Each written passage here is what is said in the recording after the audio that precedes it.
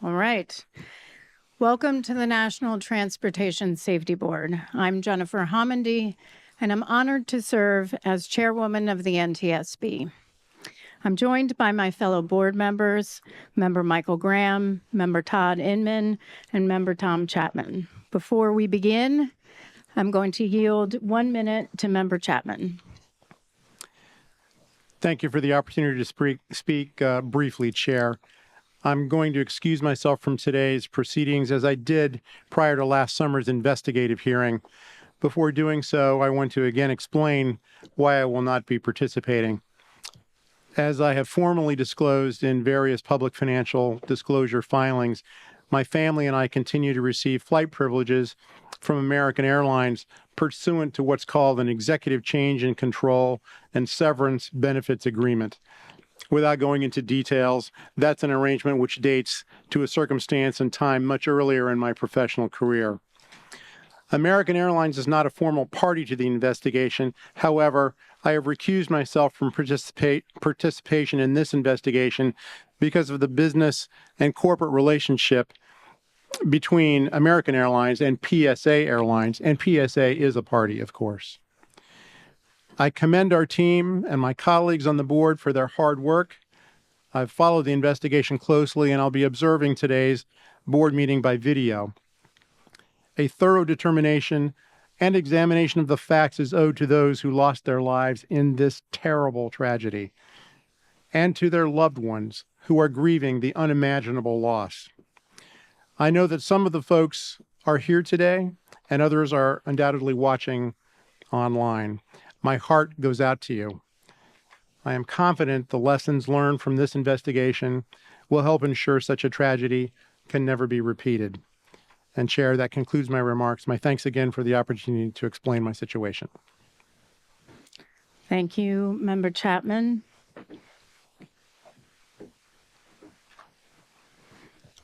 Today's meeting is open to the public in accordance with the Government and the Sunshine Act. It's the first time board members and staff have come together to discuss the draft report and to consider the proposed findings, probable cause, and safety recommendations. Before I continue, I want to pause for a safety video. Olivia? Hello, and welcome to the NTSB boardroom. Before we get started with today's meeting, I'd like to quickly walk you through our emergency procedures. First things first, please take a moment to silence your phones or other electronic devices. If you need the restrooms, they're just outside the boardroom on the left side of the lobby.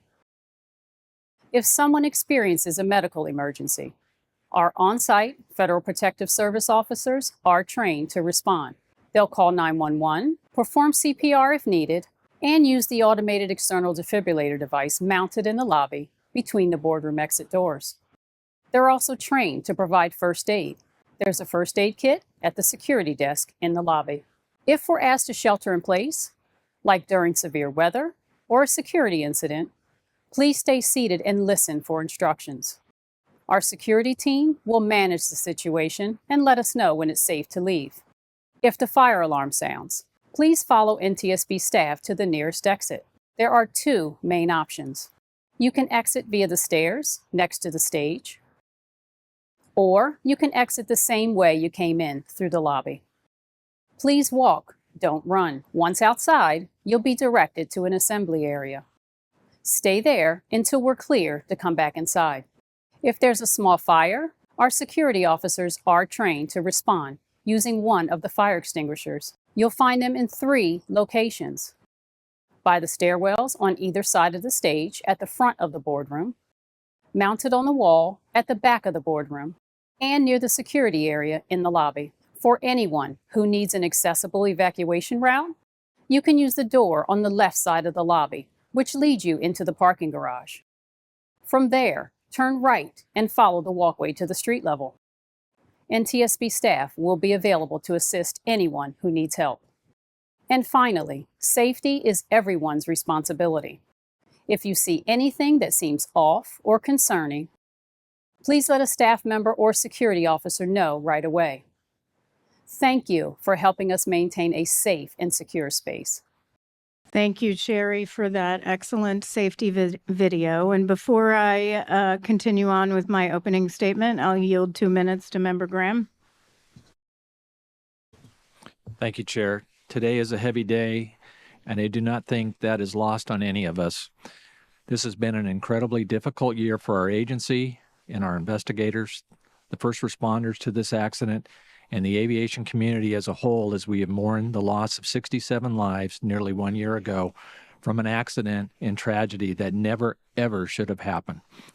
As difficult as this year has been for so many, though, I know it has been most difficult for the family and friends who lost loved ones in this accident. Whether you're here today with us or online or watching at a later date, please know that I, my fellow board members, and our entire agency mean it when we say we have not let a day go by when we are not thinking about your loved ones. They have been on our minds and in our hearts at each and every step of this process. Our investigation has been a grueling and challenging process, but I cannot imagine having to endure all of this in the eyes of the public. I will continue to pray for each and every one of you. I imagine there will be some difficult moments today for all of us as we try to provide answers to how a multitude of errors led to this tragedy. There will be some times where individual errors may be noted throughout the course of the day in relation to this accident, but I want to make it crystal clear. Any individual shortcomings were set up for failure by the systems around them. We are not here today to place blame on any individual or any organization, but we are here to ensure those systems that failed to protect 67 people on January 29, 2025, never fail again. To that end, I remain steadfast in my commitment to forcefully advocate for all the safety recommendations we adopt today moving forward. Thank you, Chair. Thank you. Excellent statement. And I do want to point out this was as I said at the initial press conference, an all hands on deck investigation and on scene work. Member Graham, I know that you were there. You met with families, some of which are from your home. So thank you very much for your work. Now I want to yield a couple minutes to Member Inman, who was the board member on scene for this accident. And thank you for your work. Thanks, Chair. First off, to the staff, thank you for dedicating almost a year of your life to this. I know for many of you, it has been a singular mission. For many others, they've helped and supported, so we appreciate it. It is not easy what you do, nor what you face every day. To the family members, I'm sorry. On behalf of all of us, we should not be here. I told you yesterday, none of us should be here. You would hope someday we could actually get rid of the NTSB because there was no longer a need. But unfortunately, from tragedy, we draw knowledge to improve the safety for us all. So for that, I'm sorry. It will not be an easy day. I think as Mike just said, there is no singular person to blame for this. These were systemic issues across multiple organizations. And I think as you'll see, we will place a lot of the information that you're going to hear on those responsible organizations and hopefully make recommendations so that this never happens again. But while the board meeting may end today, it's not over. Tomorrow begins the advocacy. It begins the time to get the recommendations. It's the time to actually really start the hard work for a lot of people that may go on for years. But we will be with you throughout that time. We're not going anywhere. I know you're not. We're there to work with you and to help you in any way we can. So for that, again, I am sorry for us being here. I wish it did not happen. I never want to sit before another family and do the briefings like we had to do in the days after that crash. I know we cried together, and we'll probably do that again today. Thank you. Thank you, Member Inman. Appreciate that. The NTSB meets today to finalize our investigation of the Midair collision between a Black Hawk operated by the U.S. Army under the call sign PAT-25 and a CRJ700 operated by PSA Airlines as American Airlines Flight 5342. The collision occurred on January 29, 2025, at about 8:48 p.m. Eastern Standard Time, about a half mile half a mile southeast of Ronald Reagan Washington National Airport. Tragically, there were no survivors. The 2 pilots, 2 flight attendants, and 60 passengers aboard the airplane and 3 crew members aboard the helicopter were fatally injured. I want to take a moment to address the 67 people, the families and friends of the 67 people who died that day. I imagine every day since January 29th has been incredibly difficult. And I imagine that today is even more difficult.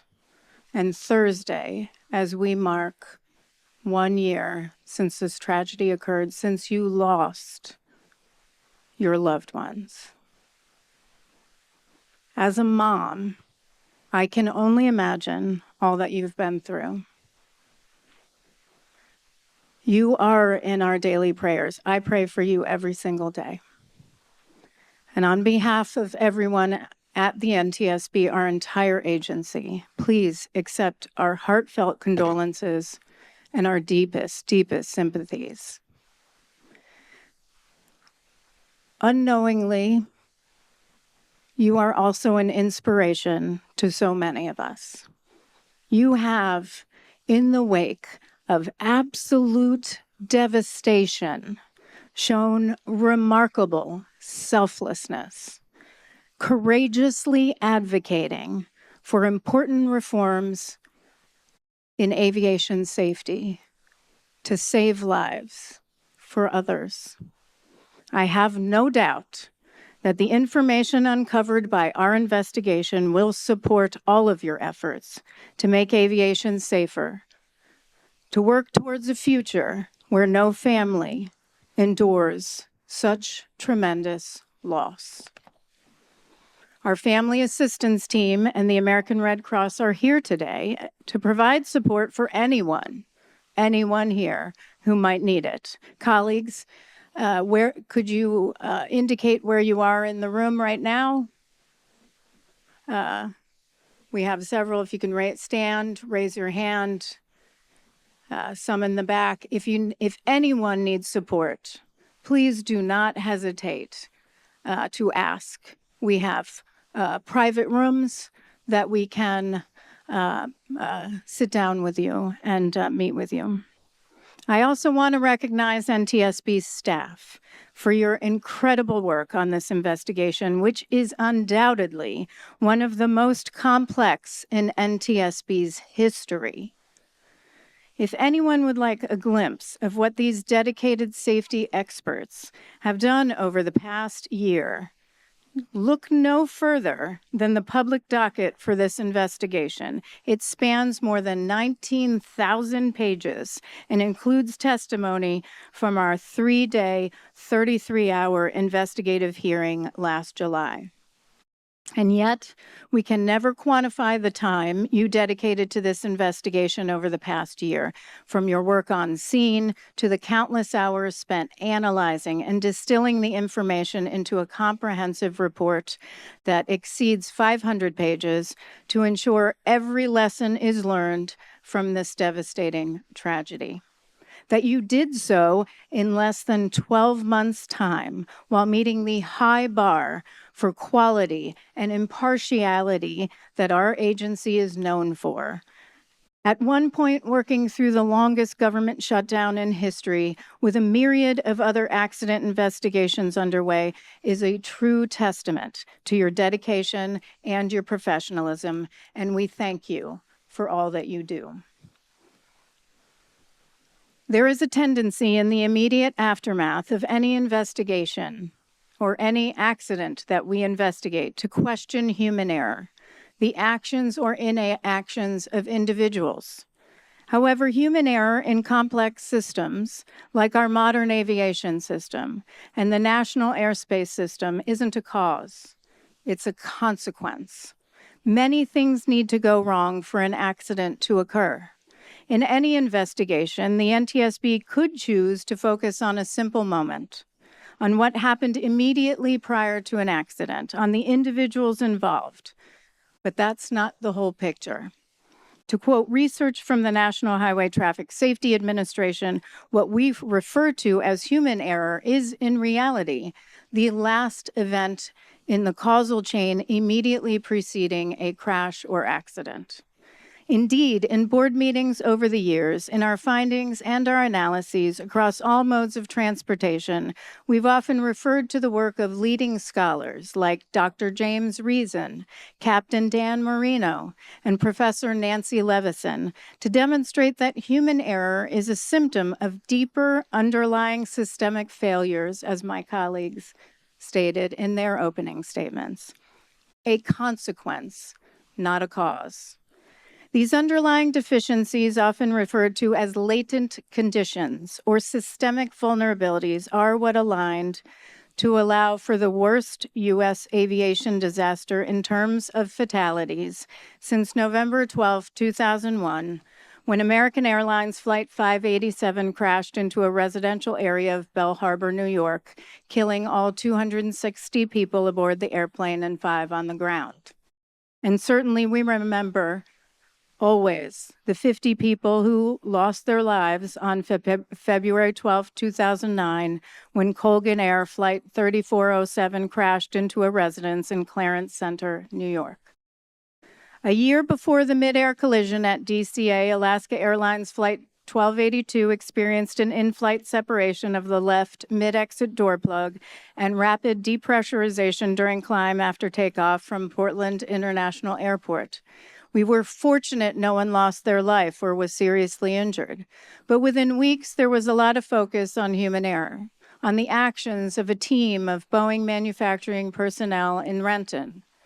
In the final investigation report, we cited Dr. James Reason. Within a robust system, the introduction of a single error is almost never the only cause of an accident. Rather, several barriers of defense must fail for the error to lead to an accident. In other words, there was a long chain of events that led to the door plug departing the aircraft, just as there is for every accident we investigate. In preparing for this board meeting, I reviewed a myriad, almost all, mid-air collisions we've investigated since 1968. When a North Central Airlines Flight 261, a Convair 580, collided with a Cessna 150 near General Mitchell Airport in Milwaukee, Wisconsin. That was one of 38 mid-air collisions we investigated in 1968. A year later, we investigated the mid-air collision of Allegheny Airlines Flight 853 and a small Piper Cherokee outside Shelbyville, Indiana, killing 83 people.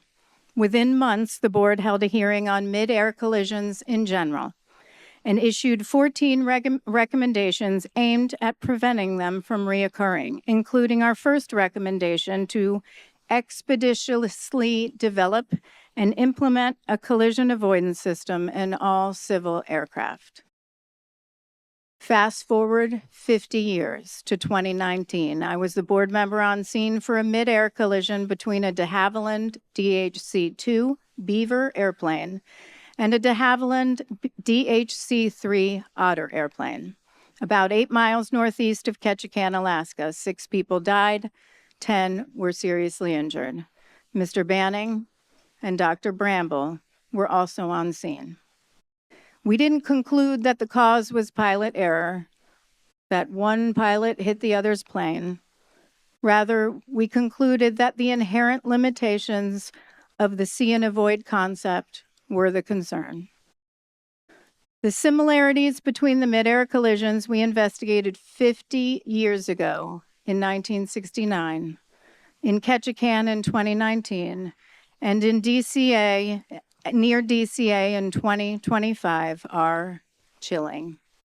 In any one of them, we could have blamed flight crews, individual pilots, maintenance personnel, or controllers, but we didn't, because we have long recognized that human error is a symptom of a system that needs to be redesigned.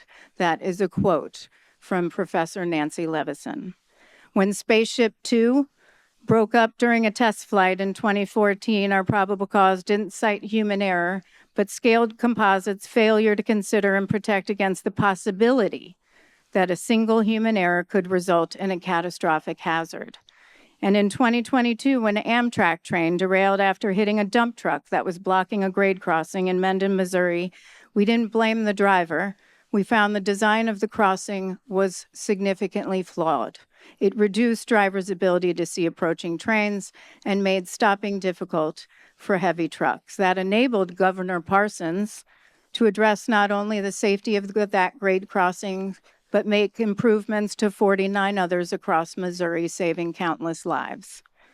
Steve Wallace, the former director of the FAA Office of Accident Investigations, was interviewed in 2023 to mark the 20th anniversary of the Space Shuttle Columbia disaster. After the Columbia disintegrated upon re-entry to Earth, killing all 7 astronauts on board, the NTSB was heavily involved in the investigation. In fact, one of our leading aerospace engineers who actually did the structural work for this investigation did the work on Columbia with NASA. Steve was a member of the Columbia Accident Investigation Board. In the interview, he cites the lesson he learned from our investigators. Quote, NTS people have a saying that when you find the human error, that's not the end of the investigation, that's the beginning of the investigation. What is the true root cause? The root cause is the thing that you have to change so it doesn't happen again. Commercial aviation embraced the same shift in root cause analysis, and the results were powerful. In fact, they challenged the NTSB to do better when we only focused on human error back in the 1970s and before that. And as a result, flying became safer. Before this tragedy occurred on January 29th, 2025, the U.S. aviation system was experiencing a record level of safety. That is the power of taking a systems approach, which is based not on speculation, but on decades of research, evidence, and our own investigations, where the lessons learned turn into lives saved. As aviation safety evolves, so do the systems and so do the risks. I'll repeat, within a robust system, the introduction of a single error is almost never the only cause of an accident. Rather, several barriers of defense must fail for the error to lead to an accident. We are here today to discuss those failures. Today, you will hear how deep underlying systemic failures, system flaws aligned to create the conditions that led to this devastating tragedy.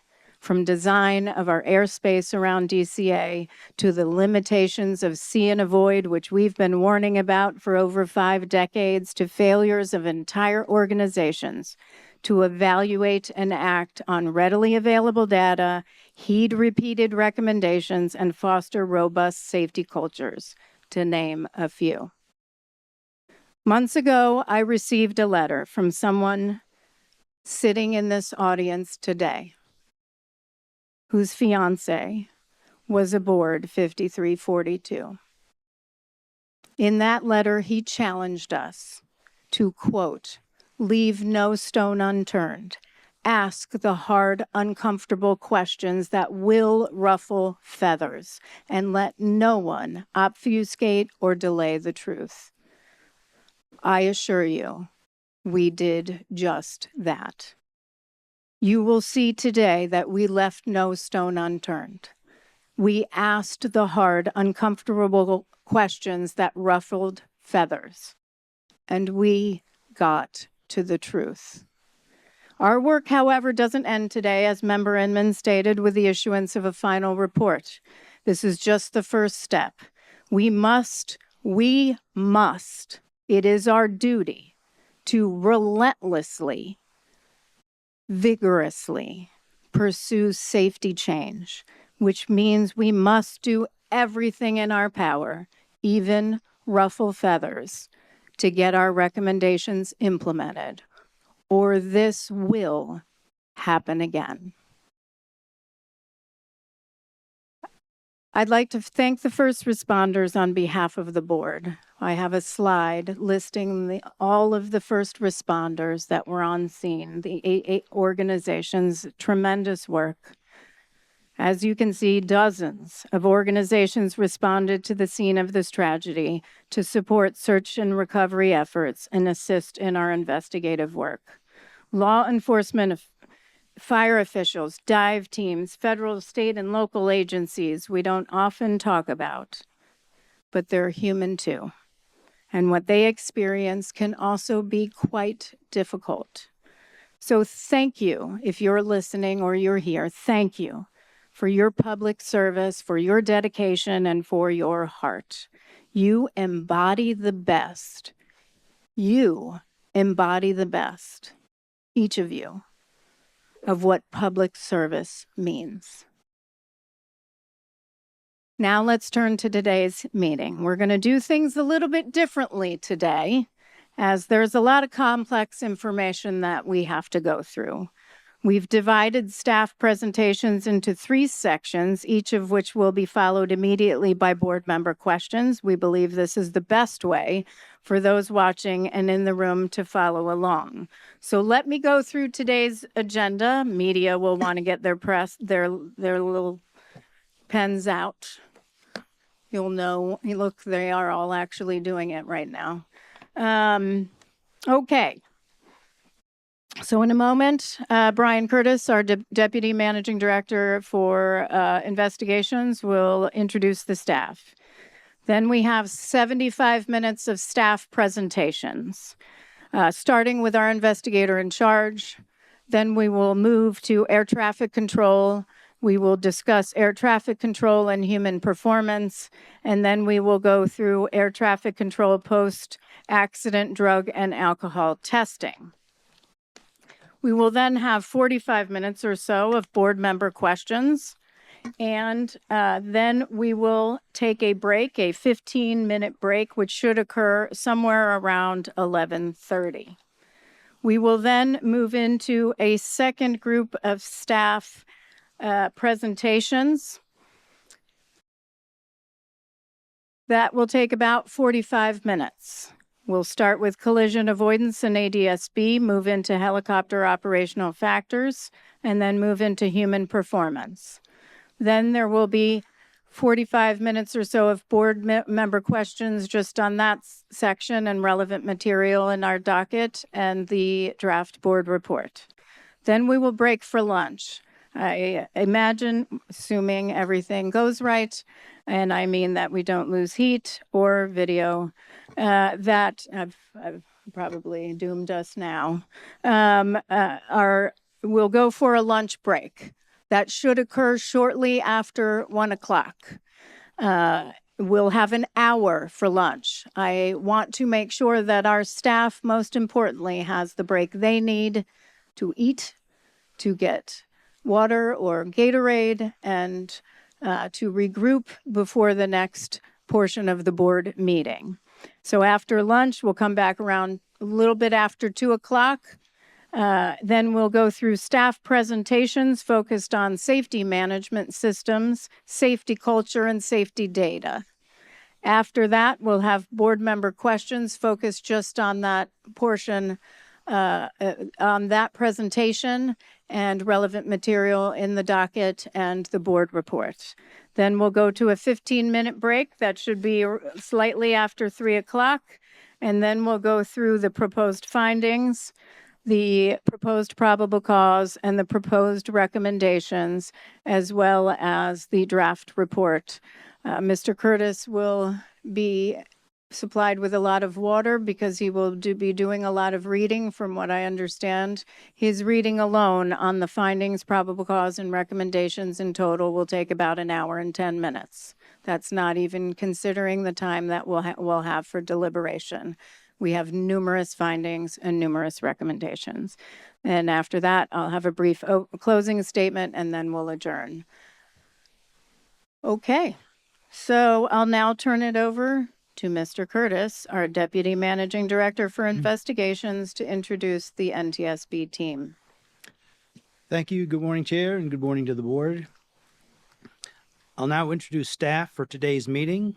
Unless otherwise noted, staff are from the Office of Aviation Safety. In the front row to my right, Tim LeBaron, Director for the Office of Aviation Safety. Bryce Banning, Investigator in charge for this investigation. Brian Soper, Air Traffic Control. Dr. Catherine Wilson, Air Traffic Control and Human Performance. Dr. Taran Kayagil, Medical from the Office of Research and Engineering. Behind me in the second row, left to right, Jennifer Adler, Director for the Office of Safety Recommendations and Communications. Tom McMurray, General Counsel for the NTSB.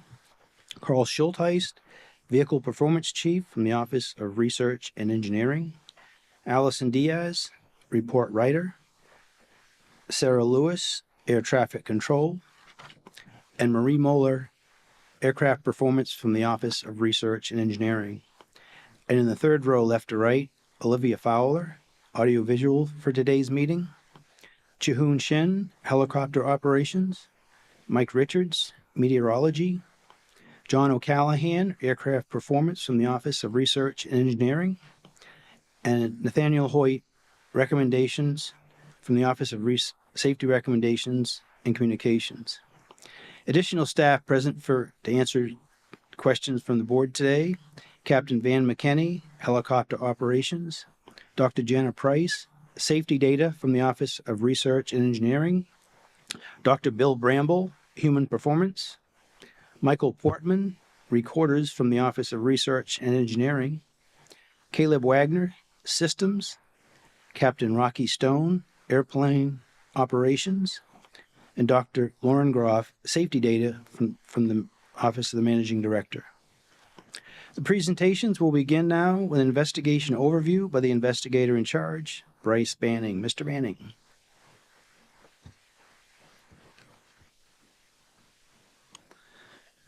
Good morning, Chairwoman Hamady, Member Graham, and Member Inman. My presentation will begin with an animation covering history of flight, helicopter routes, and an overview of the air traffic control communications shortly before the accident. Then I will discuss the visibility study and play a second animation which will depict simulated views from the cockpits of each of the accident aircraft. I will also cover the wreckage examination, exclusionary findings, safety issues, and previously issued safety recommendations. Air traffic control audio is included in these animations. Cockpit voice recorder audio from both airplane and helicopter are not included in these animations, but their transcript will be shown. We realize that some attendees and remote viewers may find these animations difficult to view and hear. We will pause before starting the animations to allow those currently in the boardroom to leave for the duration of the animation or turn away from your screens if viewing remotely. We will inform you when the animations are finished playing. We will begin the first animation now and will pause for those who would like to leave the room or turn away from their screens. The animation will play for approximately 12 minutes. We will be dimming the lights in the boardroom so that people can see the animation better.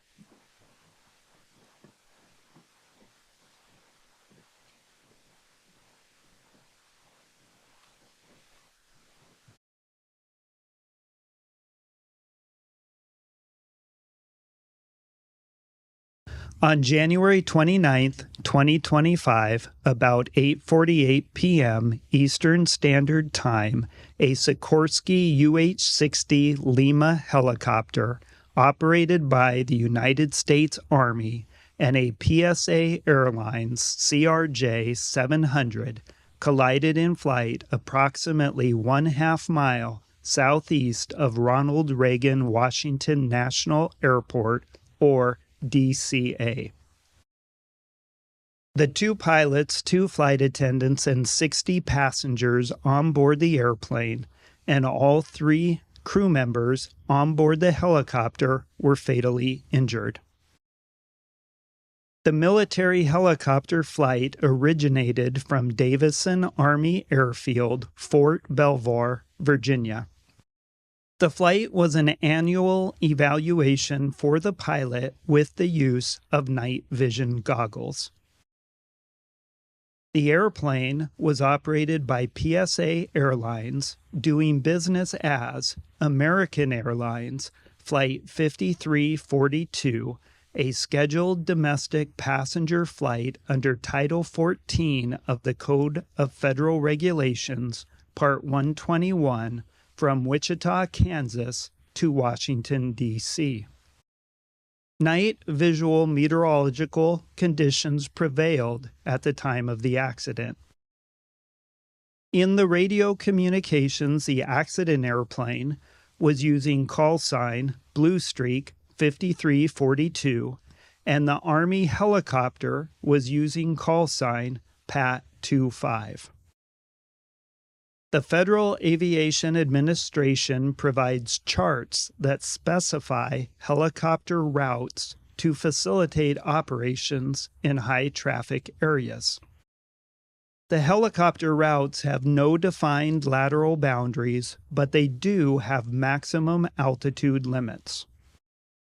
The helicopter routes are depicted by a blue line on the Google Earth image. Helicopter Route 1's western section begins in Cabin John, Maryland, and follows the Potomac River southeast to Washington, D.C., through the Tidal Basin and the Washington Channel to Haines Point, and then turns east along the Anacostia River. At the time of the accident, Helicopter Route 4 intercepted Route 1 at Haines Point and continued south along the Potomac River's eastern shore past DCA and the Wilson Bridge. North of Chain Bridge, the maximum altitude is 1,300 feet. Between Chain Bridge and Key Bridge, the maximum altitude is 700 feet. Between Key Bridge and Memorial Bridge, the maximum altitude is 300 feet, and south of Memorial Bridge to the Wilson Bridge, the maximum altitude is 200 feet. At 8:33 p.m., 15 minutes before the collision, Pat 25 requested permission to travel from Cabin John along Helicopter Route 1 to Helicopter Route 4 to Davison Army Airfield. The DCA local controller approved the request. 25 is looking for Cabin John, Route 1 or Route 4 in Davison. Pat 25 approved. There was no communication between Pat 25 and the DCA local controller for 12 minutes. At 8:39 p.m., 9 minutes before the collision, Flight 5342 was cleared for the Mount Vernon Visual Runway 1 approach to DCA by Potomac Terminal Radar Approach Control. Select in-cockpit communications between the instructor and the pilot in Pat 25, primarily about altitude, will be shown on a black background in the animation. At 8:43 p.m., 5 minutes before the collision, Flight 5342 was handed off to the DCA Tower Local Controller. The local controller asked the crew of Flight 5342 if they could switch their approach from Runway 1 to Runway 33. Bushir 5342, Washington Tower, 1 star 32017, plus 25. Can you take runway 33? The crew accepted the change and they were cleared to land on Runway 33. This magnified satellite photograph shows the locations of Runway 1 and Runway 33 at DCA. Yeah, we can do 33, something 6342. Pushing for 342 at the Wilson Bridge, change and circle runway 33, clear to land. Change runway 33, runway 33, There was no further communication between the local controller and the crew of Flight 5342 before the collision.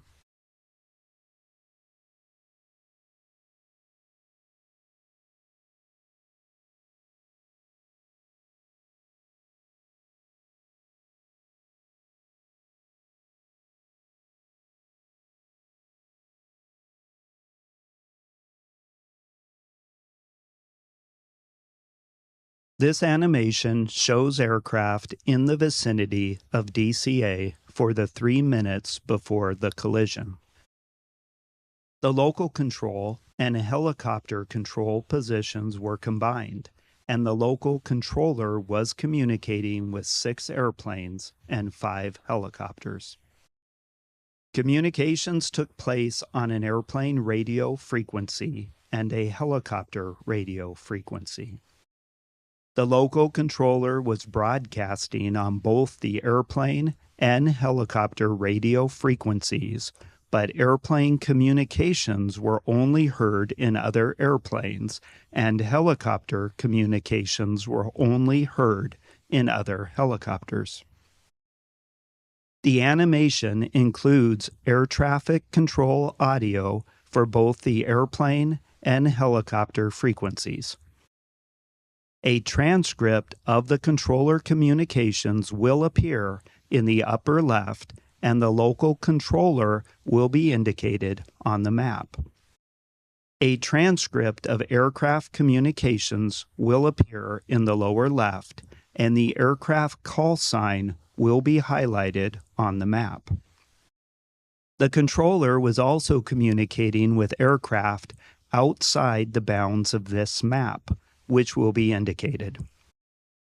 The accident helicopter is shown in orange with the label PAT 25, and the accident airplane is shown in magenta with the label PSA 5342.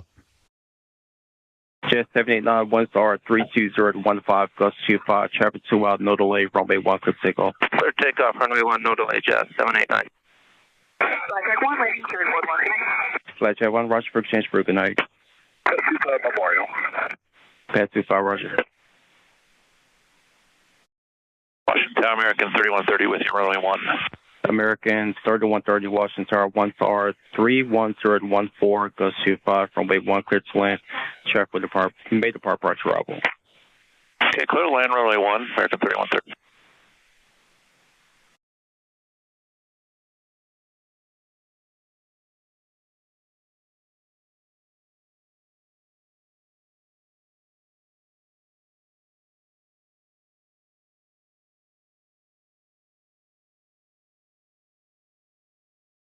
Jet 789, concept on Barge, good day. Okay. American 3130, full the final. Well, American 3130. Pat 25, traffic just south of Wilson Bridge to CRJ at 1,200 feet, circle runway 33. This is pressure proof. American 1630 Tower, runway 1, lot void, traffic throughout circle runway 33, this traffic on 6 mile final. Line up runway 1, American 1630.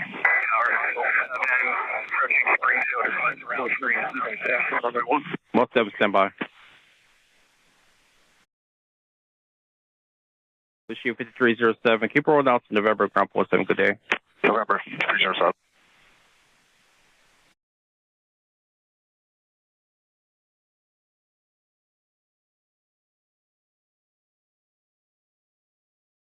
National College of Easy Air Care 1 single medevac. American 1631 star 32014, go 25. Traffic 2 mile left base runway 33. No delay. Runway 1 clear for immediate takeoff. Number 1 clear for takeoff. American 1630. Multiple 7 0 request. Most of you say route 3 to zone 6. Most 7 approved.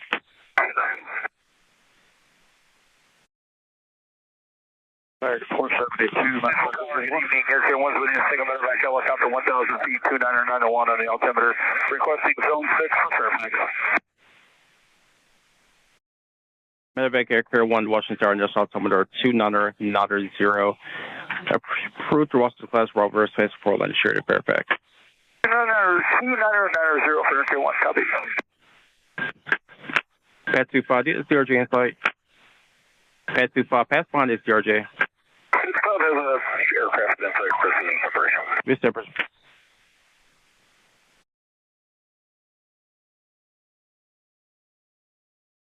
American 472, my path number and visual. American 472, Washington Tower, 1 star, 32017.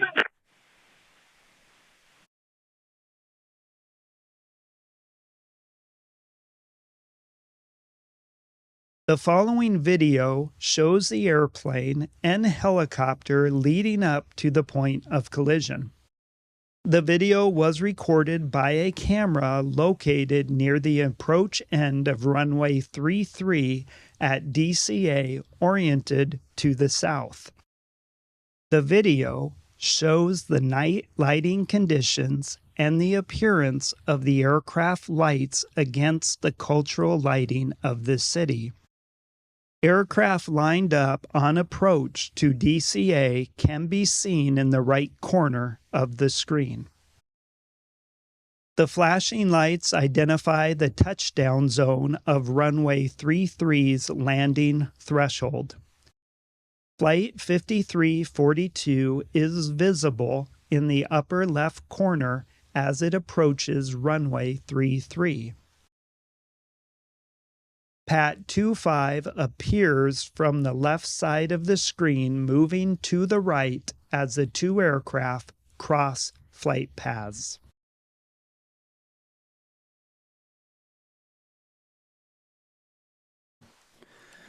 The animation is done playing.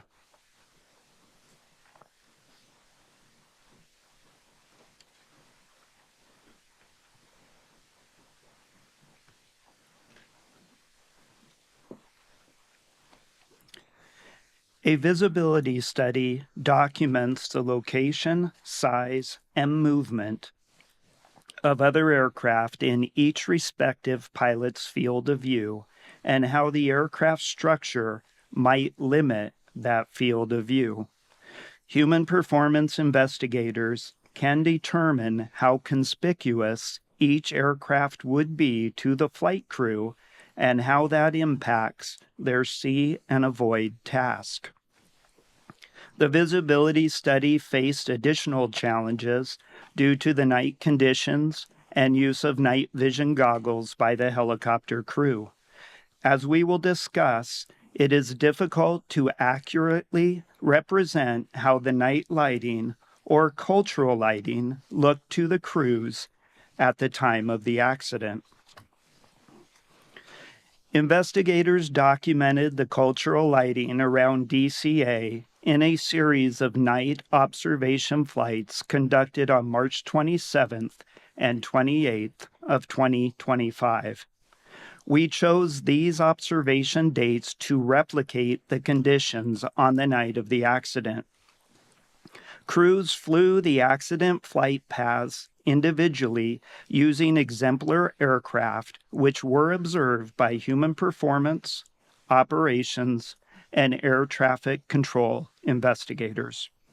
We recorded the view in both videos and photos from each aircraft, the air traffic control tower, and on the ground.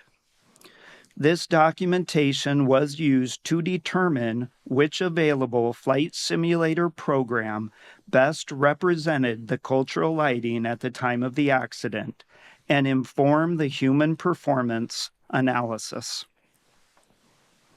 Shown is a video frame recorded from the cockpit of the CRJ night observation flight when turning onto final for runway 33. This captures a view of the cultural lighting in the DC area. However, no device records exactly how the human eye sees a scene. These types of images from various recording devices and the impressions of the human performance, operations, and air traffic control investigators from the night observation flights were used together to inform the analysis of the difficulty of the see and avoid task. The visibility study recreates the view from the cockpit and includes what the airplane structure would obscure.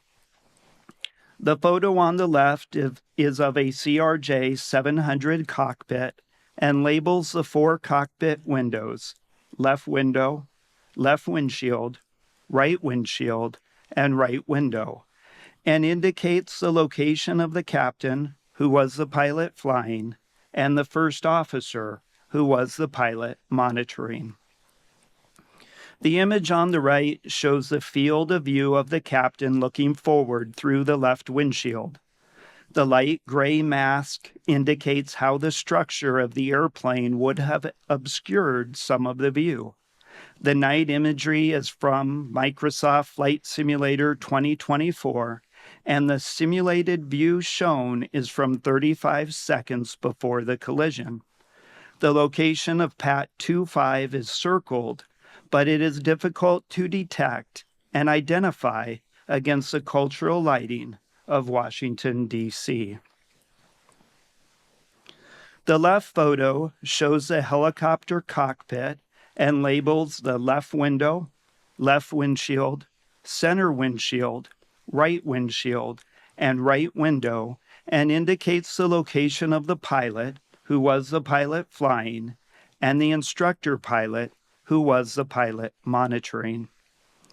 The image on the right shows a view of the instructor pilot in the right seat looking forward. In addition to the aircraft structure, the image on the right includes a mask of the night vision goggle view looking straight ahead. While the NVGs are binocular, the brain merges the image into a single circular view. In this image, the NVG view is shown as white phosphor, but the animation will show a green phosphor display.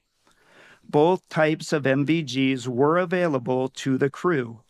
This image is from 19 seconds before the collision, and the location of the CRJ is circled.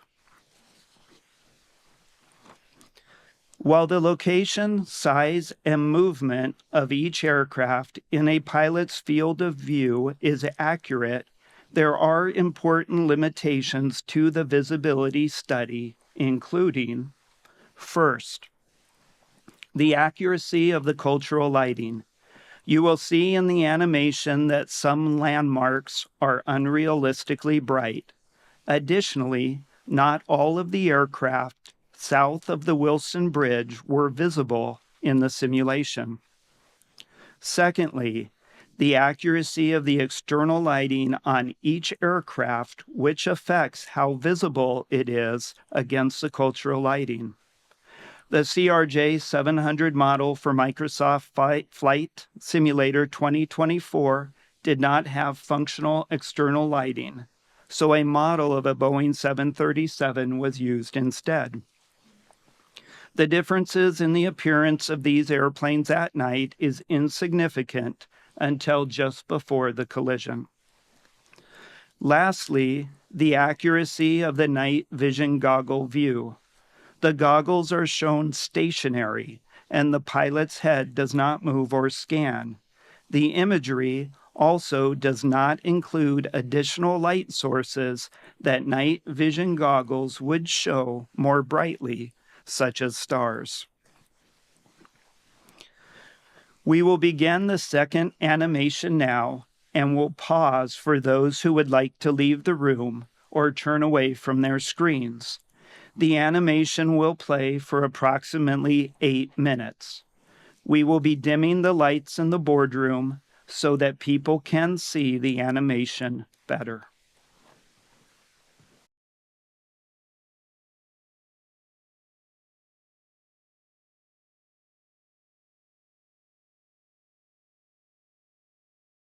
This animation presents a simulated view from the right seat of the helicopter.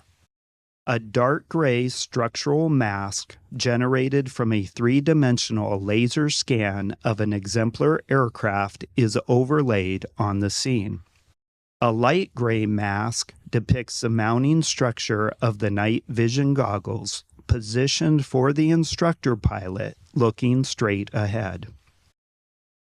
The green tint mimics a green phosphor visual effect, but the actual behavior of the night vision goggles has not been simulated.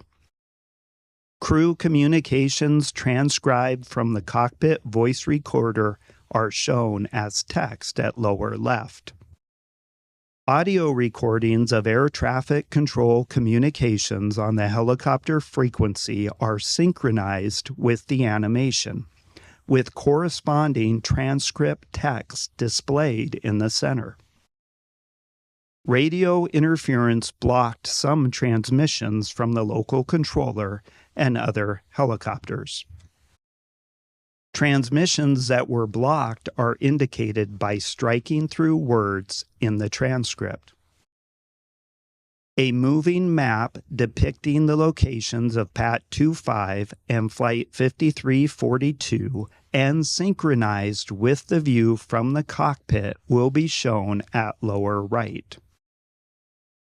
Jet 789, 1 star, 32015, Gust 25, traffic 2 out, no delay, runway 1, clear for takeoff. Flight check 1, radio, third, 1, Flight check 1, Roger, for exchange, for good night. Pat 25, Memorial.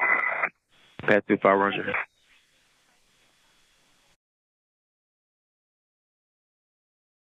American 3130 Washington Tower 1 star 31014 Gust 25 runway 1 clear to land. Check with may depart approach arrival.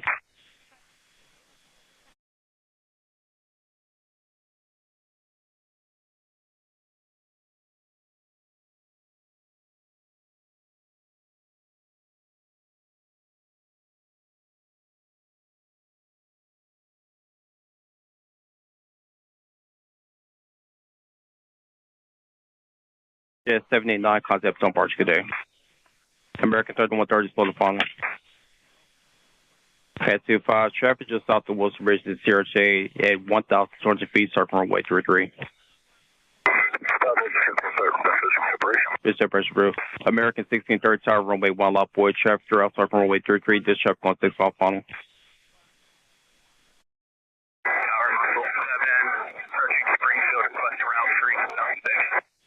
Most 7 standby. Issue 5307. Keep rolling out to November, ground 47. Good day.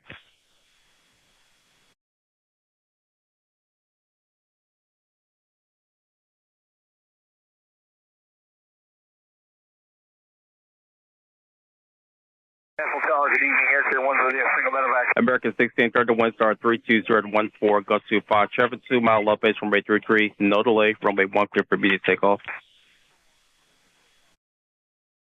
Most of 7 0 request. Most of you say route 3 to zone 6. Most 7 approved.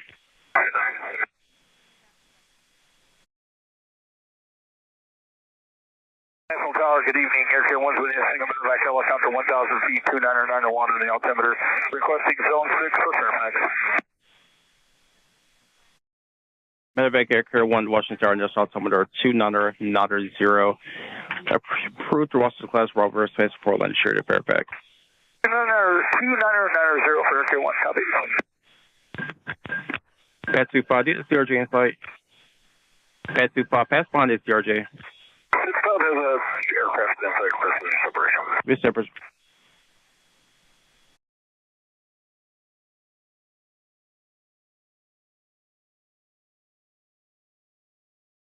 American 472 Washington Tower 1 star 32017.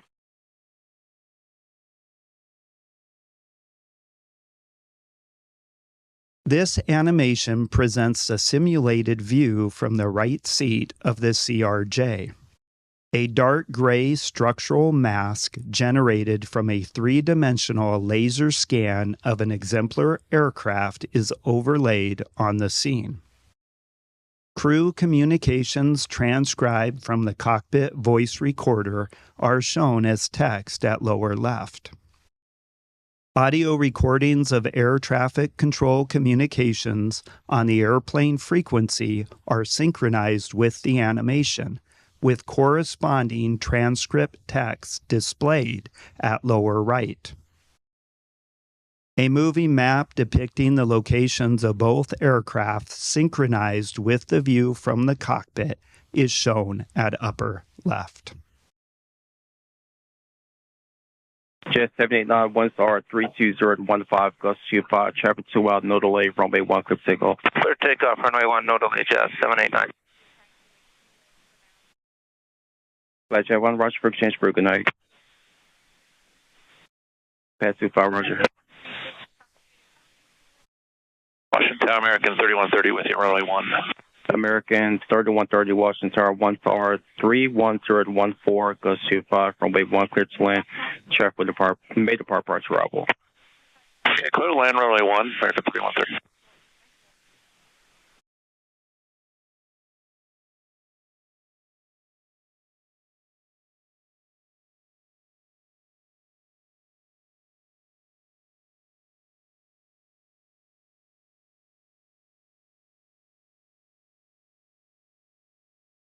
Jet 789, concept on Barge, good day. Okay. American 3130, slow the funnel. Slow, American 3130. Pad 25, traffic just south of Wilson Bridge to CRJ at 1,200 feet, circle runway 33. Pressure roof. American 1630 Tower, runway 1, lot void, traffic throughout circle runway 33, this traffic on 6 off funnel. Line up for runway 1, American 1630. American 472 by Castle, runway 1. 17, standby. The Shoe 5307, keep rolling out to November, ground port 7, good day. November 307.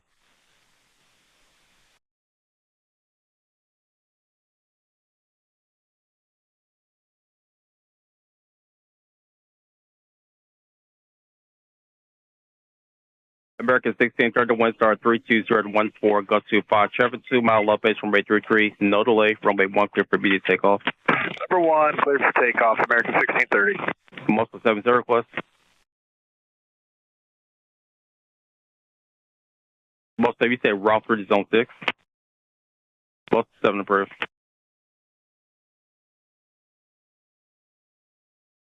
American 4782, line for visual 1.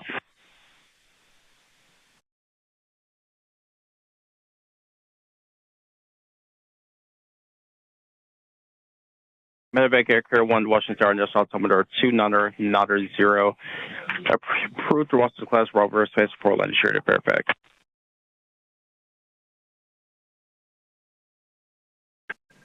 Pad 25, do you see CRJ in sight? Pad 25, pass line is CRJ. Miss Shepherd.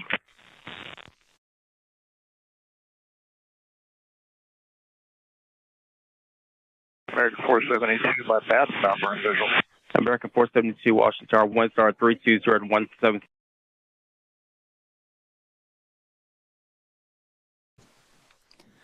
The animation is done playing.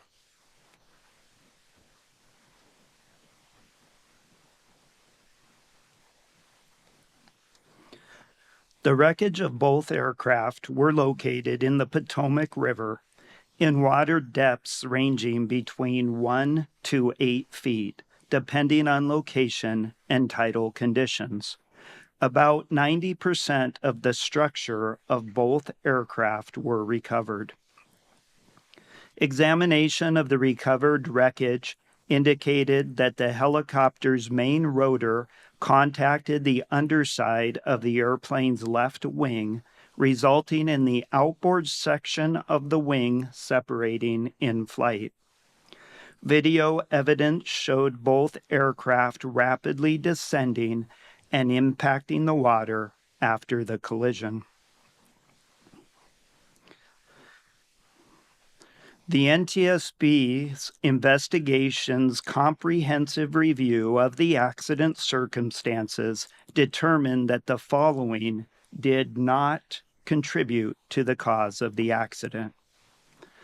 The pilots of Flight 5342 were certificated and qualified in accordance with federal regulations. The pilots of Flight 5342 were medically qualified for duty, and available evidence does not indicate that they were impaired by effects of medical conditions or substances at the time of the accident. Review of the pilot's time since waking and sleep opportunities in the days before the accident indicated that the pilots had adequate rest opportunities. The pilot, instructor pilot, and crew chief on board PAT 25 were qualified and current in their positions as designated by the unit commander in accordance with Army regulations. The pilot, instructor pilot, and crew chief were medically qualified for duty, and available evidence does not indicate that they were impaired by effects of medical conditions or substances at the time of the accident. Review of the 3 crew members' time since waking and sleep opportunities in the days before the accident indicated that the crew had adequate rest opportunities. Both aircraft were properly certificated, equipped, and maintained. The operations supervisor and 4 controllers who were working in the DCA Air Traffic Control Tower cab at the time of the accident were certificated and current in accordance with federal regulations. The local controller, assistant local controller, and operations supervisor were medically qualified for duty, and available evidence does not indicate that they were impaired by effects of medical conditions at the time of the accident. Review of the local controller, assistant local controller, and operations supervisor's time since waking and sleep opportunities in the days before the accident indicated that the controllers had adequate rest opportunities. A review of observations recorded throughout the night of the accident revealed no evidence of any local atmospheric pressure anomalies that would have impacted barometric altimeter readings. The investigation explored multiple safety issues. The design of the Washington, D.C. area helicopter routes and operators' understanding of the route structure and limitations. Air traffic controller workload, position combining, and communications practices. The extensive use of pilot-applied visual separation and the inherent limitations of see and avoid. Deficiencies in FAA safety culture and post-accident drug and alcohol testing. The limitations of the traffic awareness and alerting systems on both aircraft. And shortcomings in FAA and U.S. Army safety assurance and risk management processes, including lack of proactive data sharing and analysis to identify and mitigate mid-air collision risk. Early in the investigation, the NTSB found insufficient separation between helicopter traffic on Route 4 and aircraft landing on runway 33 and recognized an alternate route for helicopters was needed to prevent a mid-air collision.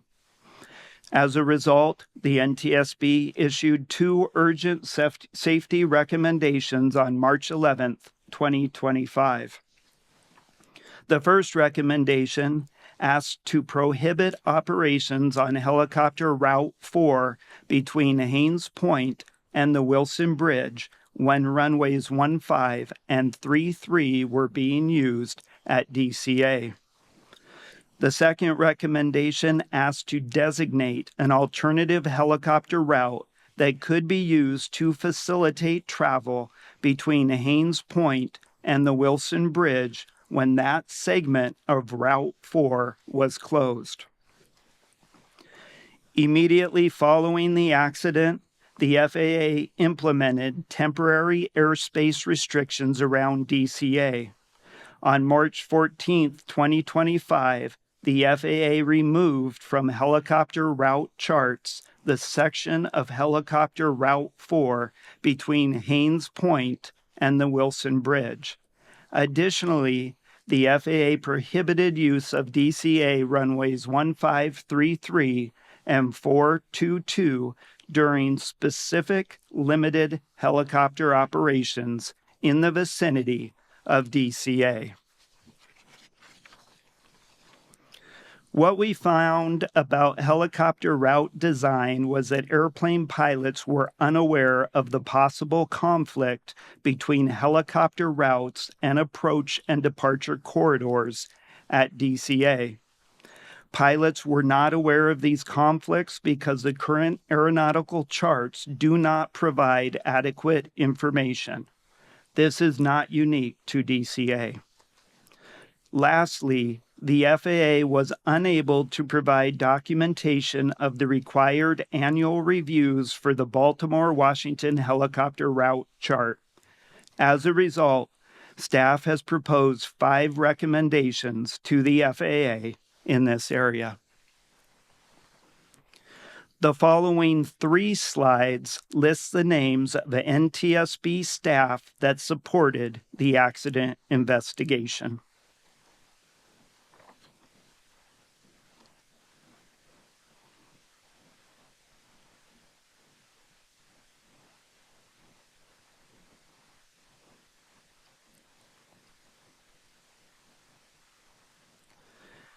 NTSB invited qualified parties to participate in our investigation. The next 2 slides list out the parties.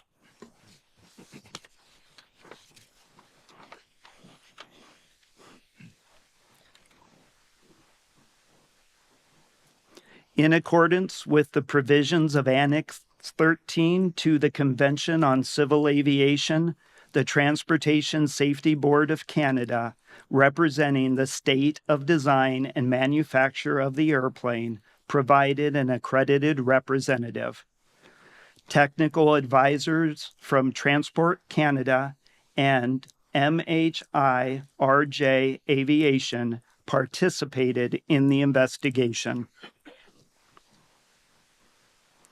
Staff will be giving presentations on the following topics: air traffic control, human performance as it relates to air traffic control, and the FAA's post-accident drug and alcohol testing of air traffic controllers. A discussion will follow these presentations. Then presentations will be provided for automatic dependent surveillance broadcast, or ADSB, and collision avoidance systems, helicopter operations, and human performance as it relates to both aircraft. A discussion will follow these presentations. Lastly, we will have a presentation on safety data and safety management systems, followed by discussion rounds. Chairwoman Hamady, this concludes my presentation. Mr. Soper will now discuss air traffic control. Good morning. My presentation will discuss the airspace surrounding DCA, helicopter Route 4, formation and activities of the DCA ATC Tower Helicopter Working Group, the DCA Tower Facility Level Classification, traffic management challenges at DCA, combining of the local and helicopter control positions, use of visual separation, traffic advisories, ATC safety alerts, and positive control. The airspace surrounding DCA is uniquely complex, being a Class B airspace that includes the Washington, D.C.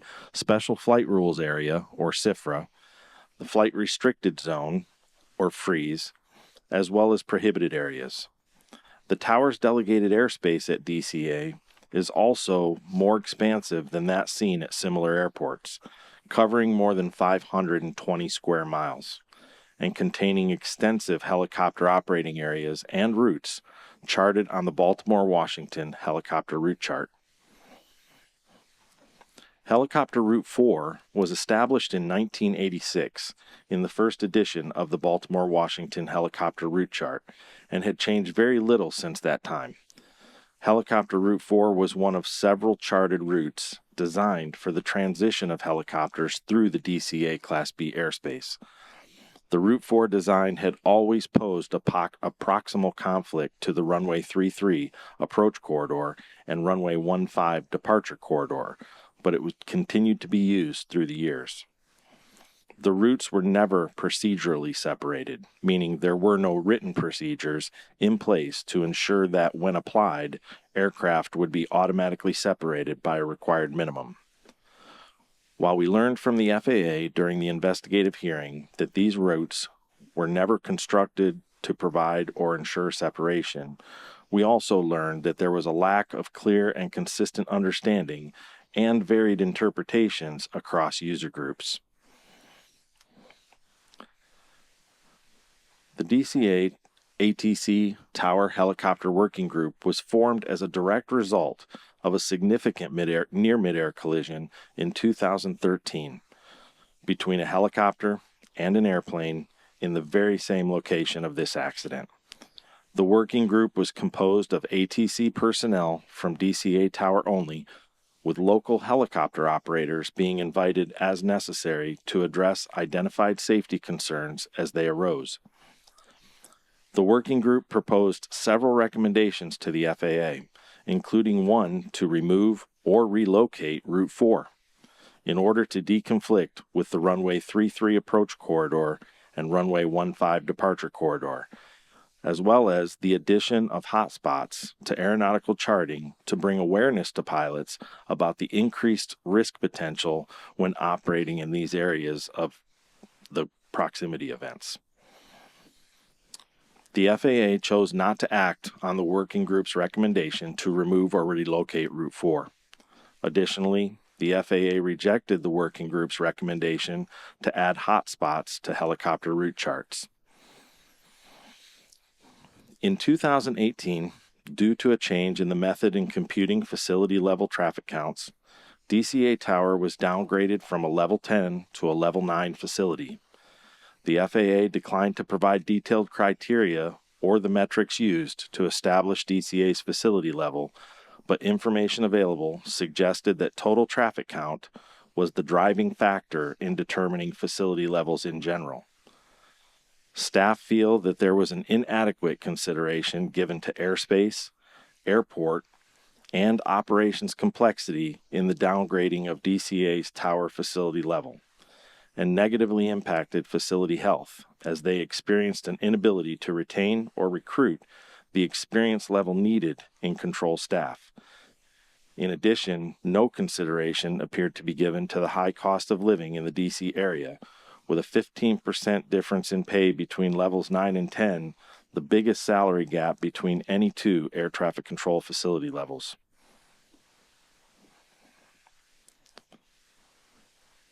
We found that DCA Tower had significant airfield, airspace, and mixed fleet operations complexities that were inconsistent with their current facility level. We also found that aside from the traffic count alone, FAA provided no evidence that operational complexities nor cost of living were considered in their criteria for establishing air traffic control facility levels. Staff have proposed 2 recommendations to the FAA in this area. According to public records, as of 2023, and reportedly still accurate today, DCA had the busiest single runway in the National Airspace System. Total operations exceeding those documented at airports including Chicago O'Hare, Los Angeles, Dallas-Fort Worth, and LaGuardia. DCA was a capacity-constrained airport, and their traffic flow was largely managed through airport arrival rates, miles in trail spacing, and slot controls. Making this management more difficult was the limited surface area and complex airfield geometry at DCA that required regular workarounds by ATC in order to avoid delays or gridlock. The FAA used slots to limit scheduled traffic at capacity-constrained airports like DCA, as well as John F. Kennedy International Airport and LaGuardia International Airport in New York. DCA was limited to a maximum of 67 slots per hour, 60 of those by regulation, and an additional 7 allowed by statute. According to post-accident interviews conducted with DCA ATC staff, certain air carriers would routinely front and backload their scheduling into the first half hour and last half hour of a 2-hour block, which resulted in periods of compacted demand. This resulted in DCA reaching total operations of 80 or more per hour at times. DCA slots are allocated in 60-minute blocks. After LaGuardia experienced similar problems, a rulemaking change was adopted that requires their slots to be allocated in 30-minute blocks, providing a more consistent traffic flow. Time-based flow management, or TBFM, was a system whose core function was to provide the ability to schedule aircraft within a stream of traffic to reach a defined constraint point at specified times, creating a time-ordered sequence of traffic. Though reportedly equipment had been installed and the capability was there for several years, the FAA had not activated the system for DCA. Additionally, American Airlines testified at the investigative hearing that TBFM was used at several of their other hub airports and that it smoothed out the volume of traffic while also providing more accurate miles in trail. We found that DCA Tower routinely received less than the required miles in trail spacing from the Potomac TRACON, requiring controllers to build spacing to accommodate departures using various methods. A common mitigation strategy was to periodically offload arrivals to runway 33 as they were doing on the night of the accident. This involved requesting crews that were on approach to land on runway 1 to change their landing runway and circle to land on runway 33 instead. We found that DCA would benefit from established rulemaking similar to that used by LaGuardia, requiring allocation of traffic in 30-minute blocks rather than 60-minute blocks. We also found that time-based flow management would provide DCA Tower with a consistent flow of traffic, more accurate spacing, and greater predictability. We recently learned that Phase 1 of this went operational in October of 2025, with full implementation planned to be completed by March 2026. Staff have proposed 3 recommendations to the FAA in this area. Combining of the control positions is commonplace in air traffic control, and in facilities like DCA Tower, detailed policy guidance is required to reduce the risk by preventing the combining of positions under the wrong circumstances. The policy at DCA regarding staffing of the helicopter control position had changed several times over the years, becoming less restrictive each time. During prescribed hours, the policy went from helicopter control must be open in 2016 and only authorized to be combined with air traffic manager or support manager approval to 2023 becoming helicopter control must normally be decombined, meaning staffed separately. In 2024, it became helicopter control should normally be decombined, and it authorized the positions to be combined at the supervisor or controller in charge level's discretion.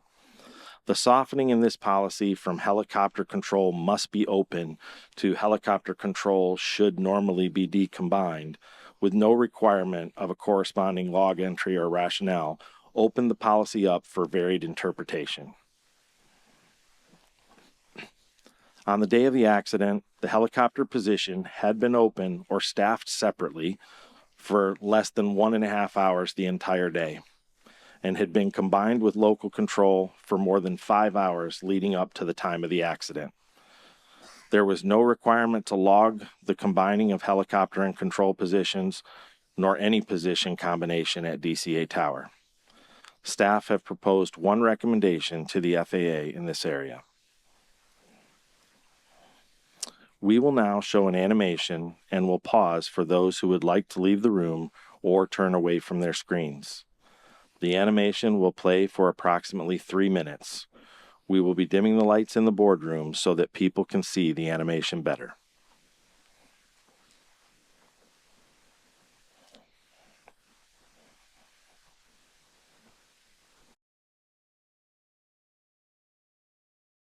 This photograph from the interior of the DCA Air Traffic Control Tower shows the view to the southeast across the Potomac River. Traffic displays can be seen overhead. The traffic displays can be moved to suit the needs of the staff in the tower. This animation presents a simulated view from the tower. The point of view was based on the local controller's recollection of his position. The local controller could have changed position or orientation slightly on the night of the accident. The underlying animation was produced by the Federal Aviation Administration Target Generation Facility Simulation Branch. A dark gray structural mask generated from a three-dimensional laser scan of the tower conducted by NTSB staff is overlaid on the scene. Audio recordings of air traffic control communications are synchronized with the animation. Local controller broadcasts are shown in text at lower left. Aircraft broadcasts are shown in text at lower right.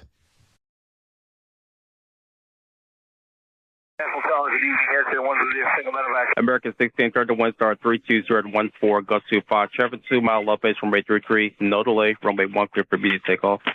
Number 1, clear for takeoff, American 1630. Muscle 70 request.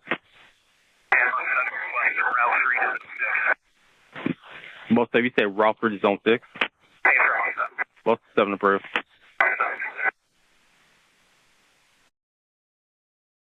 American 472, good evening, Air 1's within a single minute back helicopter 1,000 feet, 29901 on the altimeter, requesting zone 6 for thanks. Medevac Air Carrier 1 Washington Tower, National Altimeter 29990. Approved to Washington class, Robert Space 4 line shared at Fairfax. 29990 for Air Carrier 1, copy. Pad 25, do you have the CRJ in sight? Pad 25, pass behind the CRJ. Still has a aircraft in sight, President Operation. This separate.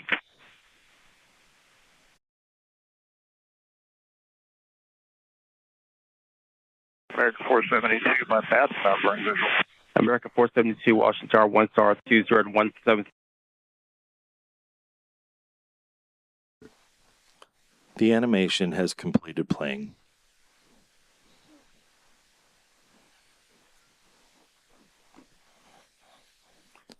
There are two types of visual separation. Tower applied, where the tower controller sees the involved aircraft and issues positive control instructions to effect separation. And pilot applied, where the pilot of one aircraft sees and maintains visual contact with the other aircraft and provides their own separation by maneuvering as necessary to avoid it. Visual separation was heavily relied upon and was the primary means of separating helicopter and fixed-wing traffic in the DCA area when weather conditions permitted. To not increase controller workload, traffic congestion, and traffic complexity, controllers were motivated to and routinely authorized visual separation for helicopters transiting the DCA airspace, and helicopter crews were encouraged to request visual separation as early as possible. According to facility records, DCA Tower had a documented history of controllers lacking in the understanding of basic fundamentals in pilot-applied visual separation, as well as a history of the misapplication of pilot-applied visual separation. The local controller's initial traffic advisory provided to PAT 25, reference PSA Flight 5342, was technically compliant, but no follow-on or updated traffic advisories were provided. There was no corresponding traffic advisory provided to PSA Flight 5342 at any time. The conflict alert first activated between PAT 25 and Flight 5342 26 seconds before the collision, while they were still about 1.6 miles apart and on converging courses. Considering the proximity of both aircraft and their continually converging courses, according to the radar replay of the event, targets were such that merging target procedures should have been provided, which would have included traffic advisories to both aircraft. The local controller stated they were concerned about both the close proximity of PAT 25 to PSA Flight 5342 and their converging courses. This, coupled with the conflict alert that was active at the time, the controller should have issued a safety alert, which would have included updated traffic advisory information and an alternate course of action if feasible. Neither were done in this case. Had a safety alert been issued, it would have increased the situation awareness of both crews and alerted them of their closing proximity to one another. Additionally, a timely safety alert may have allowed action to be taken by one or both crews to avert the collision.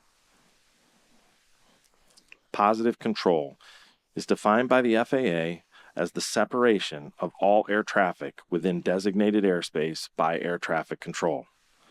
And other FAA guidance included elements of positive control as taking command of control situations and not acting in a hesitant or unsure manner, and that a controller exercising positive control observes present and considers forecasted traffic to predict task overload and takes appropriate action to prevent or lessen the situation. Positive control was not exercised at all times on the night of the accident. Had the local controller exercised appropriate positive control with timely safety alert on the evening of the accident, one or both flight crews may have been able to take action in time to avert the collision. Thank you. Dr. Wilson will now continue with her presentation. Good morning.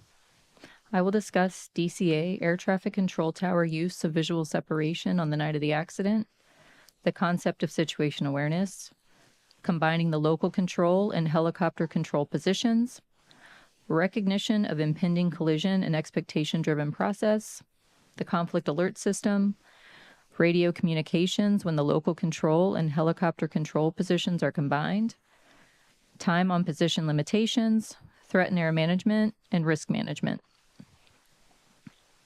Given the proximity of helicopter routes and zones to the approach and departure corridors for fixed-wing traffic, applying pilot-applied visual separation reduced controller workload and airspace congestion and complexity.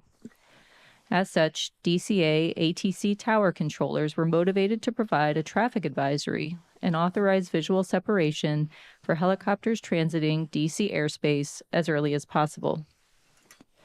The local controller's expectation that PAT 25 crew had Flight 5342 in sight was not necessarily valid. As a result, there was potential for the local controller to overestimate the level of traffic awareness the PAT 25 crew had and to underestimate the level of information and assistance they might subsequently require to ensure collision avoidance. Situation awareness forms a basis for decision-making. Situation awareness is not only what the controller is perceiving in the current air traffic situation, but how they interpret that information and use it to project the future state of traffic moving in their airspace. Controllers must maintain awareness of each aircraft they are managing to include, for example, location, altitude, and airspeed, and anticipate where the aircraft will be in the seconds and minutes to follow. A controller's ability to maintain situation awareness is impacted by task and environmental factors, such as their workload and divided attention, and individual factors such as training and experience. As cognitive capacity is reduced, for example, with increasing workload due to increasing traffic complexity, traffic volume, and/or frequent radio communications, a controller's ability to maintain situation awareness is reduced. Because the local control and helicopter control positions were combined, the local controller was responsible for coordinating arrivals and departures, as well as VFR helicopter traffic transiting DCA airspace. In a post-accident interview, the local controller stated that he felt a little overwhelmed about 10 to 15 minutes before the accident when the traffic volume increased to 10 aircraft, consisting of 5 airplanes and 5 helicopters. But he felt the volume was manageable when 1 or 2 helicopters left the airspace. About 90 seconds before the collision, the traffic volume increased to a maximum of 12 aircraft, consisting of 7 airplanes and 5 helicopters. Radio communication showed that the local controller was shifting his focus between airborne, ground, and transiting aircraft. Keeping the local control and helicopter control positions combined on the night of the accident increased the local controller's workload and reduced his situation awareness. Controllers routinely monitor the current state of an aircraft and predict its future location in relation to other aircraft. Conflicts that develop slowly, particularly at night, are inherently difficult for people to recognize due to reduced visual cues. Gradual change can reduce situation awareness and delay recognition. The local controller expected that PAT 25 would remain clear of Flight 5342 because the PAT 25 instructor pilot stated that he had the airplane in sight and would maintain visual separation. The frequent use of pilot-applied visual separation reinforces the expectation that the pilot of one aircraft will maintain separation from another aircraft. Because it has repeatedly worked as expected, it can be more difficult for a controller to notice deviations, especially when workload is high, like on the night of the accident. The conflict alert system acts as a safety net designed to draw a controller's attention to a potential conflict, using an oral alert, a flashing red CA on the Certified Tower Radar Display, or CTRD, and a conflict list on the CTRD indicating in red the aircraft involved. The image on the right depicts the red conflict alert that appeared for the accident aircraft. Conflict alerts are presented the same regardless of the severity of the conflict. Conflict alert activation is common at DCA ATC Tower. NTSB staff are concerned that frequent nuisance alerts may desensitize controllers to the alerts and lead to slower reaction time. Providing controllers with additional salient cues regarding the severity of a potential conflict would reduce controller cognitive load and likely improve response time. Staff have proposed 2 recommendations to the FAA in this area. The DCA ATC tower utilized a discrete frequency for communicating with helicopters to avoid interference and frequency congestion, even when the local control and helicopter control positions were combined. Separate frequencies also made the process of decombining the helicopter and local control positions easier.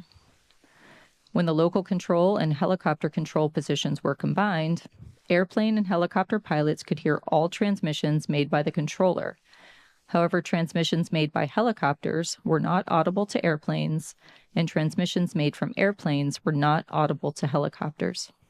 This alleviated frequency congestion. However, pilots reported that hearing all transmissions would improve their situation awareness. Staff have proposed 1 recommendation to the FAA in this area. The operations supervisor had been working on a control position for over 4 hours at the time of the accident and had been working on the operations supervisor position specifically for the 2 hours before the accident. Given his extended time on position, it is likely that the operations supervisor was experiencing reduced alertness at the time of the accident, which decreased his ability to effectively assess operational risks. The collective bargaining agreement between the National Air Traffic Controllers Association, or NATCA, and the FAA require relief opportunities for all operational staff. However, the agreement does not cover supervisory personnel, and there are no mandatory relief periods for supervisors. Staff have proposed one recommendation to the FAA in this area. Threat and error management originated in the human factors literature and was first applied in flight deck operations before being applied in air traffic control. Threat and error management, or TEM, is a process for identifying safety risks in the environment, analyzing those risks, and minimizing or mitigating those risks. In November 2016, the NTSB issued Safety Recommendation A-16-51, asking the FAA to provide initial and recurrent training for air traffic controllers on controller judgment, vigilance, and/or safety awareness, with specific reference to 2 midair collisions that occurred in 2015. In July 2017, the FAA responded that instruction on threat and error management was being delivered to controllers as part of 2017 instructor-led recurrent training and would be required training for future controllers. A review of training records for controllers involved in the accident did not indicate that they received TEM training in 2017, nor were controllers familiar with the term threat and error management during post-accident interviews. TEM training can strengthen situation awareness, promote team communication, emphasize effective scanning habits, help in recognizing patterns and developing adverse events, and enhance decision-making under stress. TEM training would also benefit controllers performing supervisory duties, who are responsible for overseeing facility operations and making operational decisions, such as when to combine or decombine control positions. Staff have proposed one recommendation to the FAA in this area. When making operational decisions, supervisors must balance safety and risk management with the operational demands of the facility. The DCA ATC Tower Standard Operating Procedures did not provide guidance or make a tool available to support supervisors in identifying risks, analyzing the impact of risks, prioritizing risks based on the likelihood and impact, or developing strategies to reduce or eliminate risks. A real-time risk assessment or decision-making tool would have likely benefited the operations supervisor in identifying and mitigating the operational risk factors that were present on the night of the accident. Staff have proposed one recommendation to the FAA in this area. Thank you. Dr. Kayagil will now continue with his presentation. Good morning. I will discuss post-accident drug and alcohol testing requirements for FAA-employed air traffic controllers. I also will discuss the post-accident drug and alcohol testing of the local controller, assistant local controller, and operations supervisor involved in this accident. FAA-employed air traffic controllers are subject to federal workplace drug and alcohol testing requirements for Department of Transportation employees. These requirements are established by DOT order and are distinct from the drug and alcohol testing regulations that apply to DOT-regulated employers, such as airlines. By DOT order, post-accident or post-incident drug and alcohol testing is required after an accident or incident that involves any of the following: a fatality, substantial damage to aircraft, vehicles, or property, required medical treatment away from the accident site, or other unsafe practices as defined by orders or regulations. Controllers are identified as being subject to required testing when their performance provides reason to believe that it may have contributed, or when their performance cannot be completely discounted as a contributing factor. By DOT order, required post-accident drug and alcohol testing must be conducted as soon as possible following an accident. Whenever possible, required post-accident drug testing must be completed within 4 hours of the accident, and required post-accident alcohol testing must be completed within 2 hours. The DOT order allows for drug testing up to 5 days after the accident, and alcohol testing up to 8 hours after the accident. The controllers in this accident underwent workplace post-accident urine drug testing about 18 to 20 hours after the accident. This testing did not find any evidence of prohibited substance use. Post-accident alcohol testing, although required, was not performed. This investigation determined that the FAA Air Traffic Organization made the drug and alcohol testing determination almost 3.5 hours after the accident. The decision was made to test for drugs only because the controllers already had been released from the facility about 15 minutes earlier. Drug testing was scheduled for the afternoon of the day after the accident. Staff found that the ATO's drug and alcohol testing determination was not sufficiently timely to meet DOT's required testing timeframes. Additionally, the ATO's decision to not conduct drug testing as soon as possible and to not conduct alcohol testing at all violated DOT requirements. The ATO's delayed and inappropriate drug and alcohol testing determination was due in part to inadequate ATO staff understanding of the DOT's requirements for timely testing. Staff also found that the ATO's initial event response procedures are inadequately designed to meet requirements for timely testing. Because the ATO procedures dictate that the drug and alcohol testing determination be made concurrently with the services rendered telephone conference. The SRT is a management review to assess air traffic services associated with an event and does not take place until after multiple time-consuming administrative and initial investigative actions, including notifying and convening various personnel and preparing audio communications and radar display information for playback. Staff have proposed 2 recommendations to the FAA and 1 to the DOT in this area.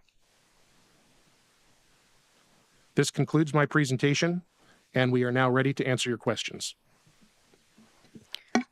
Thank you all very much. Thank you, Mr. Banning, and certainly Mr. Soper, Dr. Wilson, and Dr. Kaigal for your excellent and thorough presentations. As I mentioned at the outset, there's a lot of information in the report, substantially more information than we're able to present in even a day's time. So we have had the pleasure of reviewing your work, your in the draft, and appreciate that. I have a question. I have a lot of questions in this area, but one I want to start with. Ronald Reagan Washington National Airport opened in 1941. Runway 1533 was part of the airport's original configuration since it opened. The Baltimore-Washington helicopter route chart was published in 1986, maybe went through one small change to add a compulsory reporting point around Wilson Bridge. Between 1991 and the time of the accident, there had been changes to route altitudes and police zone boundaries, but not any substantial changes to the route. You mentioned that the routes were never designed to ensure separation in your presentation. Yet we know over time concerns were raised repeatedly, went unheard, squashed, however you want to put it, stuck in red tape and bureaucracy of a very large organization, somehow didn't make it up. Repeated recommendations over the years, so much so that DC Tower took it upon themselves to create a helicopter working group because they had concerns. How is it that no one, absolutely no one, in the FAA did the work to figure out there was only 75 feet, at best, 75 feet of vertical separation between a helicopter on Route 4 and an airplane landing on runway 33? How is it nobody, until we did this investigation? That's a great question. And we've asked the same question amongst staff, and that's precisely why we have recommended the assessment of these helicopter routes, not just what was there at the time, but everything that exists today for this airport. They've conducted others, but we're focused on this one right here. So we have recommended that in our recommendations. Yeah, in fact, in our findings of our urgent recommendation report, we stated existing separation distances between helicopter traffic operating on Route 4 and aircraft landing on runway 33 are insufficient and pose an intolerable risk to aviation safety by increasing the chances of a mid-air collision. I'm going to ask Mr. Banning and Mr. LeBaron, your pilots, is there anywhere in our airspace that 75 feet of vertical separation is acceptable?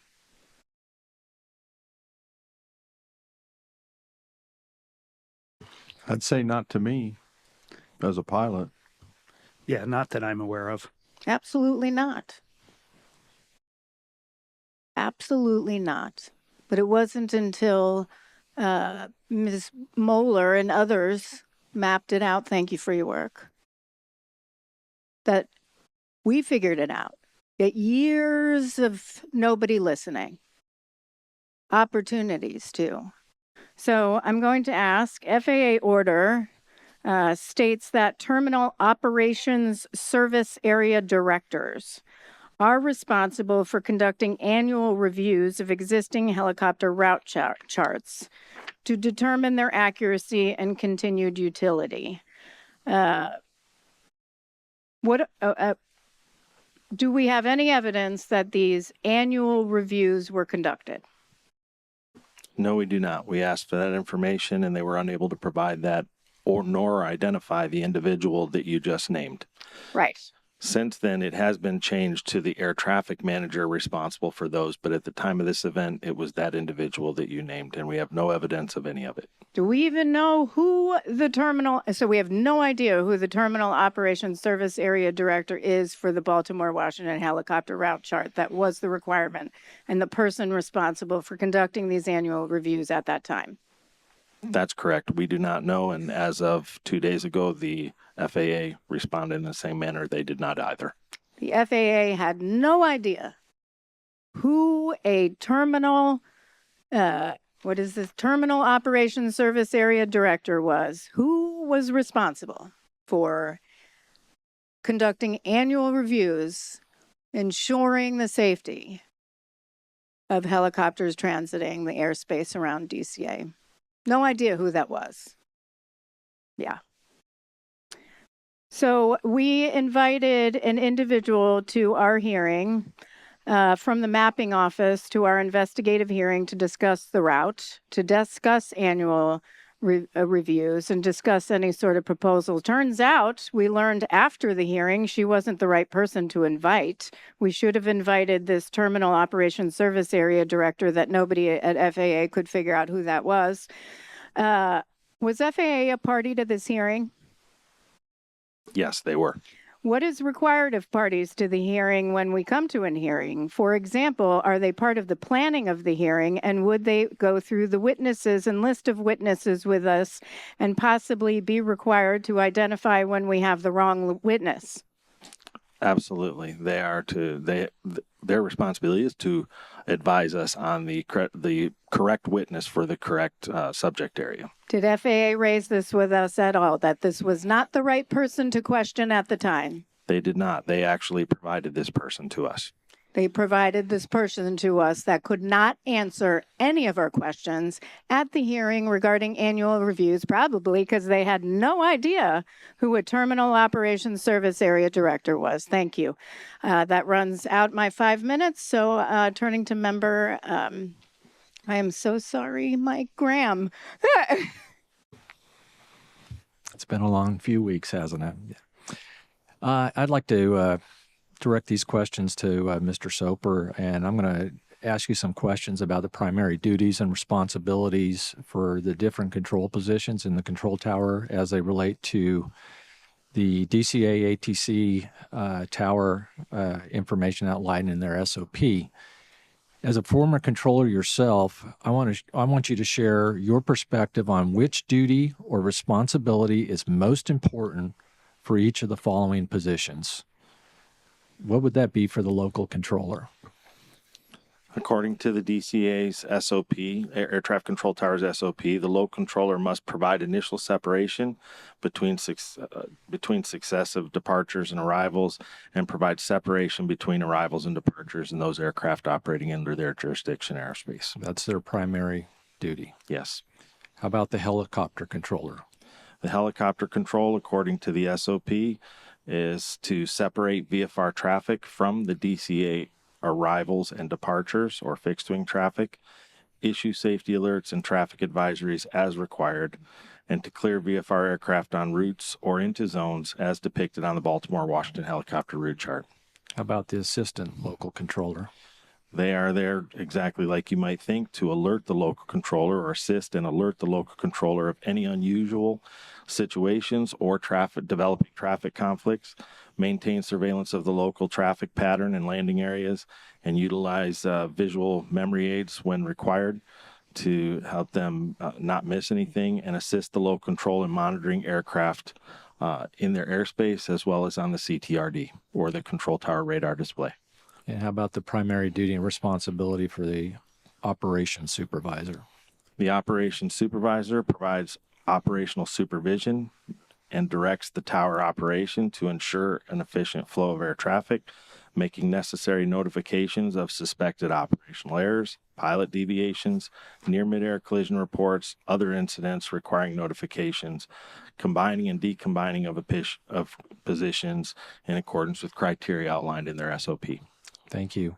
Can you share a brief summary of how the decision was supposed to be made according to the SOP in effect at the time of the accident to combine or decombine the local and helicopter control positions? Yes, in the SOP, it outlined that the supervisor or controller in charge at their discretion, though it stated, let me start out first with, it stated that the helicopter position must normally be decombined. So normally it should be decombined during these core hours, period. If the supervisor or CIC has a need to combine or decombine, if they were already combined, the positions there to consider, they have a list of 7 things, which I can list here for you: the weather conditions, VIP movements, special helicopter operations, training initiatives, staffing constraints, air carrier traffic volume, helicopter traffic volume within the DCA class Bravo.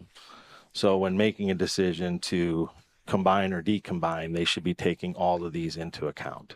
And who makes that decision to combine or decombine? At that time, it was the operations supervisor. Okay. If they were to decombine it, which they were not at the time of the accident, did they have enough personnel on the tower to do it? They did. They did. Okay. So based on the procedures and the present staffing levels in the tower, with 12 aircraft total on frequency in the 90 seconds leading up to the accident, as well as a steady stream of helicopter traffic in the airspace all evening, in your opinion, should the local and helicopter control positions have been decombined at the time of the accident? Staff looked at this very closely, and we agree that we believe they should have been decombined in accordance with their manual, however softly it may have been written, and that we focused some recommendations actually in this area because we're concerned about that combining of positions. Right. One last question. I know there's a good discussion of this in the draft report of the operations supervisor's extended time on position without a break. And I think Dr. Wilson had talked about this. Based on your investigation, are there any other factors you see as potentially playing a role in the operations supervisor's loss of situational awareness and the reduction in their ability to proactively assess the risk posed by the traffic and the environmental conditions at the time of the accident? We looked at a number of factors that could have impacted his performance, or his awareness on on duty that day, but we really felt that his extended time on position was the reason that he had the decreased vigilance and attentiveness. And was there anything looked at as the amount of time that they had been at that facility? Could you clarify what you mean by That supervisor, how long had they had been at that facility and making this their tenure there? That's okay. I'm past my time. I understand what you're saying. So yeah, he was a relatively new operations supervisor, and one of the recommendations that we have, particularly for the threat and error management, is we think that that would have benefited him on making better decisions that day as well. But they had prior experience as a controller, correct? Yes, he At did. that He was new facility. to being an operations supervisor, but had been a controller for some time. Thank you. Member Inman. Kat, I want to follow up just a little bit on that, because you mentioned threat and error management.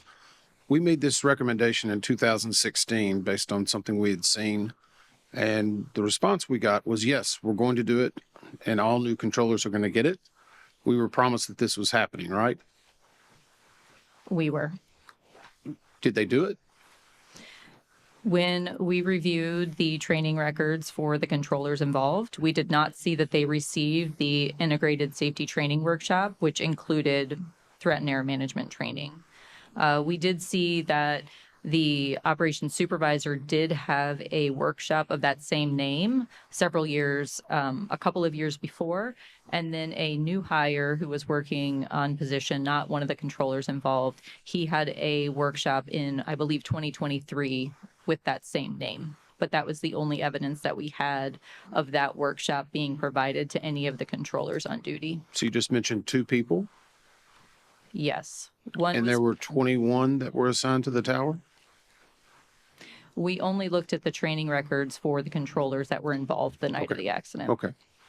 But obviously, what we were told that has happened and was occurring did not actually occur. We don't have evidence that it occurred. It's okay, I can say that. Thanks, Kat. The answer's no. It's kind of like congressional testimony. I'll get you there eventually. Dr. Cahill, you mentioned about alcohol and drug testing, and I know we don't know or don't believe that it may have played a role in this, but it's obviously a violation and something we've looked at many times before. Is that correct? This is not the first time that we've seen it, and you're correct. We did not find any evidence that this was an issue in this accident, but we did address it as a safety issue in our recommendations. So you saw the investigative hearing, correct? Yes, sir. And Nick Fuller testified at that point that they were aware of their shortcomings and they were going to make modifications and changes. Is that right? That's correct. Mr. Fuller testified that the FAA was working to revise the FAA's order for initial event response procedures, which are the orders that tie the drug and alcohol determination to the services rendered telephone conference. And do we know if they've done that yet? As of this date, they have not published that as a revised procedure. No, sir. Exactly. But the answer to the question is no, because I was in Louisville, Kentucky when 15 people died and they didn't test then either. So they're not learning a lesson, obviously, nor what they're telling us seems to be factual all the time. It's okay. It's a rhetorical question, Dr. Cahill. I want to go back, I guess, Mr. Soper. I asked or questioned this about putting this into the report, and I understand staff's reservation because it's considered slang. But can you tell us what squeeze play is? It was mentioned in several of controller interviews and it was discussed somewhat in the reports. Yeah, so there is no definition, formal or informal, for squeeze play. It is sort of a slang term, but controllers understand it for those times when you are taking action to get a departure out in between arrivals that might be a tight space, or to fit one into an arrival sequence, and maybe in a radar situation where they're having to expedite everything and everything has to kind of work just right for it. So I think you're describing this type of scenario that happened with 5342. Is that correct? 5342, somewhat. Yeah, it's similar to a squeeze play, yes. So I'm kind of curious. The controller had asked them to circle so they could offload a departure. But we look back, and American 1630 was the last aircraft to be cleared for takeoff prior to the accident.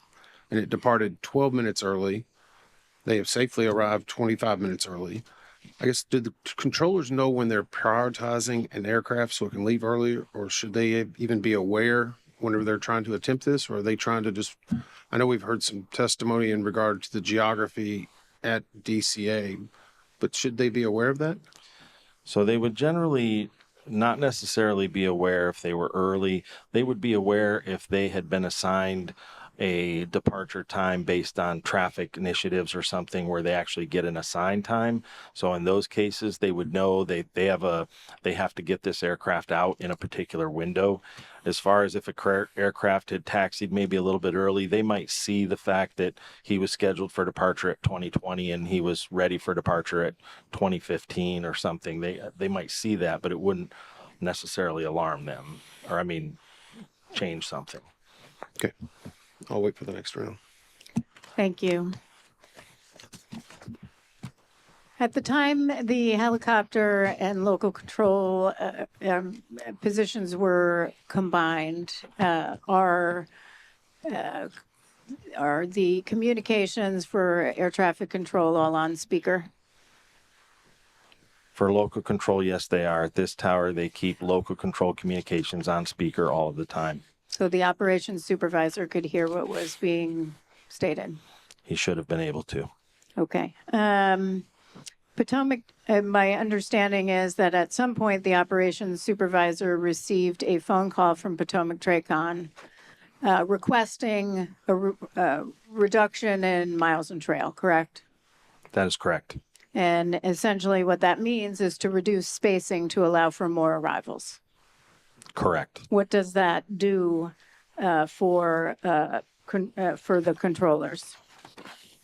When you start decreasing below that miles and trail that was requested or that was in for the restriction, it makes it much more difficult to get departures out in between those arrivals. And when they accept that, is there any sort of criteria or look, or did the operations supervisor say to the local controller, hey, is this okay? How do you feel about this? Or it was just approved?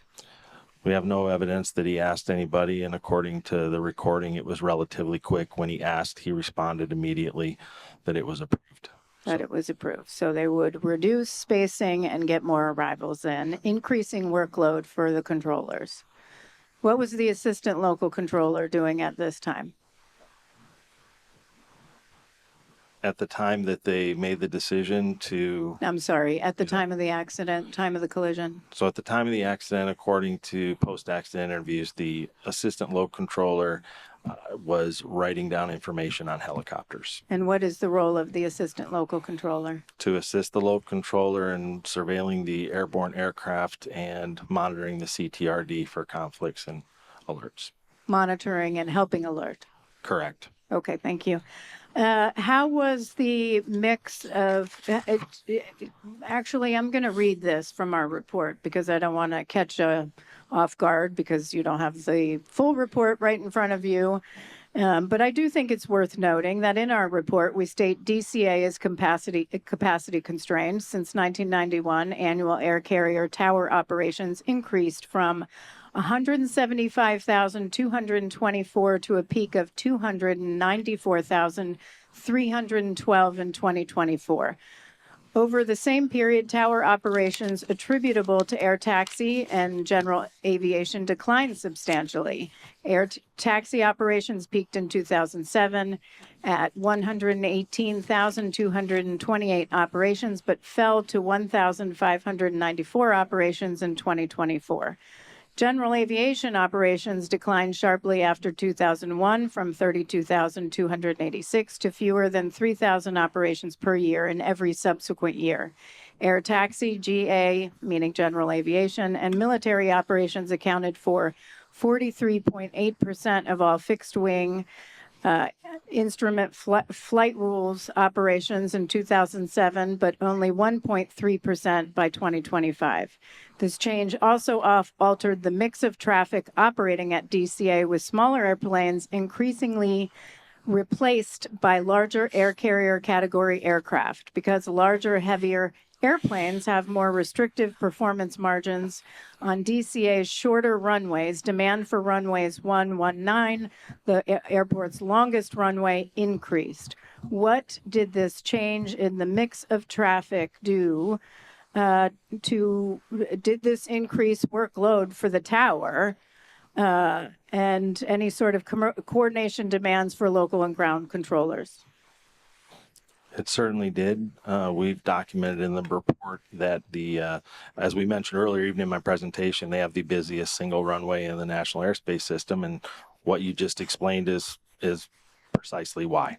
And they were using runway 33 to offload some of that traffic in order to get more in and to deal with some spacing, including other measures like tromboning and other things which we could talk about later. Yep. But my point is this did increase workload. And did anyone in the FAA ever say, hey, maybe we should look at how things have changed at DCA? We have found no evidence of that and have made recommendations directly to that. Yeah, well, I wonder if they actually looked at any other airspace or major airports in the U.S. With that, Member Graham. Thank you, Chair. I think these are for you, Mr. Soper. How often are airport arrival rates reviewed? According to FAA procedure, they should be reviewed annually every February. Okay. And what factors go into those reviews to determine if an arrival rate needs to be reduced? I'm going to look at my notes real quick. No problem.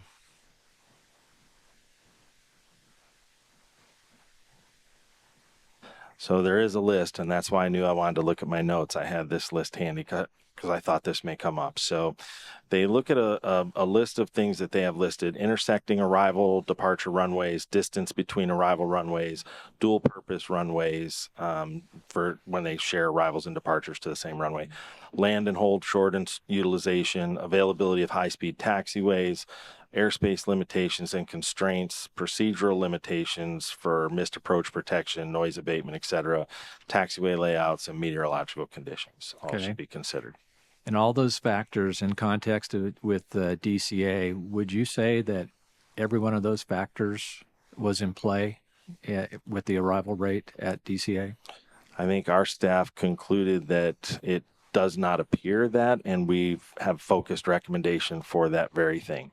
Okay, because we think it needs to be reviewed. Can I ask for Table 18 to be pulled up? And as I do that, I know it's going to take a few minutes. I got a couple other questions before that. What was DCA's arrival rate at the time of the accident in VFR conditions? 36 at the time of the accident. Okay. Did the FAA lower DCA's arrival rate in the years leading up to this accident? There had been temporary lowerings of their arrival rate, but nothing's permanent. Were there requests made to the FAA to lower the arrival rate DCA prior to this accident? Yes.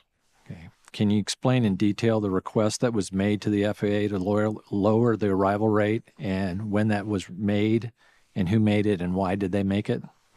Yes, in May of 2023, actually, as we heard in our investigative hearing, and we spoke to this individual as well as part of our post-accident investigations, the air traffic manager from Potomac Tracon submitted a request to lower the arrival rate, specifically due to the fleet mix change that had occurred over the years and the fact that it didn't appear the arrival rate had been reviewed in quite some time, as well as the challenges they were having with miles and trail and being able to provide adequate miles and trail, and the limited constraints they have on the surface area there. It was getting difficult to be able to keep up.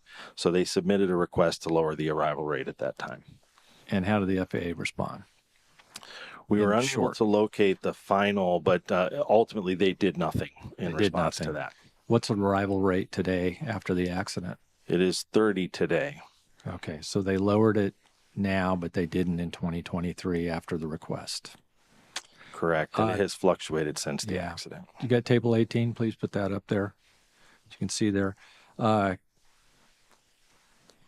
This is the percentage of flight offloaded per year to runway 33 when landing in the northbound configuration. Is that correct? I'm not sure. It's not that they necessarily the numbers that were offloaded, but it is the percent of usage of runway 33 in total operations. You see it's used a little less now. Can you explain why? Absolutely. I mean, that's the fleet mix that we keep talking about. Different type aircraft, less aircraft can take that runway because of its shorter distance. Okay. I know you had are there any other ways that a controller can offload going to runway 1 other than runway 33? Sure, there are mitigations that a controller can apply, whether it's speed adjustments, some sequencing. They can even give turns. I know the chair mentioned tromboning, which is something that occurs out in the radar airspace. But turns in space or turns and speed adjustments can, but they're not as effective. So they use 33 most often because it works very well. Okay. And I know you had a very good presentation on the slot program and the front end loading and back end loading and all that. My final question for this round here is, if we put this all together, what impact does a higher arrival rate than an airport can sustain, less alternatives to offload traffic due to larger aircraft, and compressed airline scheduling have on air traffic controllers? It increases all of their workload and increases risk. And it also makes them have to do squeeze plays and make it work? A lot of mitigation activities. Okay, thank you. Member Inman. So in that regard, we heard some testimony earlier that the local controllers stated they were a little overwhelmed about 15 minutes before the actual crash. But then we also heard that 90 seconds before the volume had actually increased. How does a controller get out of that situation? The controller could have asked to have the positions decombined. And I guess from a practical point of view, you've got people that are in the tower working at that moment, and then you've got people that are in a break room that are several floors below. Is that correct? Correct. So if I'm in 90 seconds, my volume picks up, and I say I need help, how long is it going to take to get somebody up there to help them? It could take minutes. But he could also rely on the assistant local control and also the operations supervisor to act as extra set of eyes and to assist in any way that they could in terms of monitoring traffic until somebody could get up there for relief. But the assistant local controller was already supposed to be the other set of eyes, right? She was an extra set of eyes, yes. Had she known that the controller was overloaded and needed help, she also could have potentially stopped writing down helicopter information and also started monitoring traffic for him if he felt that there was an area that she needed to focus on. And in this case, the role of that supervisor is to be monitoring all of this. Is that correct? Yes. So what role did they have in monitoring this? They were on station for 4 hours, and I know we kind of talked about that, but in this case, the supervisor should be the one who starts to realize it before anyone else, right? Yes. Which is why we've recommended the threat and error management training, which we believe would help with that, as well as a risk assessment tool that they can use in real time. So is that supervisor one that actually received it out of the 5? He received a workshop with that same name a year or two before. I think it was 2014. So it was technically before the 2017 response that we had from the FAA. So we don't know what was included in his 2014 training. And so it sounds like he's been around for a long time. He was hired in 2011. Okay. I guess how does someone monitor whether a supervisor is actually actively supervising? There would be no one there, I guess, in real time monitoring the supervisor. So there's no real way of knowing that these supervisors are actively engaging unless it's brought up in other reviews. Is that correct? Correct. Okay. I'm going to go to and this is for a reference for later, and I've got a reference that we can pull up, and I don't know if we need it. Because I think, Brian, 14 CFR 91.123, whenever it talks about ATC clearance obtained. Great, thank you.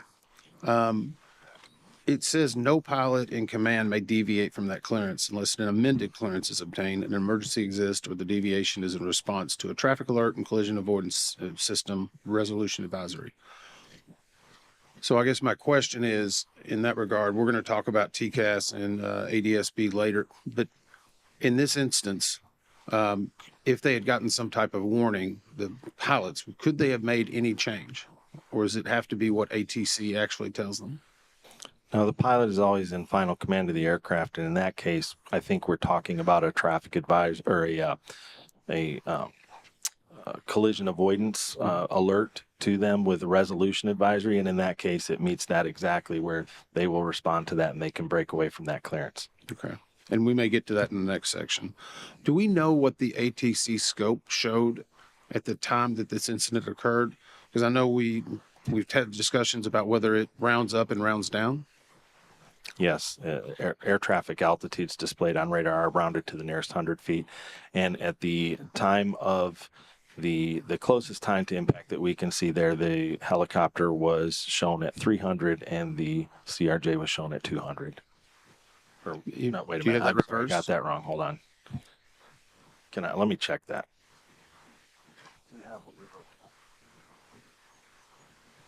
They were both 3 and 4.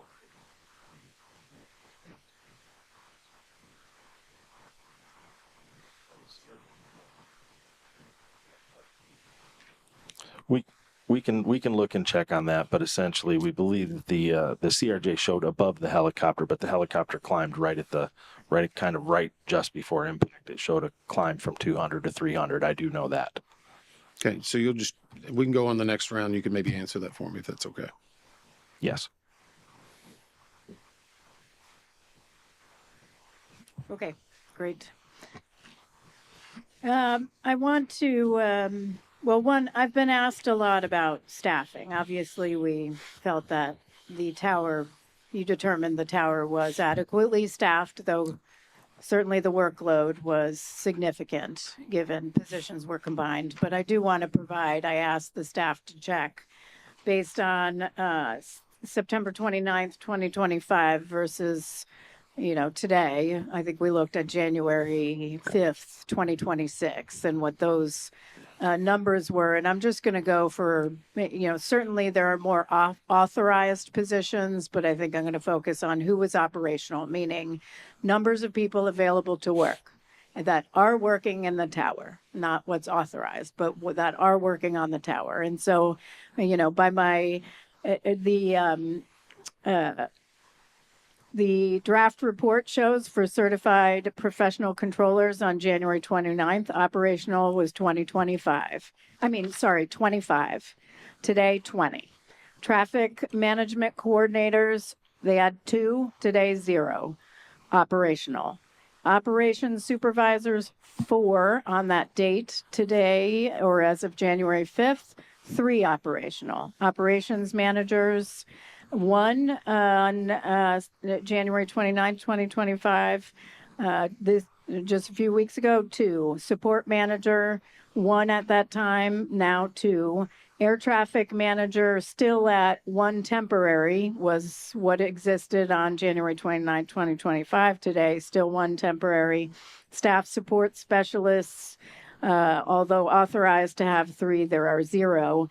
So by my calculations, you actually have a lower number of personnel today that are operational in the tower than existed on January 29th. It's not a question. It's just we provide that in the report, and so we're not going to talk about it, but I want to make sure that folks are aware of that. Certainly there are several trainees in the process, but we are at a lower number than we are today that are operational. With respect to the facility level, I do want to get into that. Talk about a little bit on, it was a level 10 facility. Now it's a level 9. Why was it changed? It was due to a change in the way they computed traffic counts. So they had traffic counts for Potomac Tracon. They had traffic counts for the tower, which included helicopters. And at some point they said, you know what, we're going to give all those counts to Potomac Tracon. We're going to take it away from DC Tower. Once they took those counts away, the level decreased to a 9. That is correct, and Potomac's increased to a 12. And Potomac's increased to a 12. Here's my question. Is there a difference between the traffic that Potomac Tracon handles and the amount of traffic DCA Tower handles, or is it the same traffic? They're still operating the same traffic in the same manner they were prior to the change. Exactly. So this change was made. They downgrade the facility. Obviously, you're talking about things like cost of living and other things like that. But from a safety standpoint, how does that decreasing a facility, a tower level, decrease safety? How does it impact safety? As we mentioned in the report, the biggest thing that happens there is they cannot attract the experience or get the talent into the facility that is needed to run a very complex air traffic control operation. This is the most complex airspace, one of the most in the entire United States. And I'm not minimizing the experience of tower personnel at DCA Tower, but if you're going to attract personnel and have the most highly experienced personnel, you want a higher level facility. Why? Because they're paid by facility level. So the higher facility number, the more pay you get. In this case, everyone in the tower knows this tower is essentially treated as a training facility. You come in, you do a little bit of time, then you go out after you get your time because you want to go get paid at a level 10, 11, 12 facility. So it is a pass-through. They can't attract people here, which is a problem, and which is why we're making some recommendations on that. Member Graham. Thank you, Chair. Mr. Soper, is there a minimum distance between converging aircraft where a controller can approve a request for pilot-applied visual separation, or do controllers have the latitude to approve requests for the pilot-applied visual separation whenever they deem appropriate?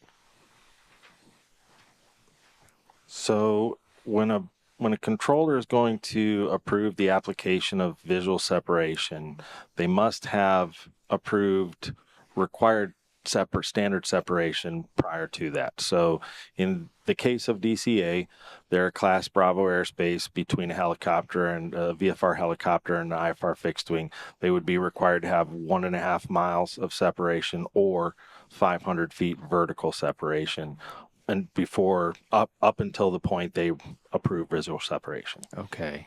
And so after the pilot-applied visual separation is approved in a Class B airspace, you said it's the minimum step's 1.5 miles and 500 feet, correct?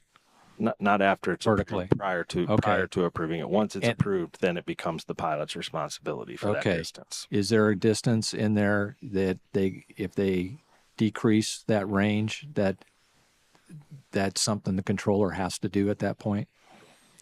No. Okay. So when would a controller make a safety alert? Anytime the controller observes an aircraft that they believe to be in unsafe proximity to terrain or another aircraft. And there's not a designated distance or vertical separation for that. Is that correct? That is correct. That's correct. Okay. What does a safety alert entail? Safety alert would include the words in a case of between two aircraft. It would be the words traffic alert, followed by an appropriate traffic advisory, followed by a alternate course of action if feasible, and then the word immediately. Should these two aircraft in this accident have received a safety alert? Yes, we've stated that in ours, in the report, that the controller should have issued would have been the most appropriate thing at that time. Okay.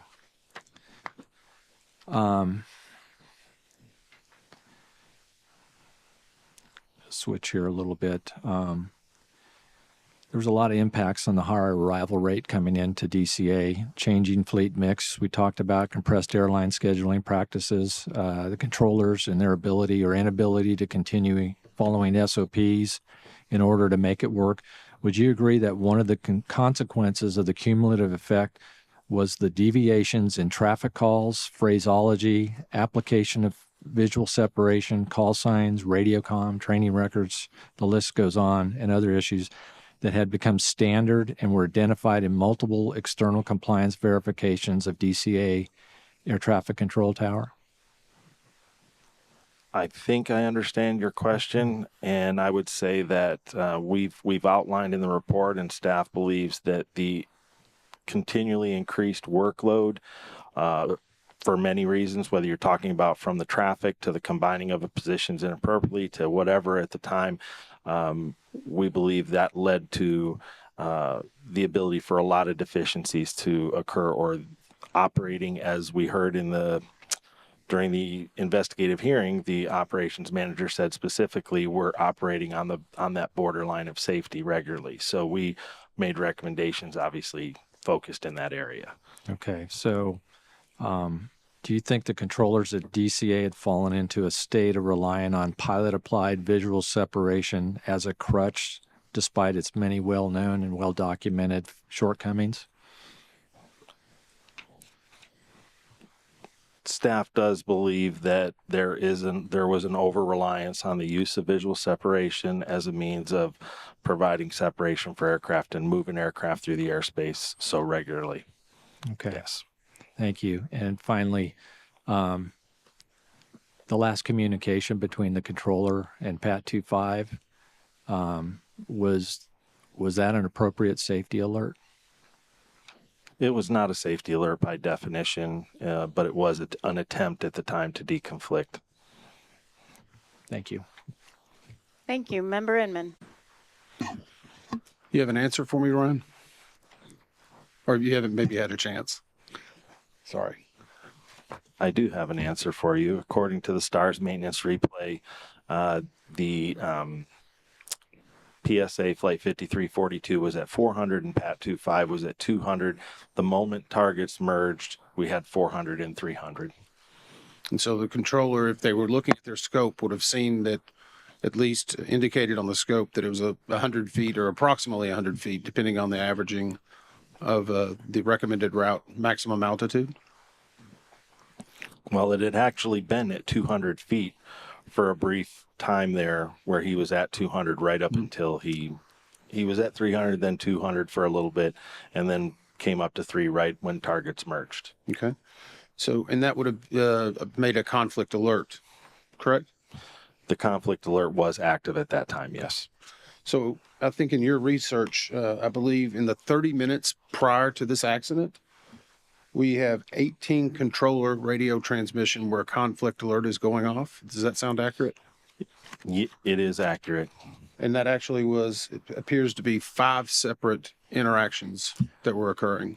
We had, well, not for the full 30 minutes. We were only able to get replay information for 18 minutes prior, but in the 18 minutes leading up to it, there were 5 separate instances of conflict alert that resulted in 9 times there was a transmission with it in the background. You could hear it. So in that 18 minutes, there were that many times, and that would have been heard in the entire tower cab? Yes. So I go back to the supervisor. If they're hearing a number of conflict alerts continually happening, should they not take action to say, is this a trend, or is this just become a nuisance and they just avoid it? They should, and I think that's exactly why, as Dr. Wilson has mentioned previously, we specifically have a wreck in this area there's a potential for complacency to happen or for nuisance alerts, and to try to fix that, we have a recommendation to actually adjust the conflict alert system logic. We actually took we visited the tower last month. I know Member Graham and I did, and tried to see it in almost the exact same moonlight that was occurring on the night of the accident. Can I take you back to that? And yes. The question I have, and it was on the simulation that was being done, and the pictures indicated these monitors that were hanging from the ceiling. And if you look very closely, as you look at the converging paths, it's almost that the monitors are blocking the ability to see, depending on how high or short or tall you are. Is that a problem in just a tower configuration issue? We looked at that, and actually I'm going to let Dr. Wilson speak to that because she has some information in that area. I think it's just important to note that those monitors are movable, so they can be adjusted. And also when we talked to the controllers who were on duty, everyone said that they had no issue identifying both aircraft, that there were no limitations in them being able to see. So they didn't feel that the monitors were in a position that blocked their view from monitoring both aircraft. Okay. And during that tour, Brian, did we talked about whether the morale and the staffing had increased, or at least the perception of the training for that tower, correct? Yes. During that discussion, did we hear anything about any other towers that might be having the same issues that DCA was having at the time of the crash? I don't recall specific ones, but I do remember maybe one or two of the people from the FAA just kind of socializing that there's several, there's facilities across the NASA experiencing staffing problems and training deficiencies and the ability to staff appropriately. Yeah, I think that's my concern, as we were talking about. They may be getting the time and attention and the training, but is there other places in the United States? Are we going to sit here 5 years from now and say the data was there 5 years ago? Because we know now the data, the people were raising the concerns. People were saying this was dangerous 5-10 years ago, and nobody was really listening. My concern is this somewhere else in the country, and do we know that they're getting the proper resources? Our hope, staff's hope, is the recommendations that we have in these specific areas will not just be focused on DCA, and the air traffic organization will organically look at that and say we need to look everywhere because it does apply. How's their track record been in the past? Come on, Brian, this is your chance. Not great. Okay. Thank you.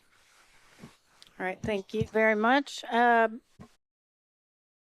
actually want to ask along the lines of where Member Inman was, because I do have this question about the operations supervisor.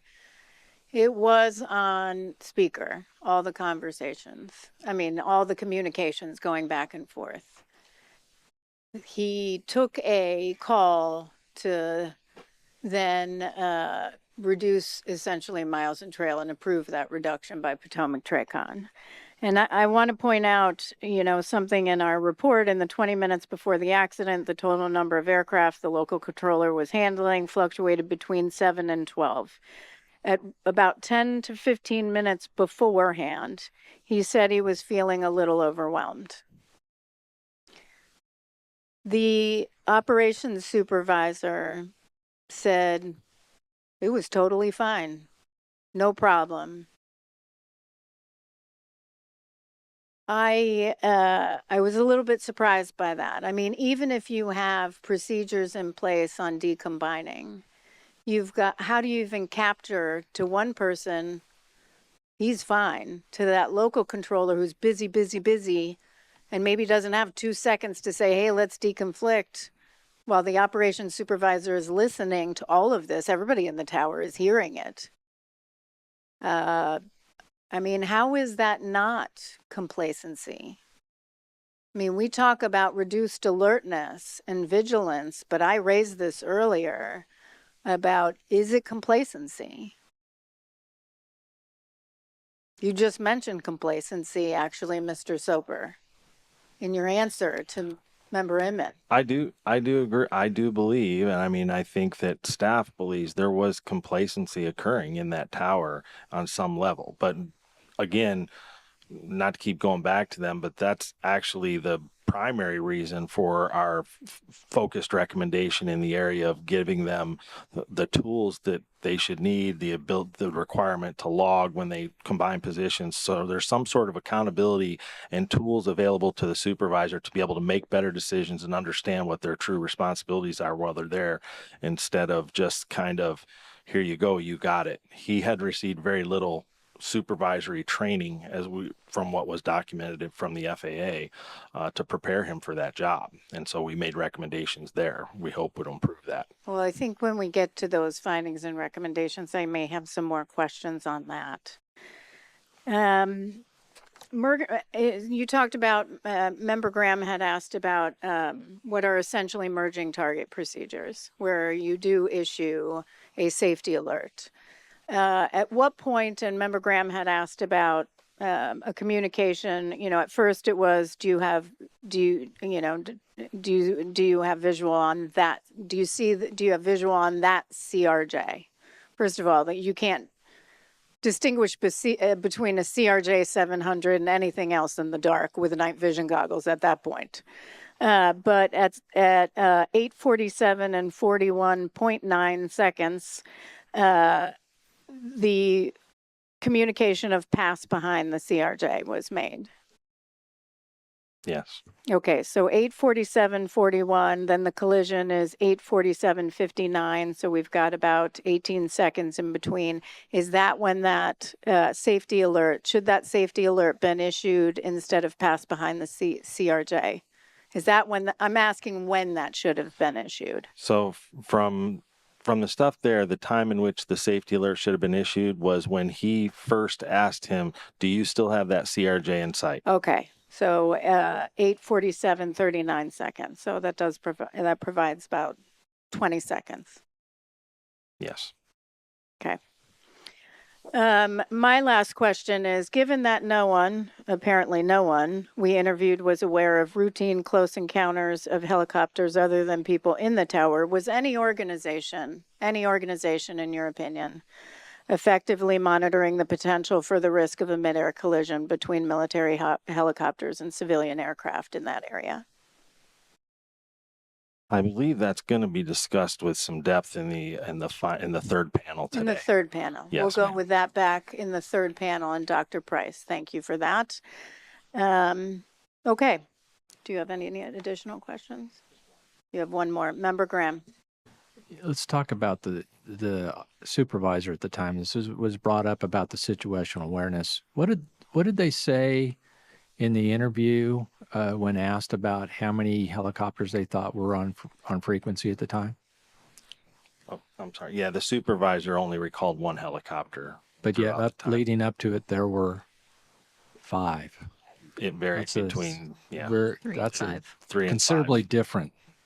Yeah, the loss of situational awareness, I'd say. Thank you. That's all I have.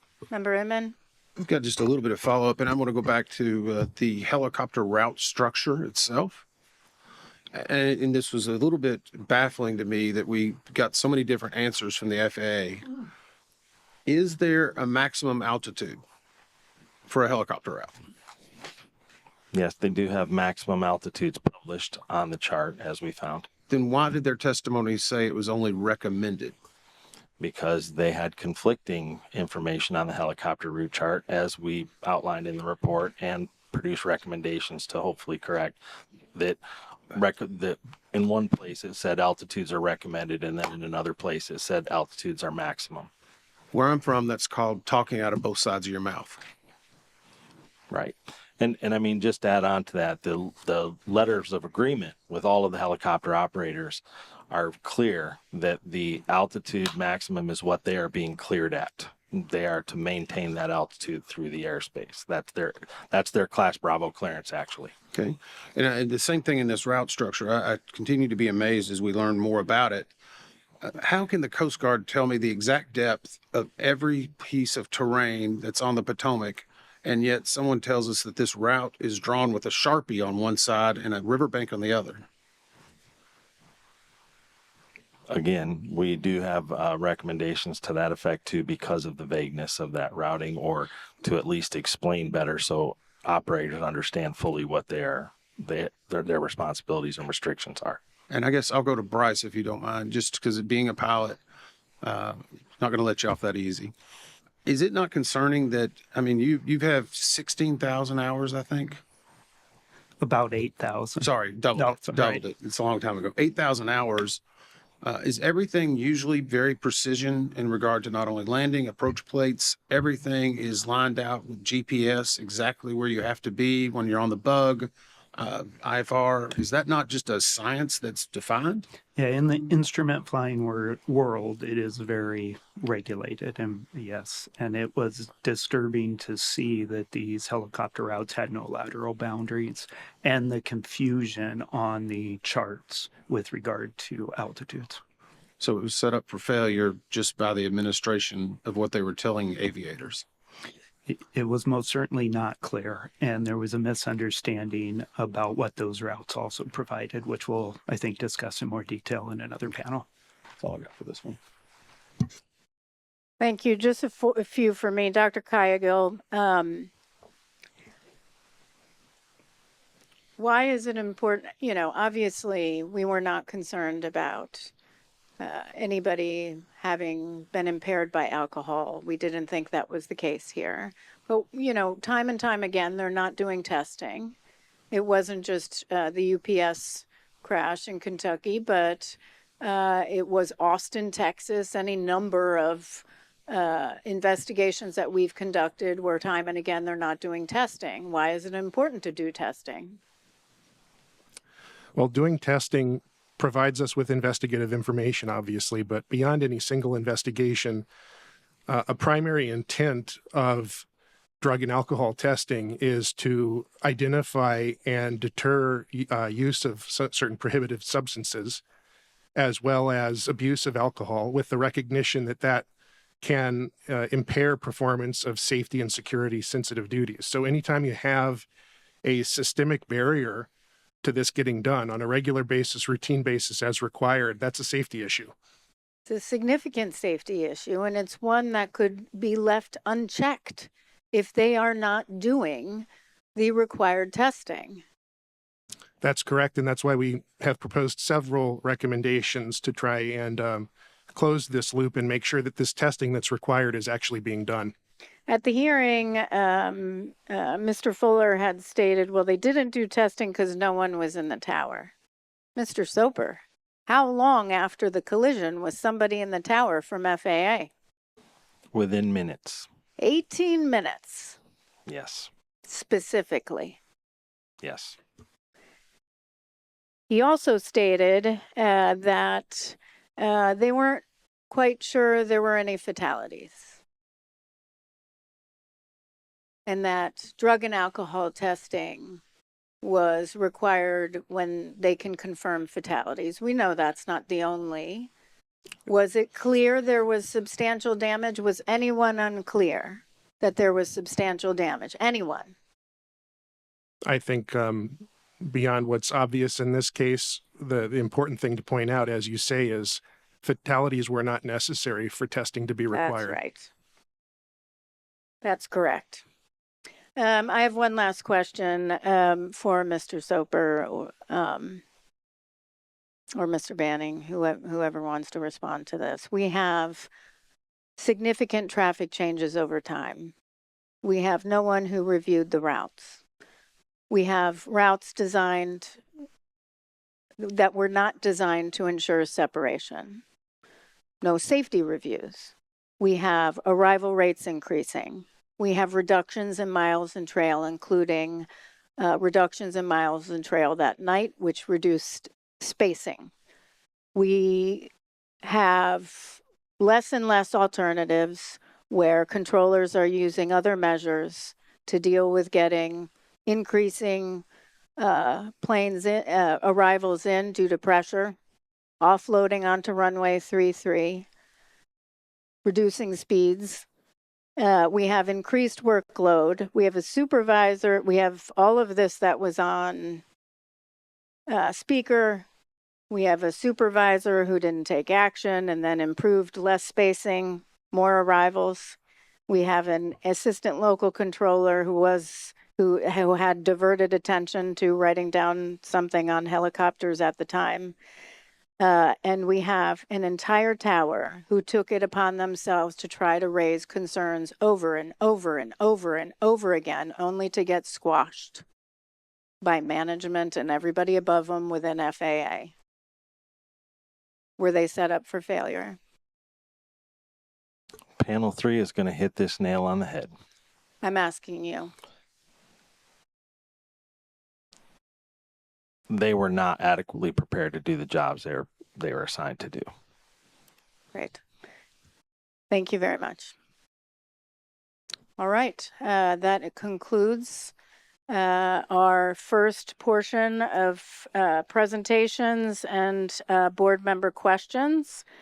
And we are going to go to a 15-minute break. If we could come back at 12. We'll come back at 12. We'll start again at 12. Thank you.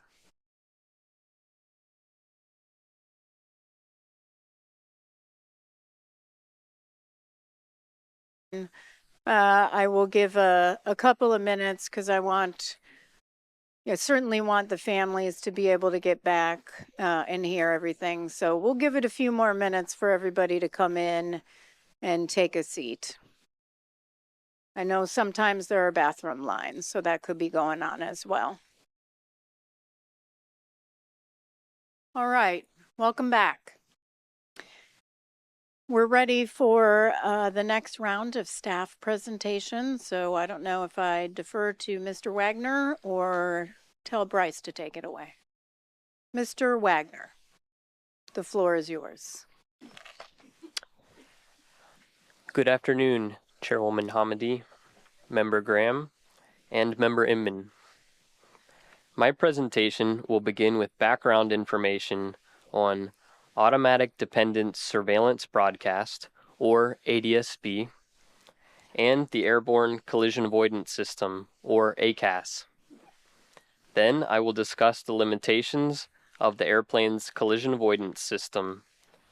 Finally, I will present new collision avoidance technology for both commercial airplanes and rotorcraft.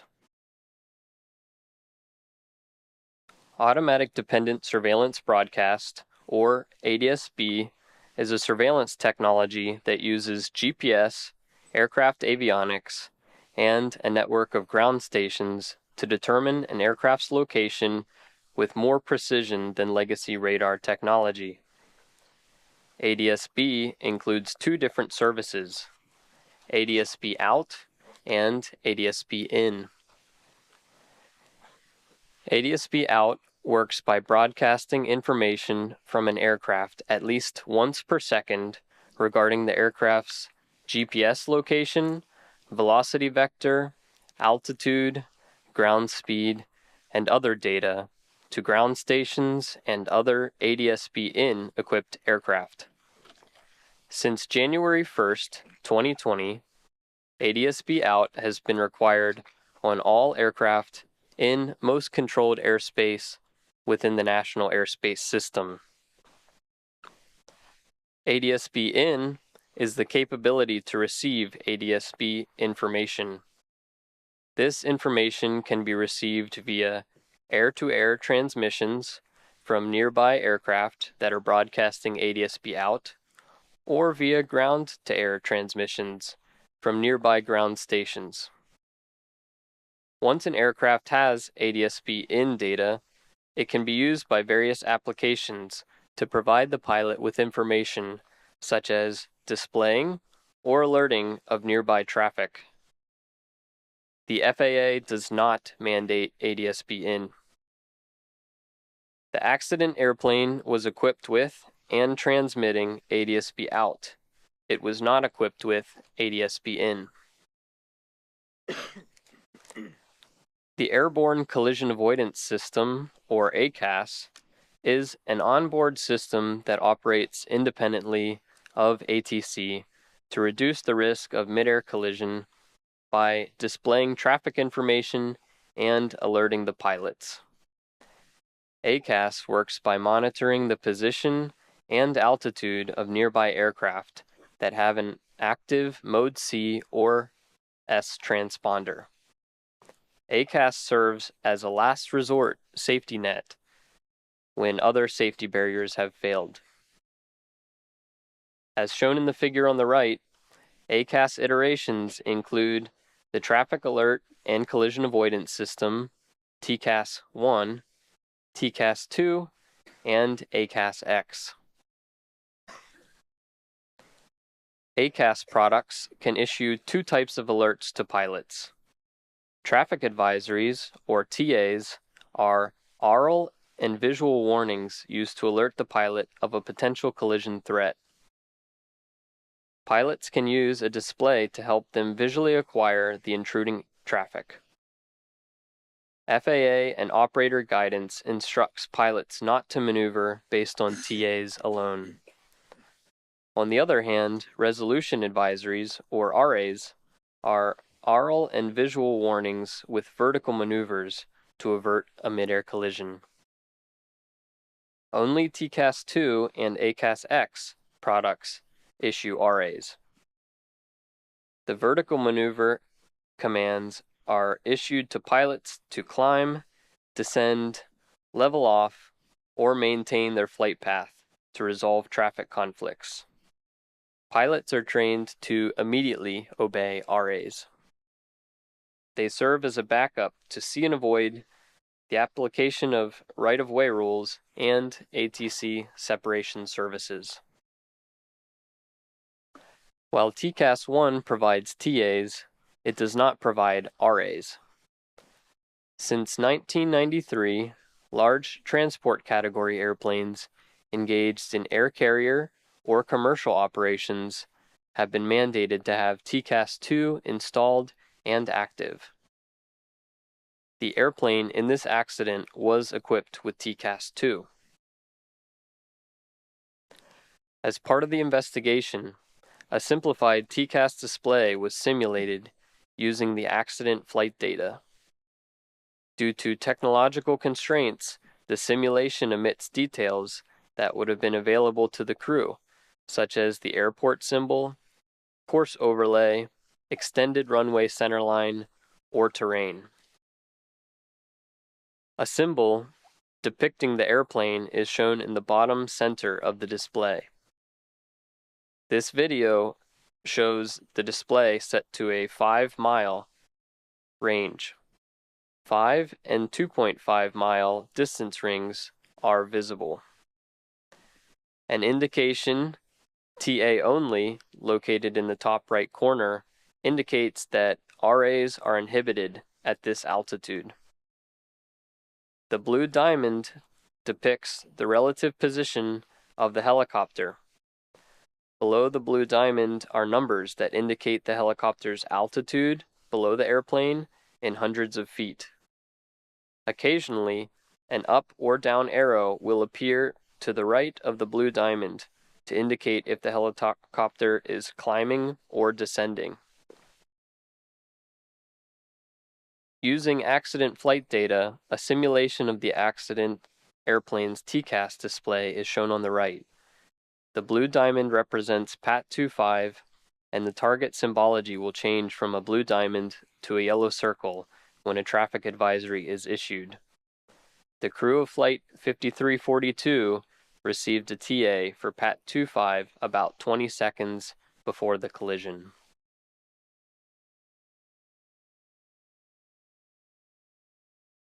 Traffic. This is in accordance with the TCAS standards. The airplane's TCAS did not issue an RA, which would have commanded a maneuver to the airplane's crew to avoid the collision. This functioned as designed per the TCAS standard. TCAS-2 inhibits RAs below 1,100 feet above ground level when climbing and below 900 feet when descending. Above these inhibit altitudes, a TA will always progress to an RA if the threat of collision increases.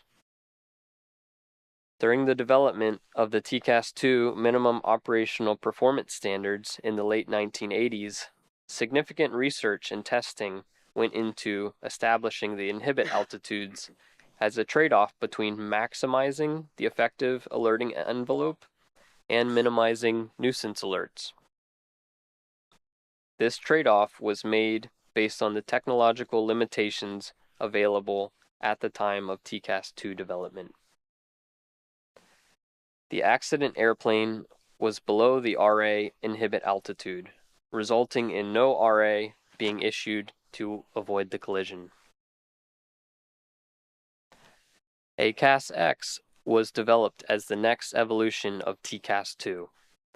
The goal was to create a system that improved existing collision avoidance alerting while reducing the number of nuisance alerts. There are several variants of ACAS-X, including ACAS-XA, designed for commercial airplanes, and ACAS-XR, which is designed for rotorcraft.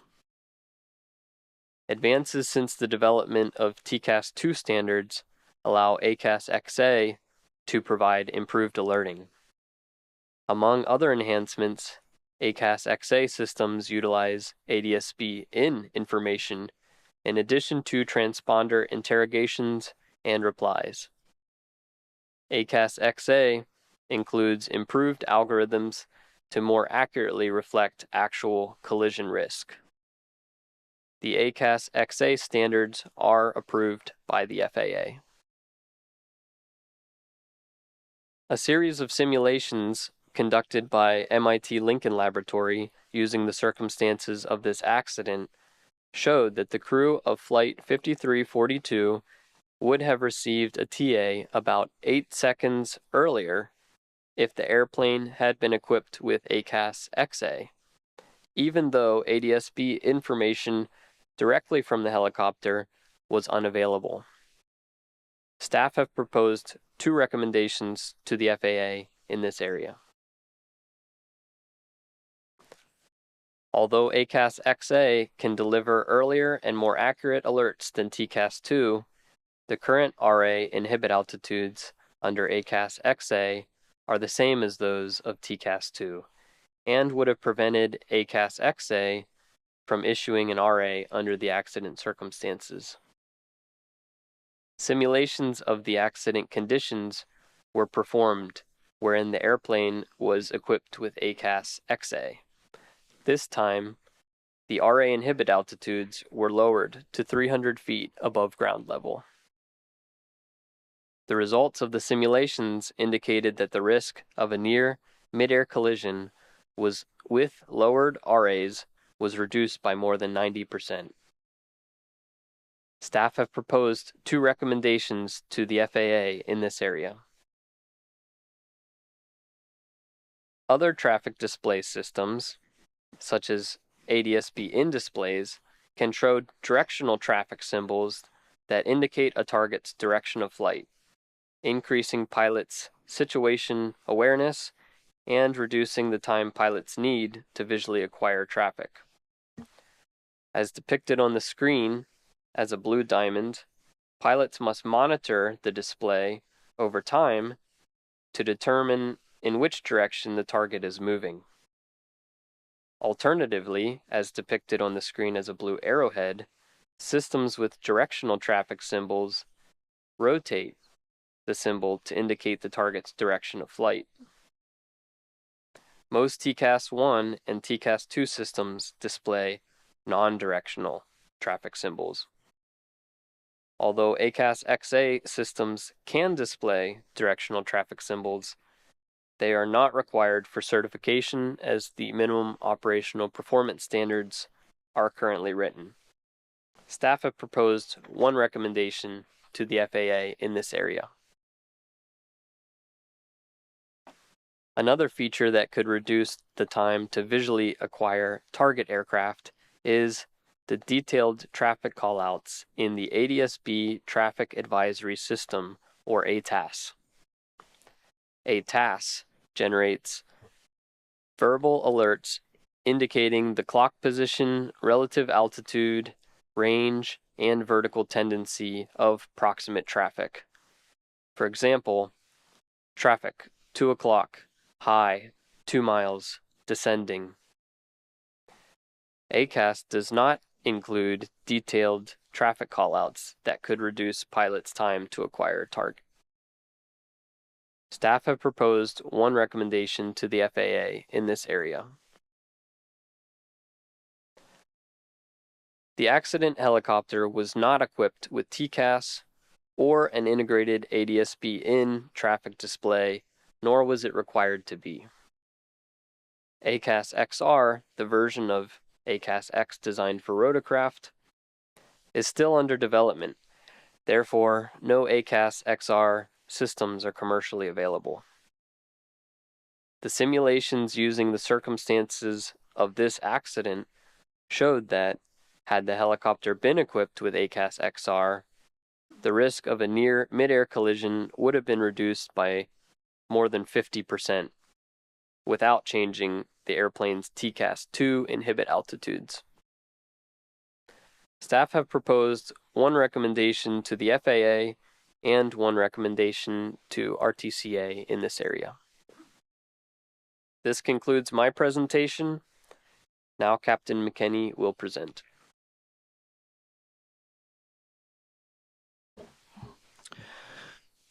Good afternoon. My presentation will discuss U.S. Army helicopter operations and specifically ADSB out policies, transponder issues, UH-60 Lima altimeter errors, and night vision goggle characteristics. FAA regulations that require ADSB out have exemptions for certain aircraft performing sensitive government missions where transmitting ADSB could compromise operational security. The Army Aviation Brigade Standard Operating Procedures, SOP, specifically states that aircrews conducting sensitive or classified operations shall emit transponder modes 3A and C in lieu of ADSB out. Transponder modes 3A and C reply to radar interrogations with an aircraft assigned squawk code and altitude making it visible to FAA radars. The SOP also prevented aircrews from switching transponder modes in flight, which prevented them from switching from modes 3A and C to ADSB out once sensitive portions of the flight were completed. PAT 25 was not transmitting ADSB out during the accident flight, but had an active transponder. The lack of ADSB out information was not a factor because the transponder replies provided the same altitude information to ATC.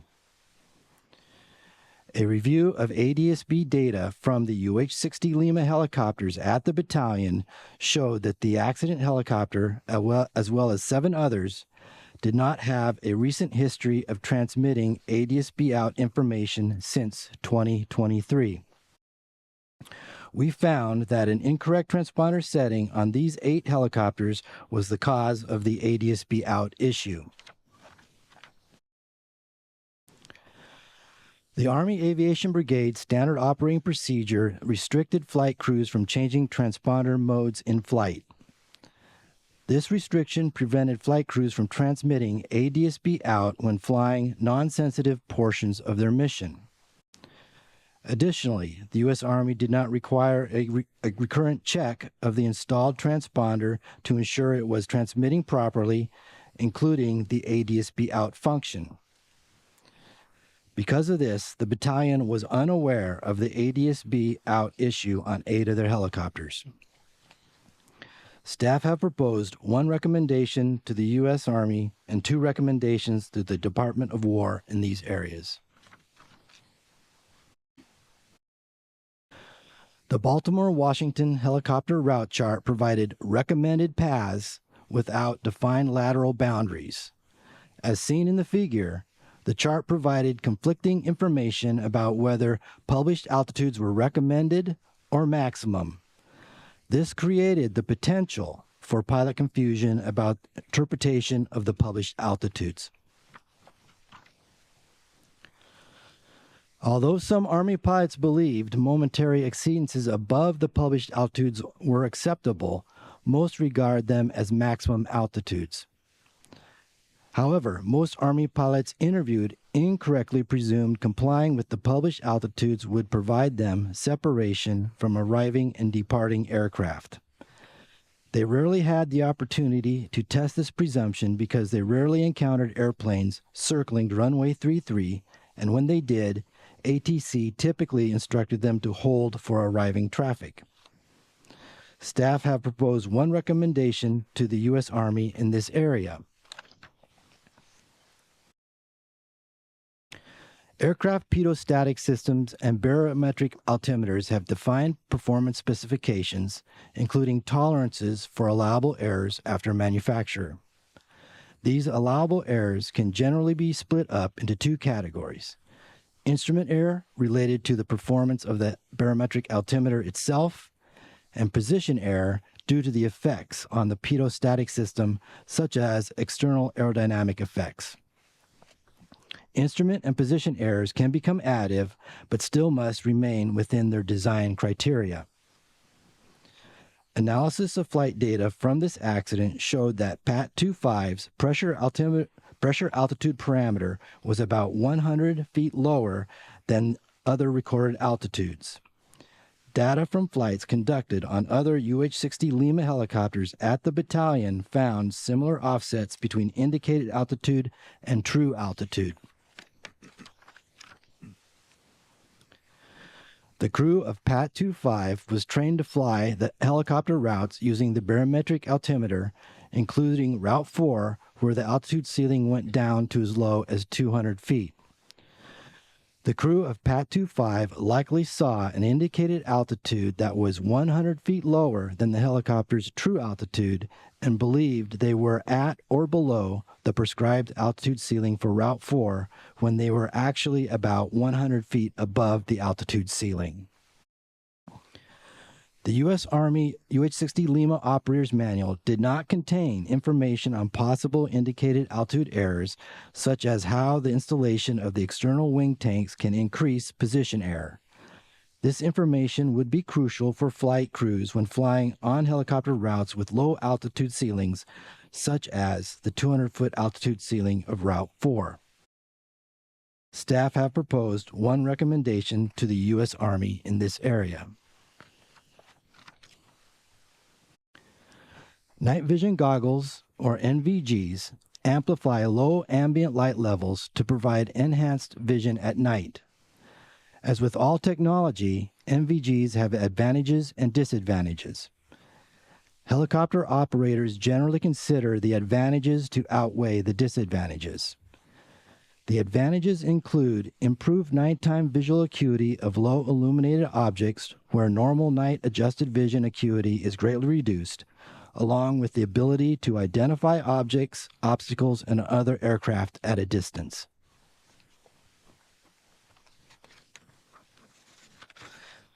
To illustrate the difference between aided and unaided night vision, we can take a look at these three images. The images were taken about the same time from the same location, looking south from Haines Point. The image on the left is normal unaided night vision. Images in the center and on the right are looking in the same direction using green and white night vision goggles. In the NVG-aided images, stars can be seen along with aircraft approaching DCA as far as 14 miles, which are distinct points of light against the sky background. The water features and lights along the distant shoreline are clearly discernible.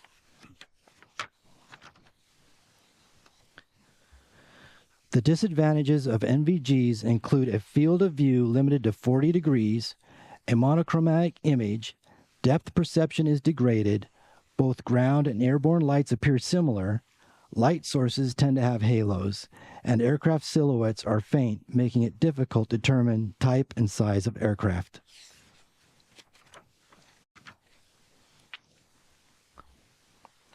The pilots are trained to compensate for the narrow 40-degree field of view by using a focused visual search in sectors by turning their head. Using NVGs along the low-level helicopter routes of Route 1 and Route 4 allows for better visual detection of obstacles such as cranes and towers, which are located along these routes. NVGs allow for the detection of aircraft above the horizon at a distance. However, detection of other aircraft below the horizon surrounded by cultural lighting is difficult, especially if relative motion of that target is negligible. Determining the other aircraft size, type, distance, and orientation is difficult because of the monochrome nature of the image, degraded depth perception, halos around point light sources, and the difficulty in perceiving the aircraft silhouette. All 3 crew members of PAT 25 were using NVGs at the time of the accident and had 4 NVG sets on board, 2 green and 2 white. However, the investigation could not determine which crew member was wearing or using which color of NVGs. Thank you. Dr. Bramble will continue with his presentation. Good afternoon. In this presentation, I will define visual separation and see and avoid, and I will discuss factors affecting see and avoid for each flight crew. Visual separation is a method for separating aircraft in terminal areas and en route airspace. Visual separation can be employed when a flight crew sees another aircraft and, upon instructions from a controller, provides their own separation by maneuvering as needed to avoid it. The FAA does not define minimum separation standards when visual separation is being utilized. See and avoid is the means by which visual separation is achieved. Seeing and avoiding other aircraft relies on a flight crew's visual perception, attentional bandwidth, and use of collision avoidance technology. In this case, both flight crews' ability to see and avoid was hampered by poor radio communications, perceptual limitations, workload, and the shortcomings of collision avoidance technology available on their aircraft. The helicopter flight crew was additionally influenced by expectation bias and assumptions about procedural separation between Route 4 and arriving airplanes. As the helicopter was crossing the tidal basin, the controller advised, PAT 25 traffic just south of Wilson Bridge is a CRJ at 1,200 feet for runway 33. Several other aircraft were visible in the same area at that time. NTSB night vision goggle observations conducted later from the roof of a building near the helicopter's position, illustrated by the image on this slide, indicate the helicopter crew was likely unable to visually identify the CRJ in question because it was surrounded by similar-looking targets. This slide shows the helicopter's flight path in green, the Mount Vernon visual approach to runway 1 in yellow, and the airplane's circling approach in blue. Helicopter CVR recordings indicate that the controller's statement that the CRJ was circling was inaudible to the helicopter crew due to static interference. The crew's workload was high at the time, and hearing the word circling might have helped them better anticipate the CRJ's subsequent flight path. As the helicopter traveled down the Potomac River, perceptual limitations subsequently reduced the ability of the crew to notice the airplane as a potential traffic conflict. These included the narrow field of view provided by the crew's night vision goggles, a window post that intermittently obscured the crew's view of the airplane, a complex array of adjacent city lights, workload, divided attention, and lack of apparent motion as the airplane converged. 12th Aviation Battalion pilots carried electronic tablets that were wirelessly connected to a portable Stratus ADSB receiver that provided ADSB-in capability. As shown in the yellow circle on this figure, the tablets ran a mobile application called 4Flight that was capable of displaying traffic symbols overlaid on a VFR sectional chart. Pilots typically strapped these tablets to one thigh while flying the helicopter to assist with navigation and traffic awareness. However, viewing the tablets required pilots to tilt their heads down away from the outside view and the flight instruments as shown in this figure. Army pilots said they did not reference these tablets when flying low level on the DC helicopter routes due to high workload and the need to frequently reference both the flight instruments and the outside visual scene. Therefore, it is likely the pilots of PAT 25 did not reference the tablets when flying Route 4. The for-flight mobile application was capable of providing yellow traffic caution and red traffic warning visual alerts as shown on this slide with accompanying oral alerts. However, visual alerts would have gone unseen without a visual inspection of the tablet, and oral alerts likely would have been inaudible due to cockpit noise and their lack of integration with the helicopter's intercom system. Further, it's unknown whether the tablets were turned on with the for-flight application open and configured for alerting at the time of the accident. An integrated collision avoidance system with audible oral alerting and a traffic display within the pilot's instrument scan could have drawn the pilot's attention to the developing conflict and assisted them in locating the conflicting airplane. Staff has proposed one recommendation to the FAA and one recommendation to the Department of War in this area.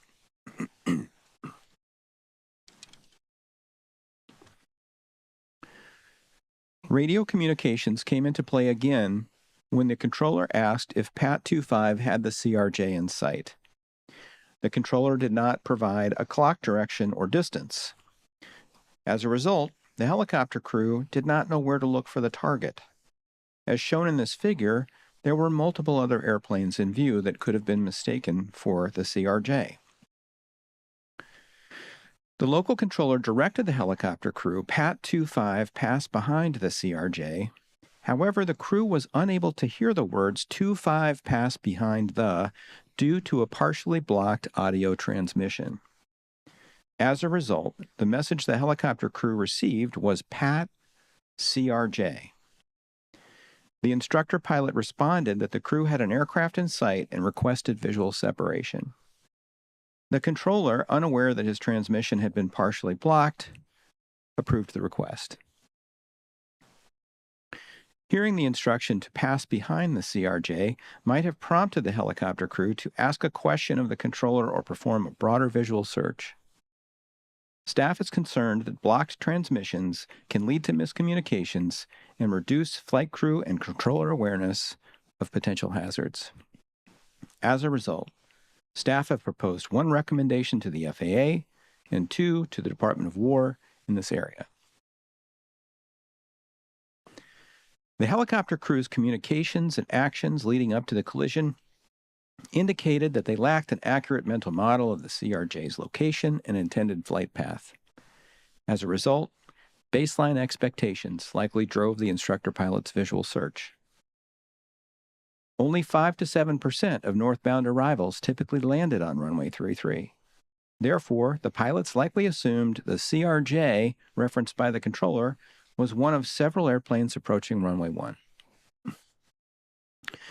The instructor pilot's comment, "kinda come left for me," reinforces the idea that he thought one of the airplanes approaching runway 1 was the airplane in question, because although deviating to the left would have increased the distance from those airplanes, it would not have alleviated the conflict with Flight 5342.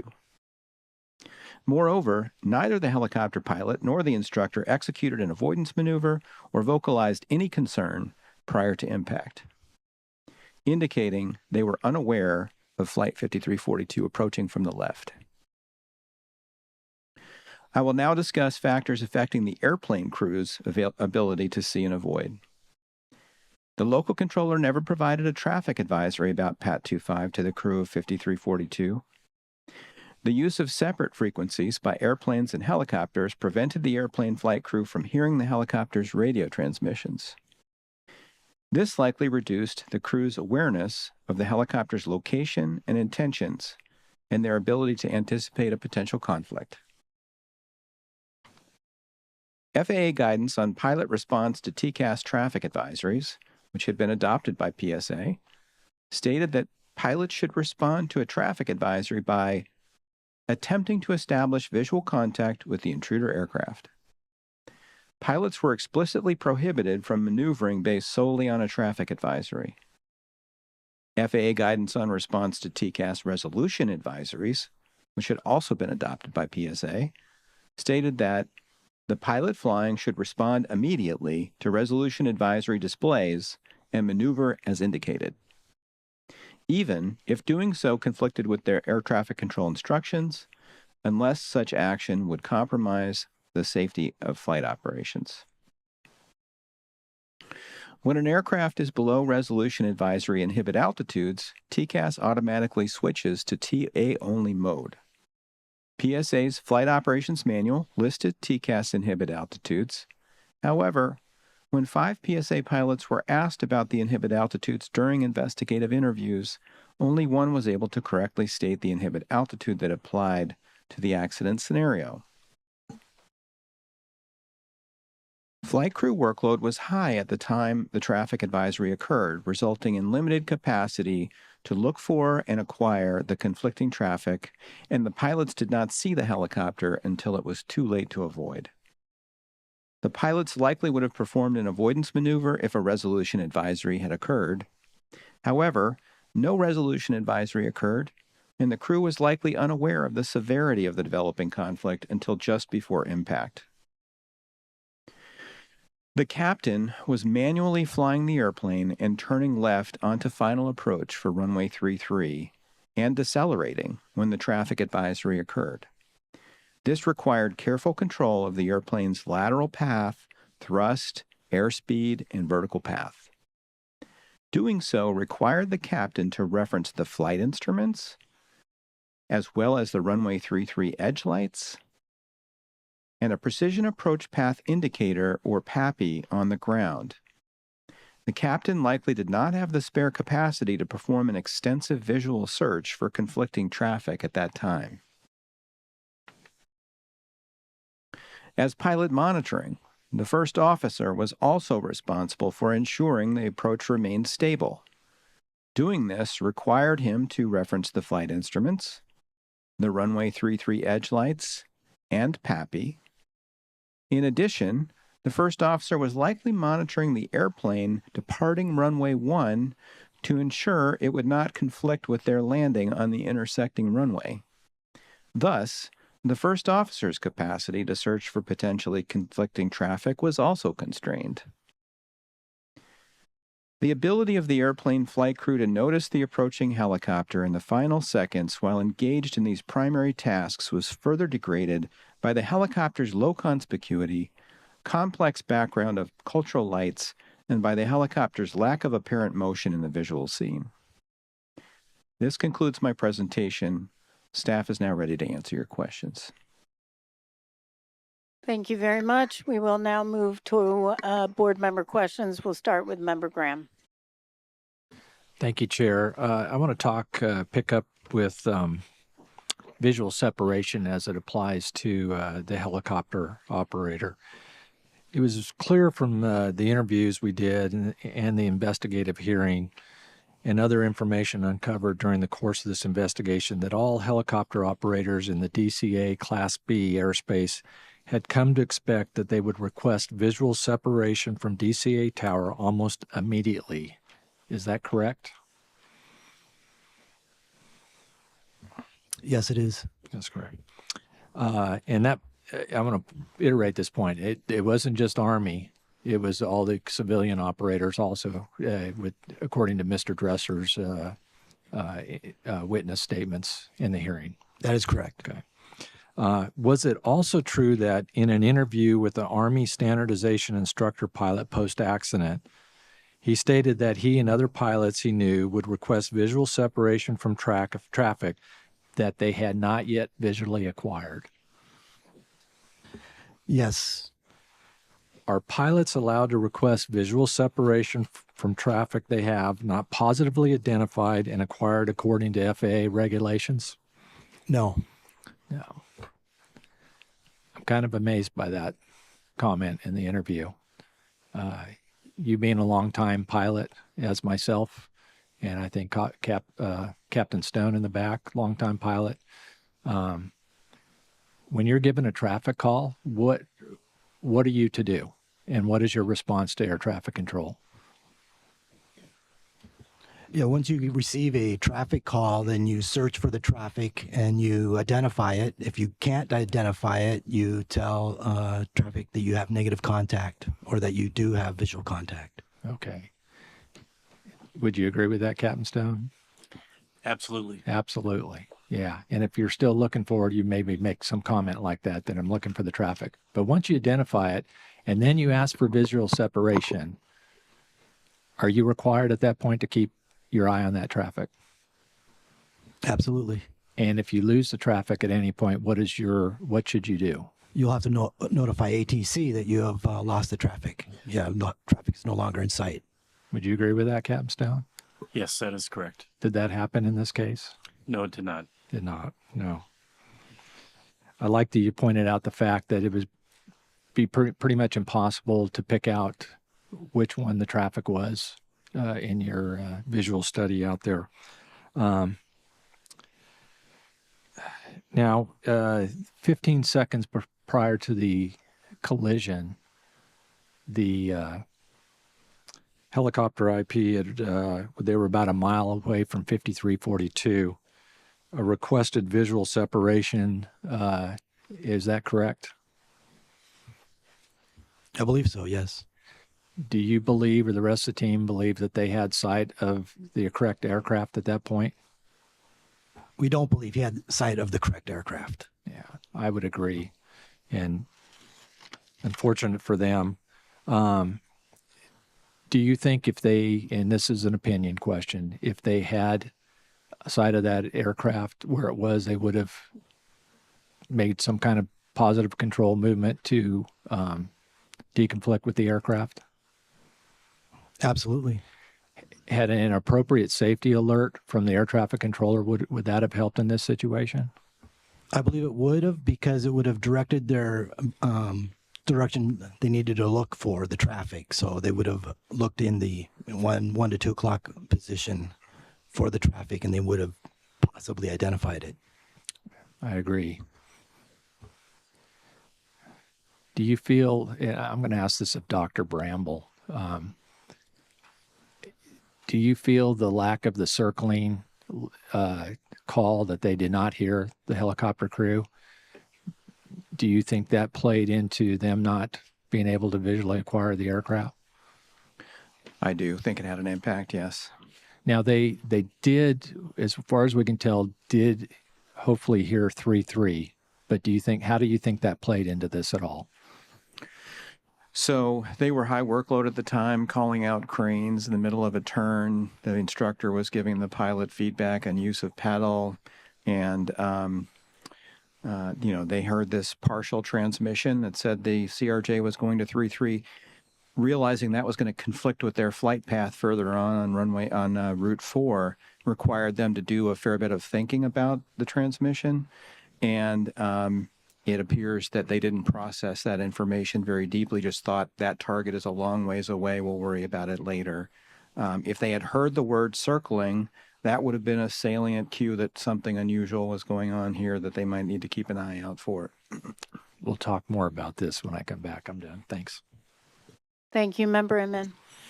So, I just want to establish something, I guess is a little bit of a baseline. Bryce, have we established what we believe to be the exact altitude at which this crash occurred? Yes, I think we have. I think we believe it came together at 278 feet. Is that correct, Ms. Diaz? Yes. Okay.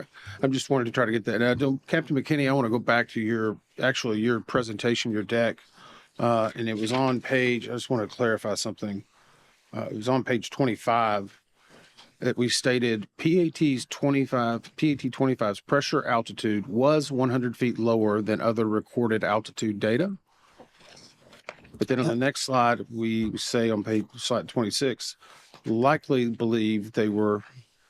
indicated altitude 100 feet lower than true. Do we have a difference between what we verified and what we know to be absolute?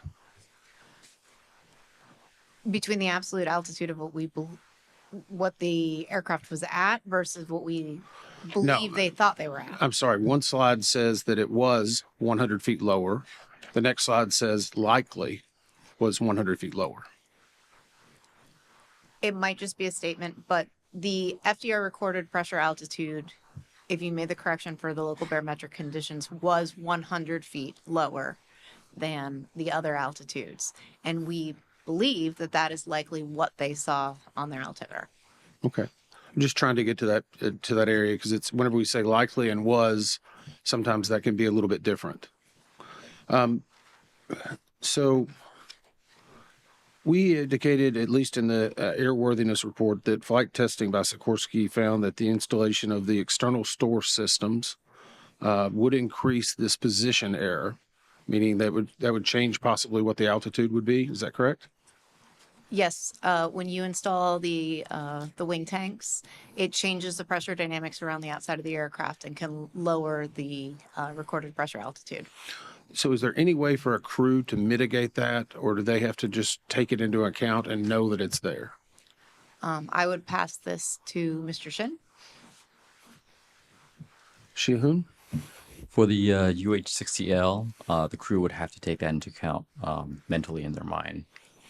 So is there anything in their, at least pre-flight or training or manuals, whenever they know they're going to have stores, that they would pre-brief or at least indicate that or make it aware between the crew? That information was not in the UH-60L operator's manual. So they just kind of have to know?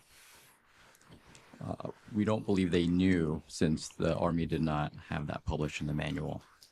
Okay. And we have a recommendation in that area. I understand. I'm just trying to build into some of the, as we said before, there's not individuals. This is a systemic issue with a lot of manuals and a lot of policies. How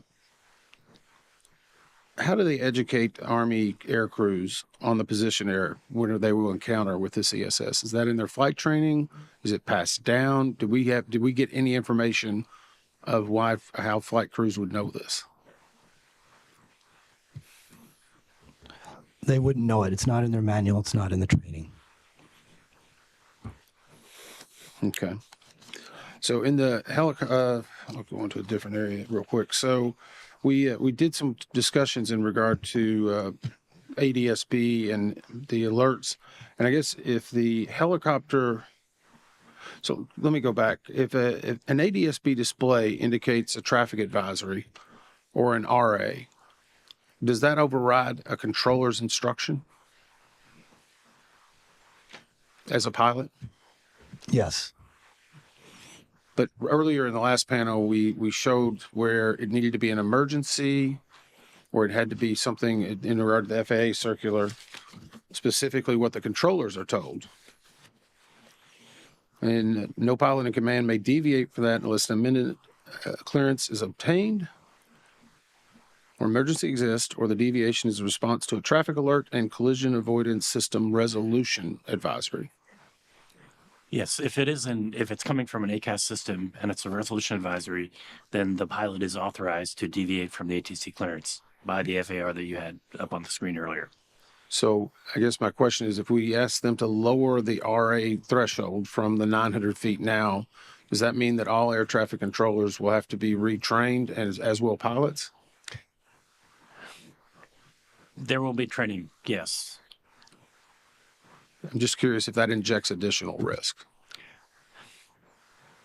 There's always some risk associated with that, but I think the staff has thought this through and think there's much more benefit to it than risk.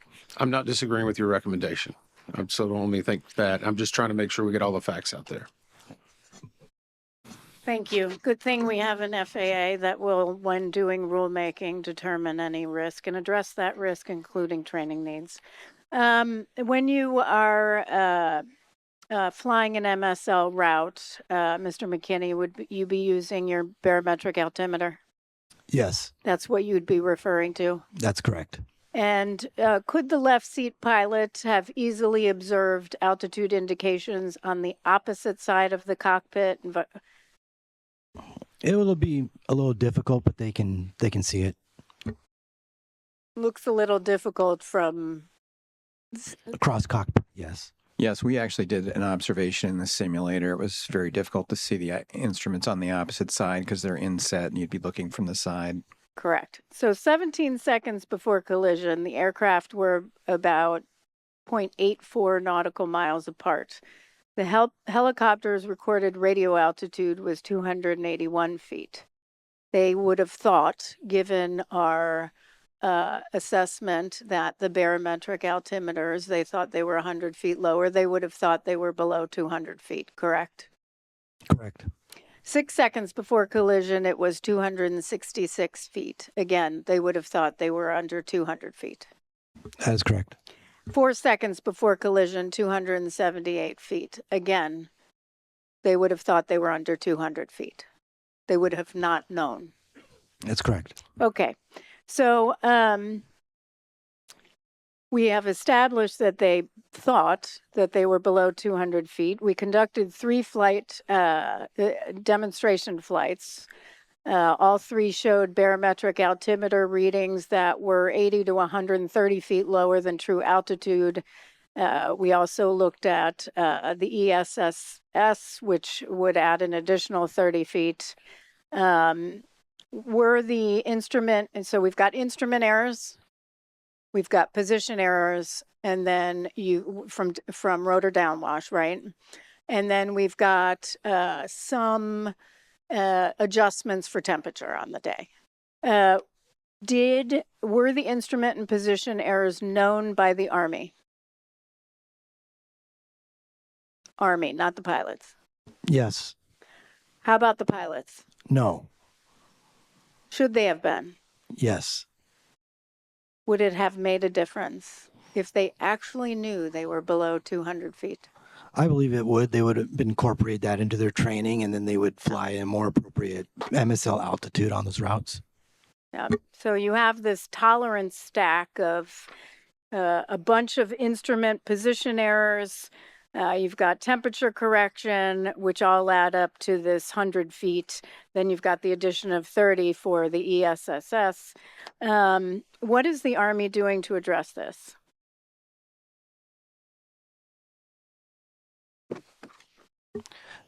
They're adding that information into their flight manual for the pilots. Are they going to not just have it in writing on a manual, but actually train their pilots accordingly on what to do there? I believe so, yes. Yeah, okay, so 100 feet difference may not make a difference in Afghanistan, but it certainly makes a difference when you're on helicopter Route 4 crossing civilian aircraft on approach to landing to runway 33, where there's only 75 feet of vertical separation. There's 0 buffer, nothing. Yeah.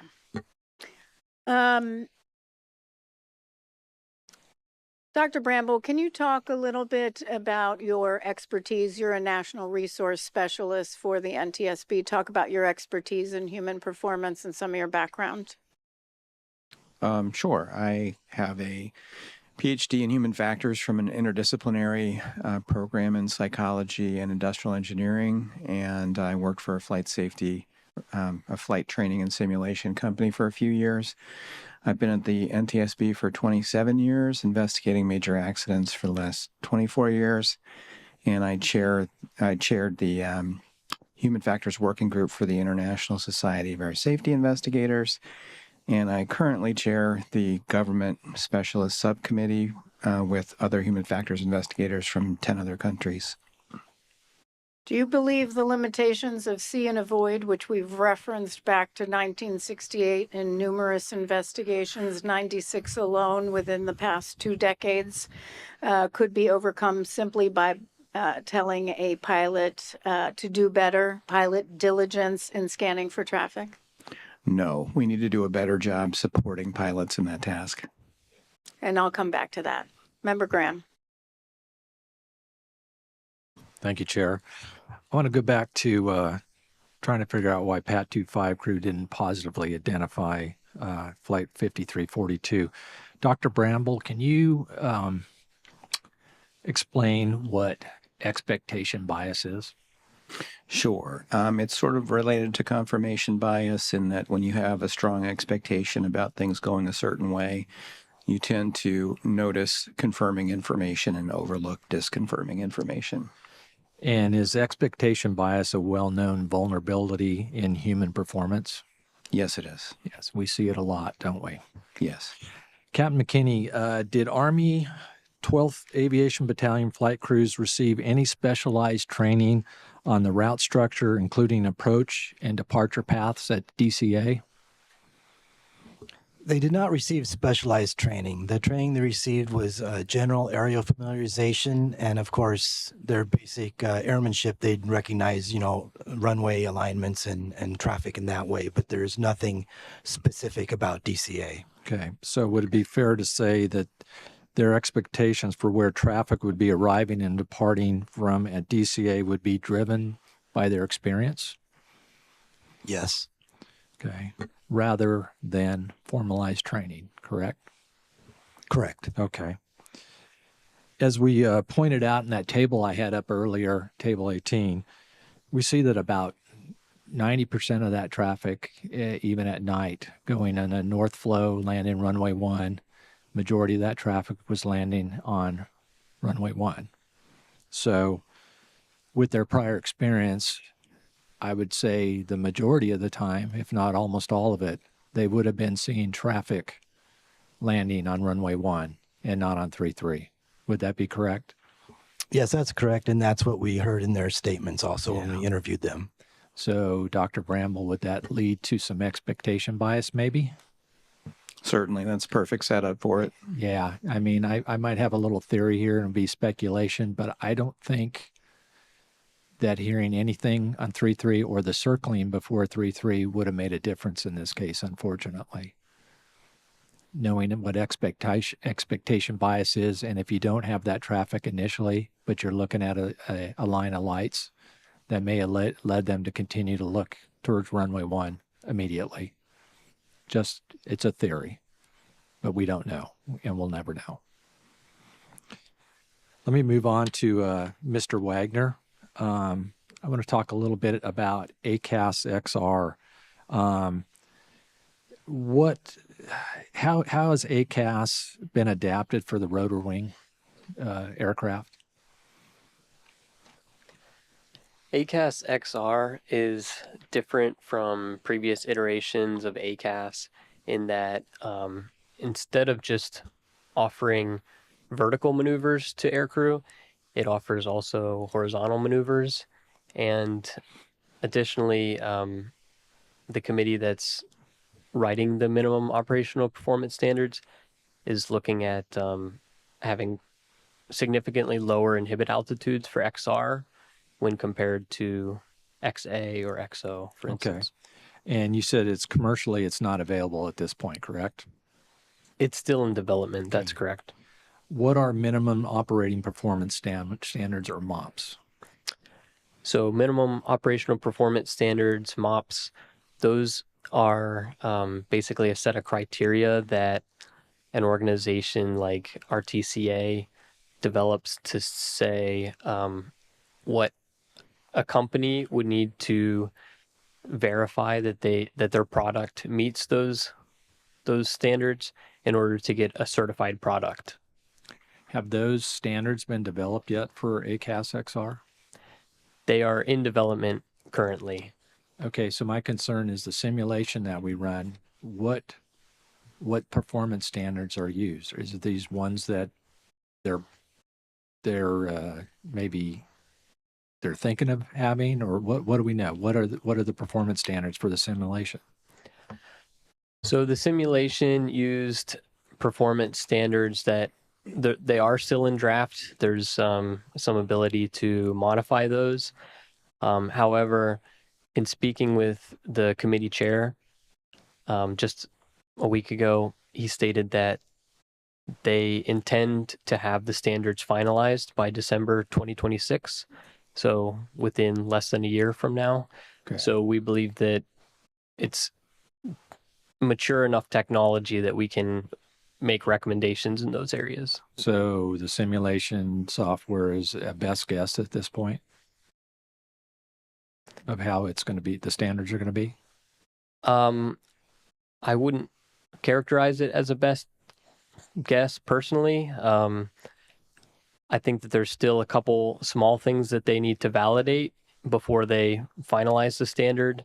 Okay. I think Captain Stone may be able to offer a little bit more information. Be quick, I'm past my time. No, I would say the standards are 95 to 98% complete, so they're much more than just in development. Okay, and how long have they been developing this for? A long time. Long time. Okay, thank you. Member Inman. I want to go back to this. This was actually an evaluation flight. So we know that there's evaluation going on, and I'm kind of concerned or wanted to figure out maybe this is human factors or actually an expectation bias. But we noted 27 mentions of wind and turbulence, a brief loss of the crew coordination on who was flying, a failed landing, and a pilot-initiated wrong turn, all during this evaluation flight. At what point does an instructor pilot say, we need to knock it off? It's time to end. Well, this was a proficiency evaluation, you're correct. And so the pilots being evaluated on their ability to fly the aircraft, manage cockpit resources, navigate, whatnot. I think as an instructor pilot, doing an evaluation, don't really, you're looking for an unsafe action or situation where you would call it knock it off. Otherwise, I think most instructors just continue with the flight. Do you think instructor pilots are given enough latitude or at least direction on when they should knock it off? Yes, that's totally their decision. I know it, but are they given enough training in that regard? I believe so. They're specially selected because they have good judgment abilities. Do you think that this IP was empowered to end it, despite evaluating a senior ranking official? Absolutely, he was the instructor pilot in command. Okay. In their pre-flight risk assessment, do they take into account how many hours a pilot has recently flown? Yes, they do. And how is that weighted? They use a risk assessment tool called an RCOP. And then that information is automatically integrated into the risk assessment tool, and a risk rating is generated. It's based on how many flight hours they have, the recency, and what modes of flight they've flown and whatnot. So it's automatically generated. And I think we've heard that all the crew members aboard both aircraft were qualified to perform their duties. But is there an attempt or a bias in order to try to know that we've got a deadline to get this done? We need to get it done regardless of what happened. The investigation did not reveal anything like that. Okay. This is just for my awareness too. And it was interesting whenever unfortunately, we do listen to the CVRs to make sure that we're getting the tone and tenor. And I've always heard of the sterile cockpit rule that applies under 10,000 feet for commercial aviation. Can you describe that? Maybe Captain Stone can. He's a airline pilot.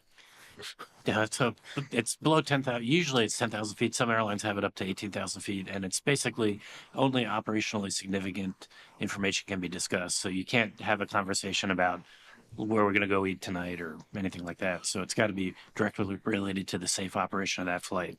Does the same thing apply to military or to helicopters? Not with helicopters, no.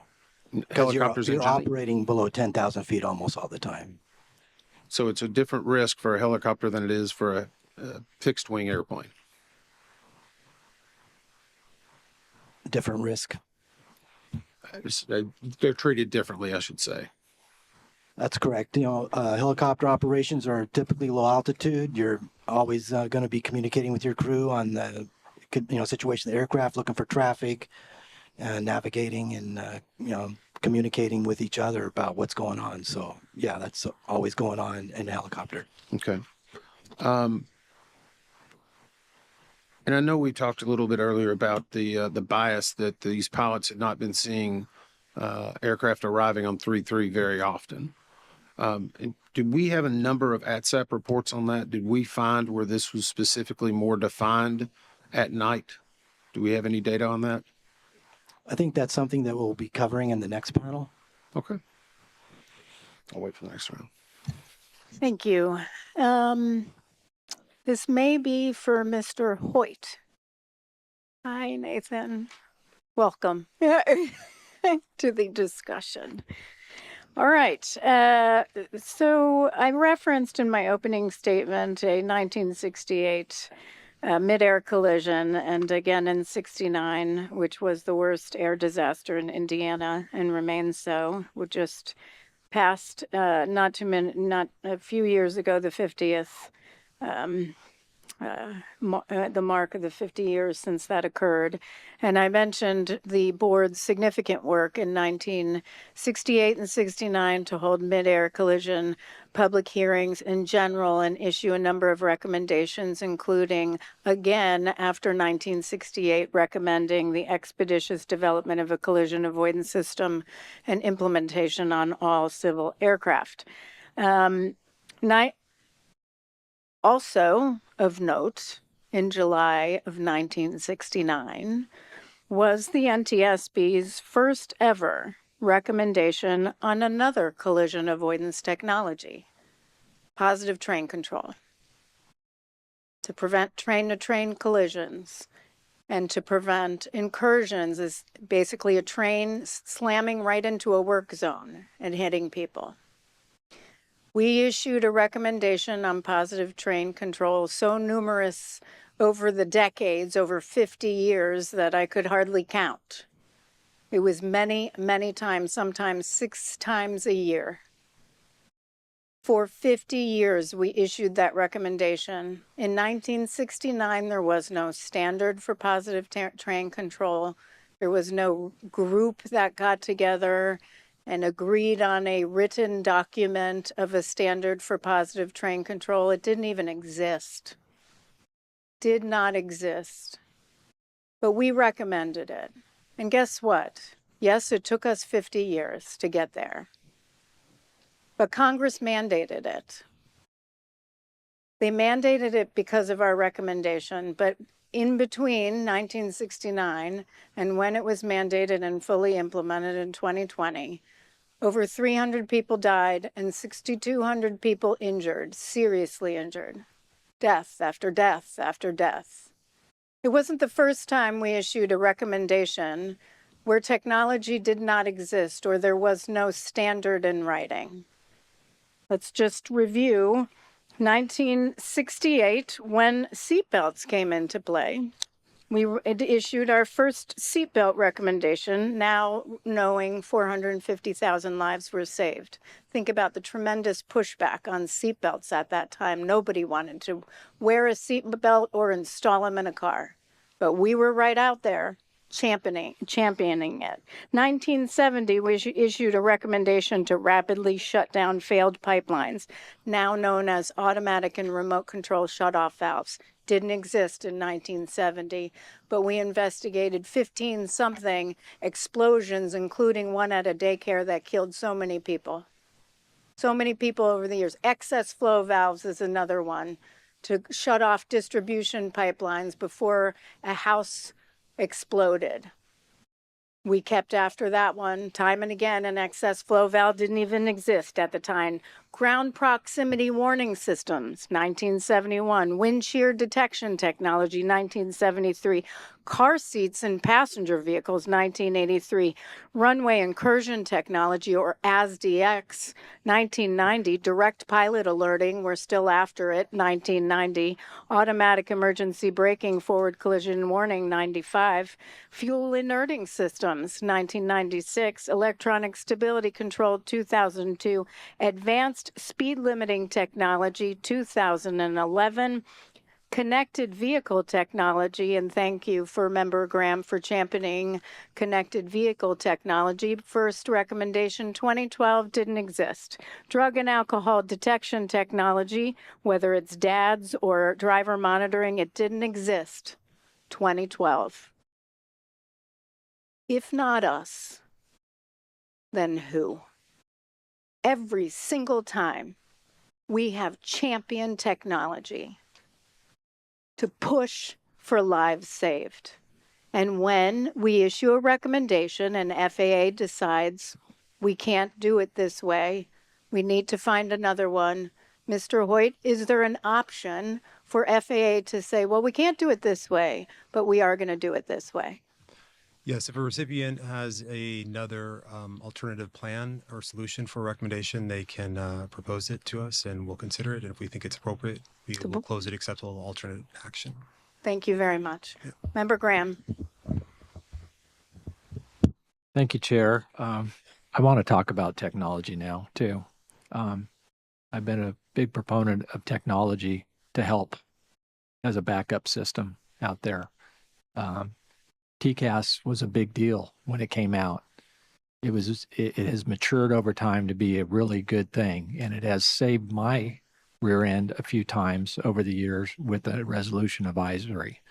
Unfortunately, in this situation, this accident, it had limitations where it wouldn't work or wouldn't be effective. I think we've gotten to the bottom of that. So I want to talk a little bit about ACAS and ADSBN going forward here. I think it's important to point out I'm a believer in ADSBN, but I'm only a believer if we do it right and how it's integrated into the cockpit. Just to have it in is worthless, but if we do it right, what would that look like, Captain Stone?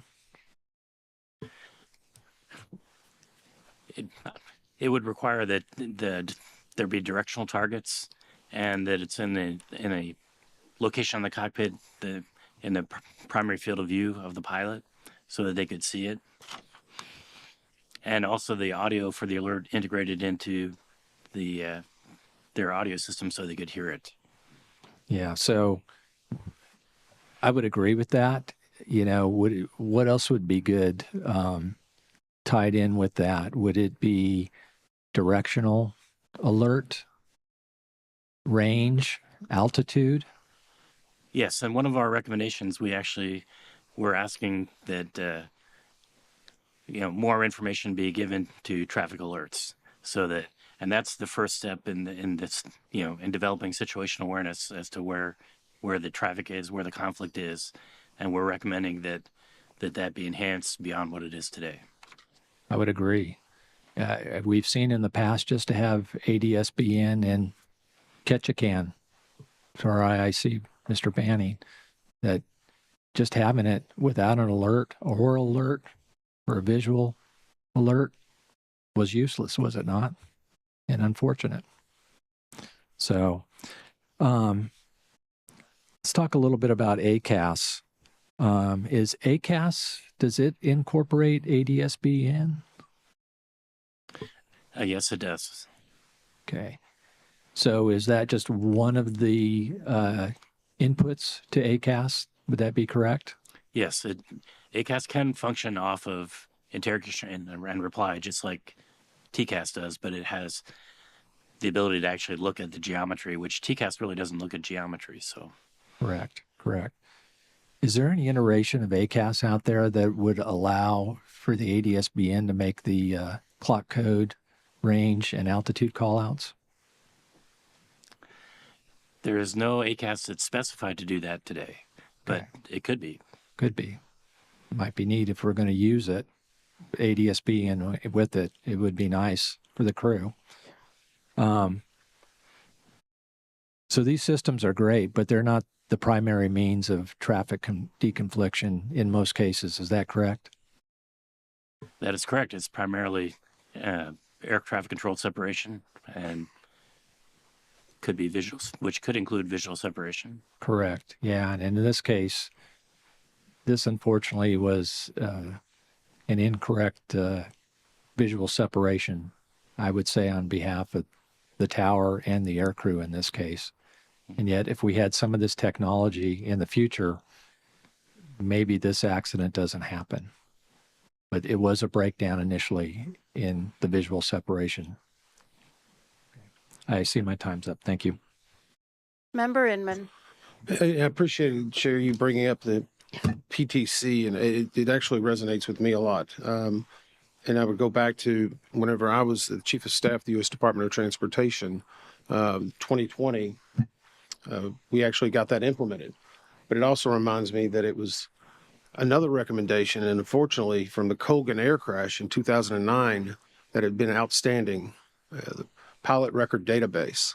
that the NTSB had recommended, and it took from 2009 until 2019 to get the FAA to adopt that. And I will say this, and being on the receiving end of that, and I'm going to speechify a little bit, but it's going to take everyone in this room and everyone that's watching.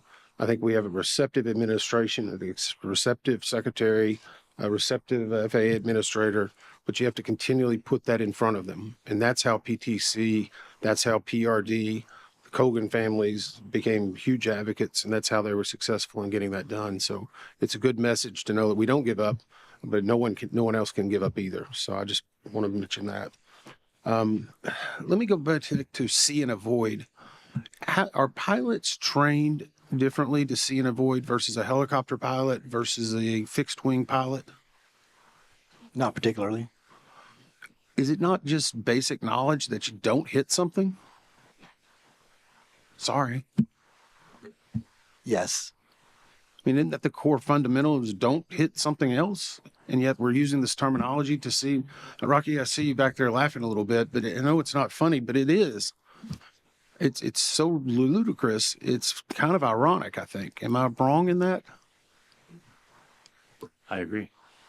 If I could add, I mean, in order to avoid something, you have to first see it and see and avoid. And I think we identified some challenges in this case for that. I just wonder why we're continuing to let, and I don't disagree that the technology can help avoid part of that. But I go back to, we train people to see and avoid or request visual separation. It seems like it's just meant for the sake of expediency rather than it is actual safety. Is that a good assumption? I think staff determined in this case that there was an over-reliance on it in order to ensure the efficient flow of traffic in the terminal area. So it's more about getting the planes efficiently where they need to be. We believe there was a drift in operating practices due to that pressure, yeah. I think, shouldn't it be getting them there live versus efficiently? Yes. It's a little rhetorical, I know, sorry.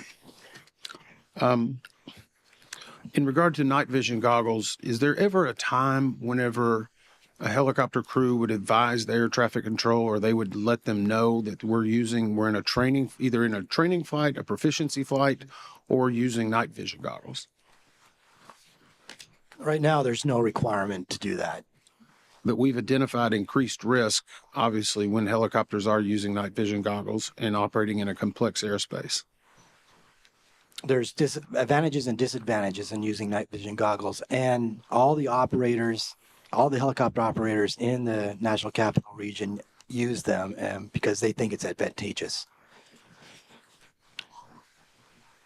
But it doesn't, they view it's advantageous because they're able to better discern oncoming traffic, or because we've seen from our visualization, it significantly reduces your field of view. Right. For helicopter operations, you're flying at low altitude, so you're not just looking for other traffic, you're looking for ground obstacles and other aircraft that are lower to the ground, other helicopters. So the night vision goggles are a big advantage in that environment. Dr. Brandel, did you have something you want to add? I was just going to say, yeah, operating without them would likely increase the risk for helicopter crews, but we have made other recommendations that would reduce the risk of collision in the area, such as relocating their route so they don't have to spot oncoming airliners and increasing the use of collision avoidance technology. Okay. I see I'm out of time. Thank you. Rocky, does American Airlines have ADSB on 302 of their A321 aircraft? Yes, they do. That was cockpit display. And it has a cockpit display in the pilot's primary field of view, yes. Yes, I flew jump seat and was able to watch it in operation. Tim, you're a pilot. Do you have ADSB in? Yes, ma'am, I do. And you have a receiver that you bought. It was a Garmin, probably a couple $100, right? I think about 400, but yes. And what does it provide you? So the interesting thing, I'm not flying a 121 airline. That's right. But For me, I do fly a 1931 biplane. Okay, so this airplane has no electrical system whatsoever. I have to turn the propeller by hand to start it. But for $400, I bought an ADS-BN unit that velcros to my panel, and using my phone in my ear, if I get traffic, I can hear the direction of that traffic, how far it is away from me, a clock position, and its altitude. Great. Olivia, can you pull up the PowerPoint slide that I had sent to you all on the 48 seconds? All right, so what we're looking at here on your right is had PAT 25, they had a 4-flight.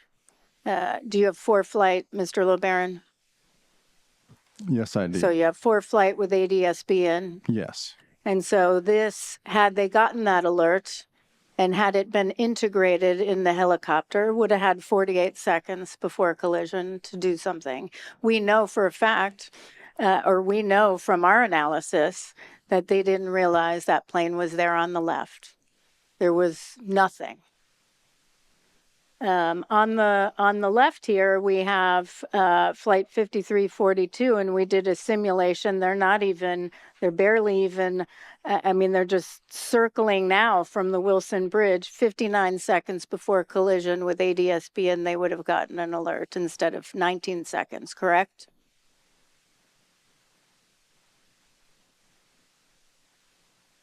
Anyone? Yes. That is correct. That is correct. So would you rather have 19 seconds or 59 seconds? Well, I'm not sure who the question's to, but I'd rather have the 59 seconds. That's correct. That's right. I mean, look how far out they are. That is our simulation. So let me tell you, with respect to ADS-B, the NTSB has recommended ADS-B out and in supported airborne traffic advisory systems that include oral and visual alerting functions 17 times since 2006 on Part 121, Part 135, and general aviation aircraft. In 2008, the board took a position in response to an FAA notice of proposed rulemaking which required ADS-B out. That the NTSB expressed concern that the FAA did not plan to require ADS-B in capability. We stated the safety board believes that the benefits of ADS-B technology warrant rapid adoption. We stated our concerns in that letter. We said to FAA at the time said they had not identified as a requirement for maintaining safety and efficiency of NAS operations. We told that we disagreed, said their assessment was incorrect, and that equipage of aircraft with ADS-B in capability will provide an immediate and substantial contribution to safety, especially during operations in and around airports. We went on to say ADS-B in provides a ready method of sending warning information to pilots, providing confirmation of clearances, on and on. It is a backup because why? Humans make errors. We know this. Why do you have technology? I mean, Member Inman talked about, they implemented positive train control. Guess who wrote it in legislation? That'd be me. Why? Because of your work. Over and over and over again. And so we went on to continue recommending ADS-B in. I wonder where we would be today if they actually did it when ADS-B out was required. Where would we be today? Perhaps we wouldn't even be here. 59 seconds. 48 seconds. We might not have to be here. So my time is up, but I'm going to come back to this. Member Graham. Member Inman.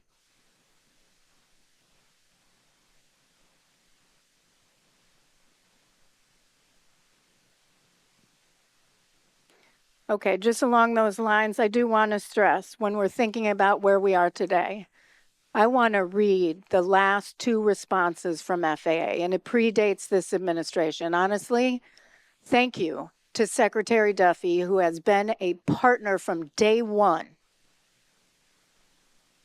Day one on this. You know, when your first day on the job is a devastating tragedy, that stays with you for the rest of your tenure, if not your life. And what did he do? He committed to ADSBN. And the last administration, June 26, 2023, a response from then acting administrator of the FAA, Polly Trottenberg, was the FAA's this is to us. The FAA's Air Traffic Organization and Aviation Safety Organization met to discuss this recommendation and review all guidance and requirements associated at the time in response to Ketchikan. Parts 91 and Part 135 and ADSB out and in, we determined that our current ADSB requirements adequately address the needs of aviation safety and will not pursue any additional ADSB requirements at this time. And then we had another one, the last from them was November 6, 2024, Mike Whitaker, response to us saying, based on our discussions, it has been determined that our current ADSB requirements continue to adequately address the needs of aviation safety. The FAA will not pursue additional ADSB operator requirements at this time. In other words, they were okay without and not in. For those that are watching, that's like having a conversation with a wall. In order to communicate two entities, out, you got to receive in. You got to take that information in. Now, in this case, you know, and I might be at 5 minutes. Do you want to know? In this case, I want to ask one thing about TSB. If this aircraft had ADSB in, and we know that the Army's helicopter had ADSB out, it would have been on, but it was programmed incorrectly on installation, so it was basically not transmitting out. But even if, I've seen comments, it wouldn't have mattered. I've seen this in the press. It wouldn't have mattered if it had ADSB in, because that aircraft, that helicopter, ADSB out wasn't working. Do you agree with that? Am I going to ask Mr. McKinney or am I going to ask Mr. Chihoun? So the helicopter was not transmitting ADSB out, but with the TSB service, that would provide the helicopter's position to ADSB in displays. So in other words, even though the helicopter wasn't transmitting out, if that aircraft had ADSB in, it would have gotten information. Is TSB everywhere in the airspace? No. No, it's not, which is why we still need, I see the Army in the audience, this does not mean you don't get a pass on ADSB out. The TSB isn't everywhere. You have to have ADSB out and in. Okay. Anything further? Okay, we're going to take a 15-minute break, lunch break. Apparently, I don't know what time it is, and 1 hour. We'll be back at 2:30.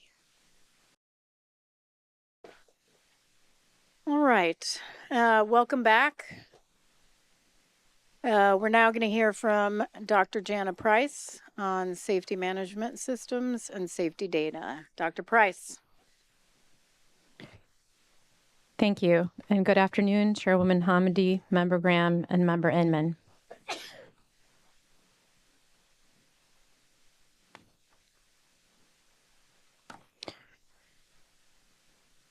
My presentation will cover issues relating to safety data and safety management systems, or SMS. Specifically, I will describe data sources that could be used to measure midair collision risk. I will also discuss who had access to those data and how they were used before the accident. Finally, I will discuss SMS programs at PSA, the FAA Air Traffic Organization, or ATO, and the Army. Within days of the Midair collision, the Aviation Safety Information Analysis and Sharing System, or ASIAS, provided the NTSB with data concerning encounters between helicopters and commercial aircraft near DCA. The initial reports indicated that there had been thousands of so-called close proximity events near DCA in the years before the accident.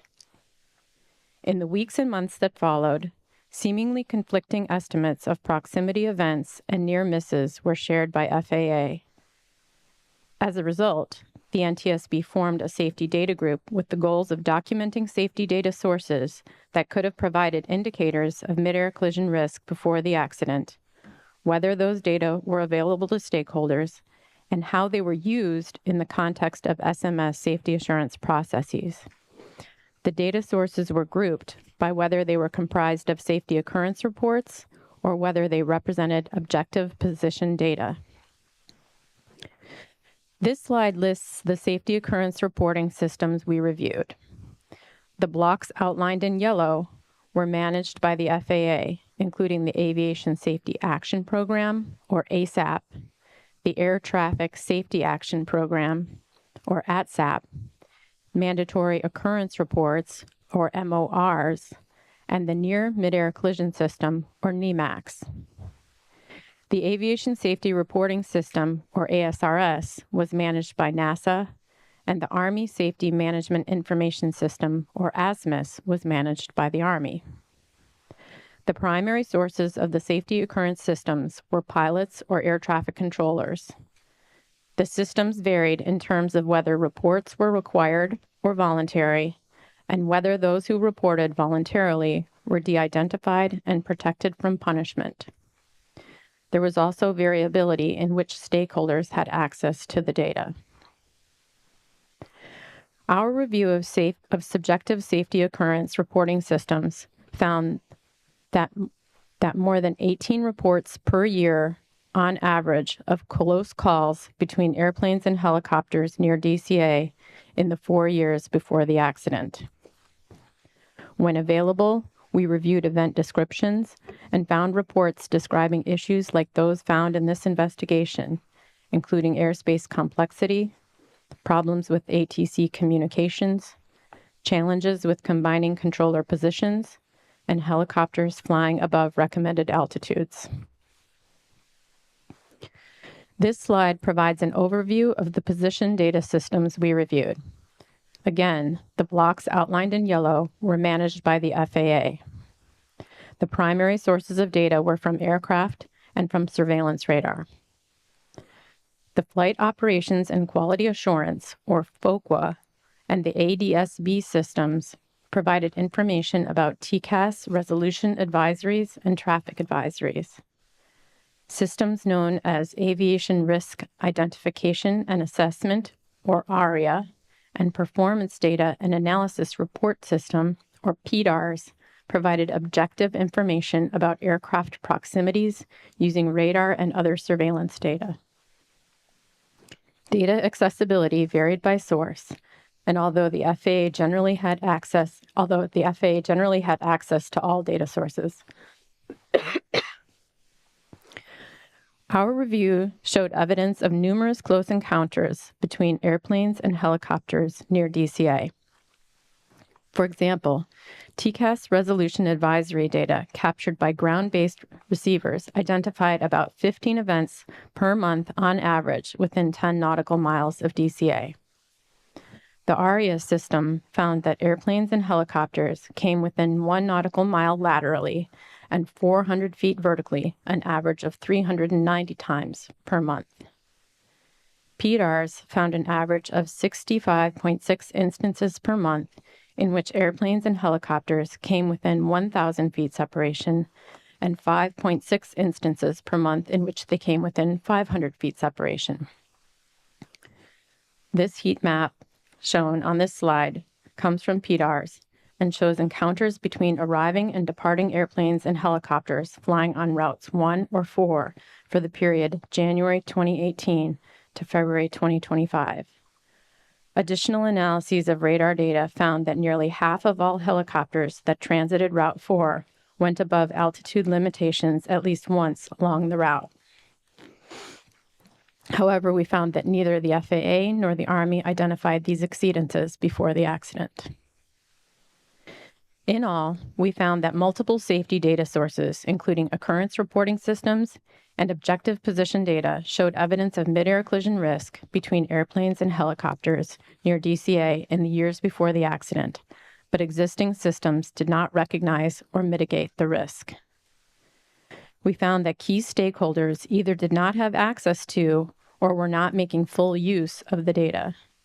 For example, some of the systems used to analyze radar data for close proximity encounters in this investigation had rarely been used for that purpose before the accident.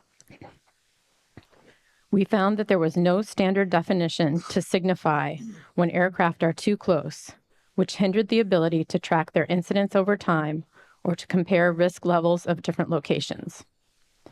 Lastly, although helicopters regularly triggered TCAS resolution advisories for airplanes approaching DCA, we found that helicopter operators were largely unaware of their involvement in these events, and there was no standard mechanism to alert them after such events. Staff have proposed 2 recommendations to the FAA in this area. Next, excuse me. Next, I will discuss the safety management systems that were in place at the FAA, PSA, and the Army at the time of this accident. Multiple investigative groups coordinated to document and evaluate these systems.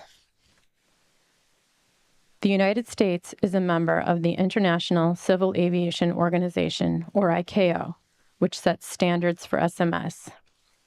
It calls for inclusion of 4 main components: safety policy, safety risk management, safety assurance, and safety promotion.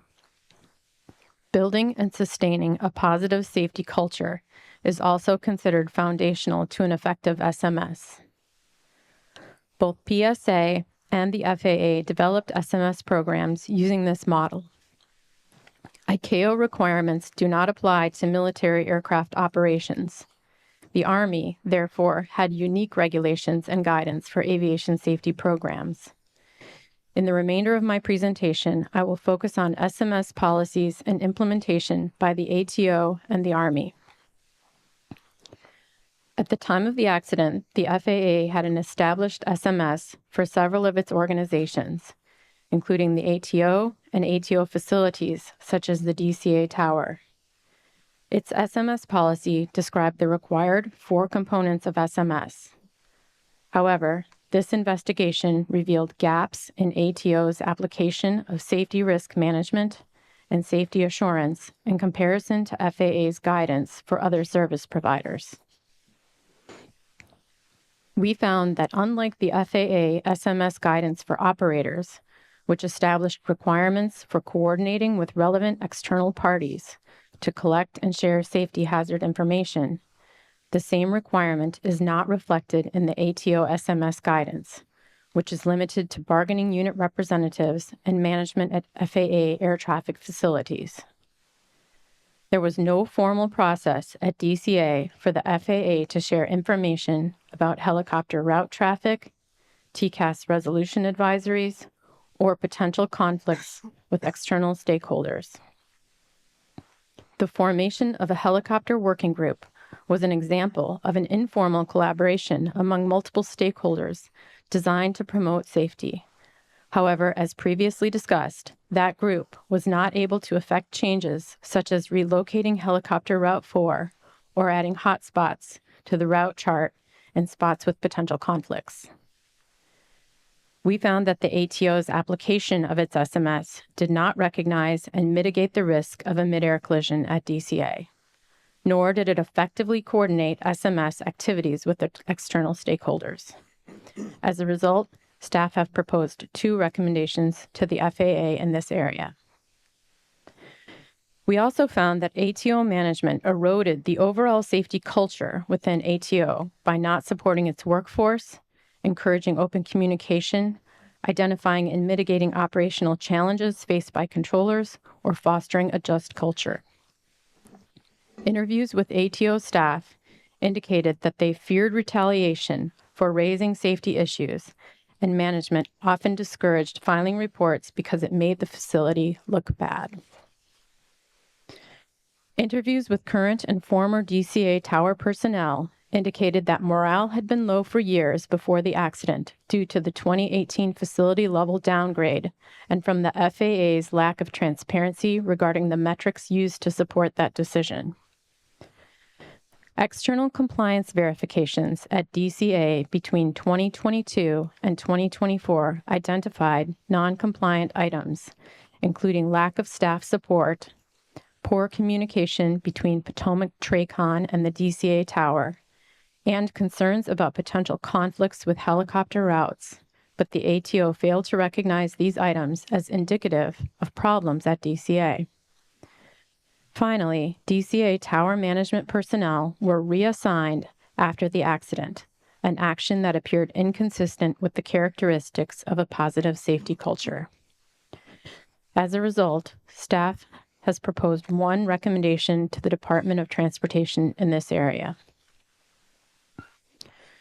With respect to the U.S. Army safety assurance policies, Army safety programs were required to incorporate an occupational hazard reporting and investigation program managed by unit aviation safety officers. Aviation safety concerns could be submitted using operational hazard reports, or OHRs, which required filling out and submitting a form detailing the issue. OHRs submitted to safety officers were to be corrected at the lowest level possible. When FAA facilities or operations were involved, it was sent to the nearest Flight Standards District Office and to the Department of the Army Regional Representative. The Army Safety Management Information System, or ASMIS, was another venue to report safety events, including mishaps and near misses. Mishaps and near misses were broadly defined and could include both aviation and non-aviation safety events and events that occurred on and off duty. Although helicopters had triggered multiple airplane TCAS resolution advisories, and they had been the subject of safety occurrence reports submitted by airplane pilots and controllers, the Army's safety reporting programs did not provide information about those encounters. An Army review of ASMIS found no reports of aviation mishaps or near misses near DCA area or OHRs referencing the DC helicopter routes or other hazards in the area. Interviews with Army pilots suggested that participation in voluntary reporting programs was limited. Additionally, the Army did not have a program to monitor operational flight data for its helicopters, and as a result, was unaware of routine altitude exceedances and related risks in the DCA terminal area. Such a program could have not only helped identify altitude exceedances, but may have also raised awareness about cumulative errors in the UH-60 Lima's barometric altimeter system. As a result of these findings, staff have proposed 3 recommendations to the U.S. Army in this area. In 2024, the Secretary of the Army issued a directive for the adoption of an Army Safety and Occupational Health Management System, or ASOMS, the Army's first official SMS framework. The elements described in the directive are similar to ICAO SMS components described earlier. The directive required incorporating ASOMS in Army Safety Program regulations by September 2026, and it required Army commands and organizations to be fully compliant by the end of calendar year 2030. Our reviews indicated that progress has been made in incorporating the directive's requirements in policy documents, but ASOM's implementation has been slow, which may stem from several causes, including resource and staffing issues and a distribution of safety management responsibilities across Army organizations. Additionally, we found that the Army lacked a positive safety culture in that its aviation safety system did not have the capacity, resources, or analytical mechanisms to consistently detect, interpret, and act on weak signals of latent hazards. Overall, we found that the Army's process for allocating resources to aviation safety management did not ensure development of a robust SMS for helicopter operations in the Washington, D.C. area. As a result, staff have proposed 2 recommendations to the U.S. Army in this area. This concludes my presentation, and we are now ready to answer your questions. Thank you. Member Inman. Thank you. And I'll go back. And Dr. Price, that was really helpful. I think, and for I guess I also want to, because you kind of broke it down a little bit differently, because I pulled some information out of our report. I think it gets to the same place, but we state that performance data analysis and reporting, or PDAR, indicates there were 4,067 encounters between 2018 and 25, in which separation between the helicopters and the fixed-wing aircraft was less than or equal to 1,000 feet. In 348 of those, the separation was less than 500 feet. To what extent did the FAA utilize that data prior to this midair collision? Thank you for that question. In the case of PDARs in particular, after this accident was the first time that that system had been used in this fashion to look at the incidents. And in fact, it was a novel use of this system and a very useful one for our investigation. But before this investigation, PDARs had not been used in that fashion. So I want to go back to the different ways that people can give information. So the way I read it, there's currently the Aviation Safety Action Program, or ASAP, the Air Traffic Safety Action Program, or ATSAP, the Mandatory Occurrence Reports, or MORS, the Near Mid-Air Collision Systems, NMACS, the Aviation Safety Reporting System, ASARS, and the Army Safety Management Information System. Now, collectively, it sounds like pilots and individual controllers were ringing a bell saying something's dangerous, do something.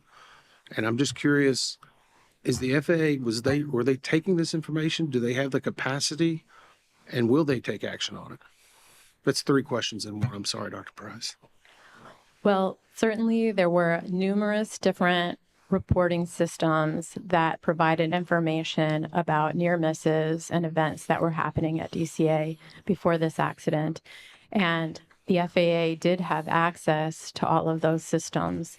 Our investigation revealed that in general, the reviews of these systems were largely happening kind of on a case-by-case basis and weren't necessarily being looked at in an aggregate fashion.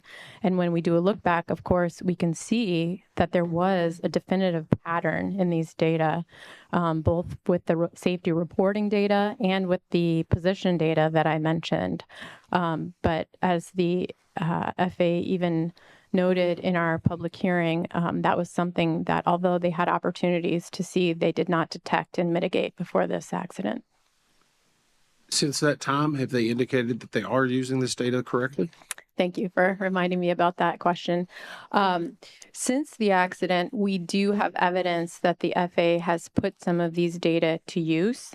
They did a helicopter route analysis in 10 different cities with 16 airports where they used these data to look at and assess risk in airports that had helicopter traffic. And they have made some recommendations as a result of those. One of the things that we remarked on, though, is that they are still not using a standardized approach for looking at that issue. And it's something that we think is necessary to have more of a standard definition of what constitutes a close proximity event so that there can be a way of comparing one airport to another or looking at trends over time rather than what is kind of a hodgepodge, if you will, right now of different ways of measuring this. So I guess even though he didn't present, Captain, just want to get your attention first. Are you under the impression whenever people file these reports, somebody's actually listening? I would say generally you file a report and you don't hear anything back. So what's the purpose of filing a report? Dr. Price can probably answer this better, but I think it goes into a database. You're asking what is the purpose of a voluntary report? I guess I think a lot of people in aviation and a lot of us believe if you're saying something, somebody's looking at it or they're going to take action. Is that a misperception? Well, no. I think that these safety reporting systems are vital and they serve an important purpose. And we would hope and we would like to believe that when a pilot or a controller files a voluntary safety report, that it will be looked at and will be considered very seriously. And like I said, there is some evidence that there was some case-by-case analyses of reporting, but I think the pattern was missed, and that's where we've proposed recommendations that we think can get at that. Thank you. So we looked at for different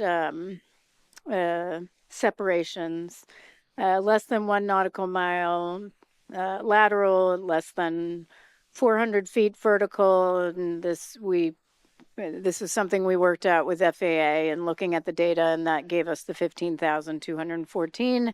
Then we looked at less than 600 feet lateral, less than 400 vertical, it gave us 210.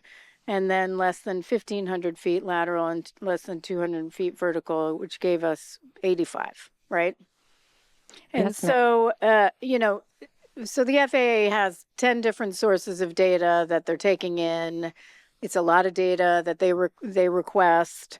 They say they're data-driven. ATO did a top 5 every year, and it says they're data-driven.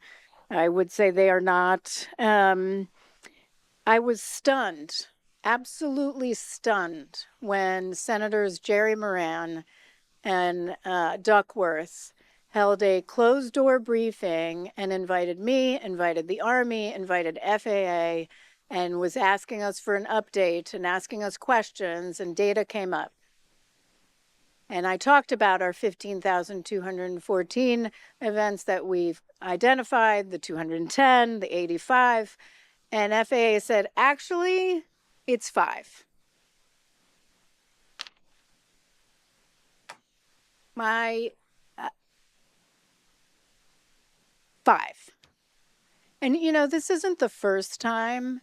Every time we release data that FAA gives us, they come up with some new thing 2 hours later.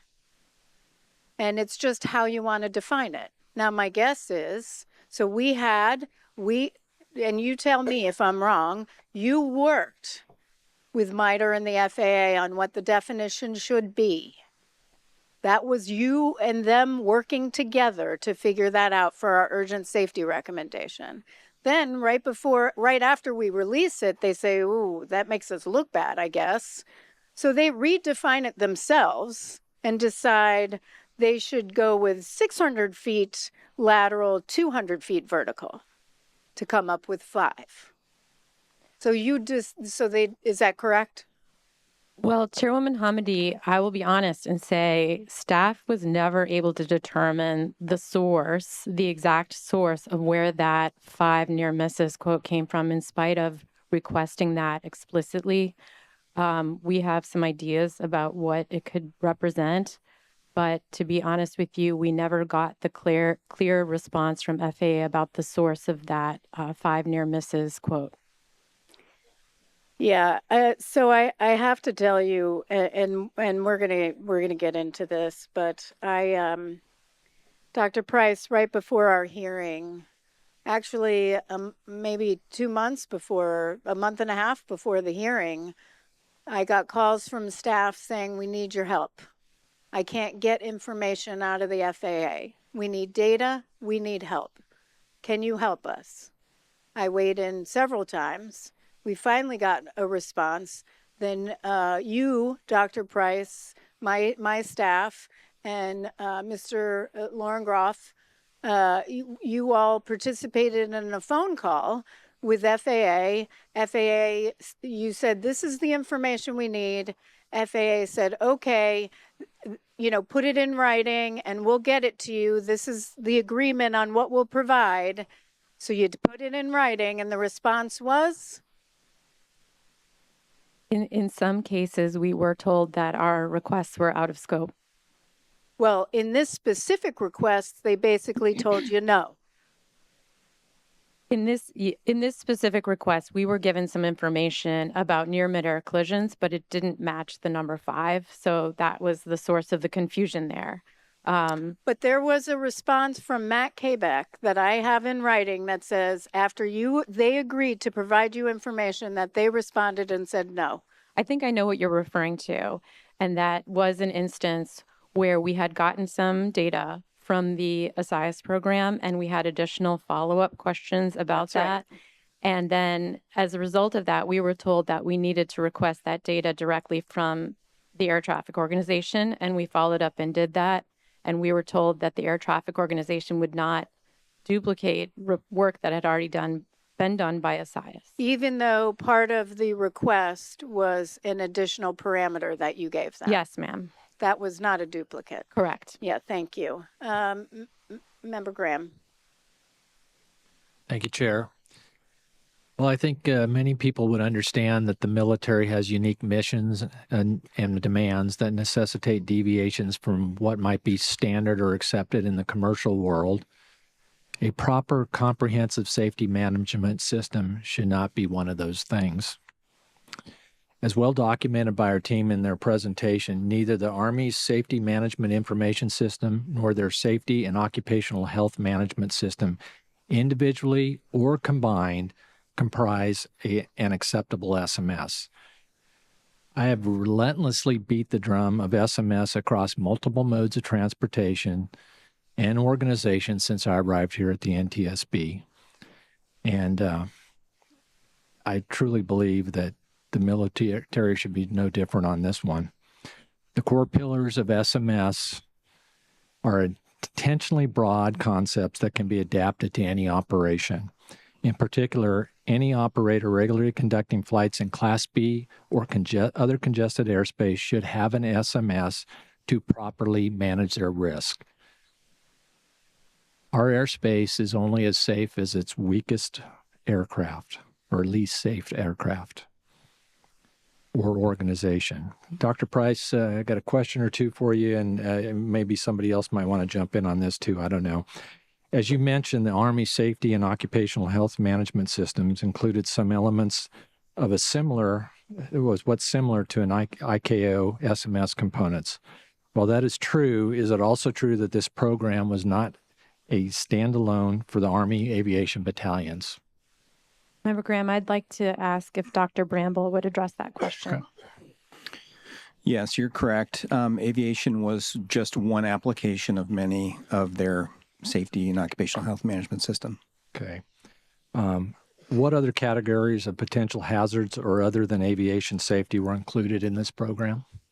There was a wide variety, including tactical, off-duty, automotive, many things unrelated to aviation. There were 14 different areas, I believe. Well, I'm not going to say that those aren't important. They are. They are important for each unit. But I think what became abundantly clear during the course of this investigation is that the Army aviation safety cannot simply be lumped in with all of those other elements.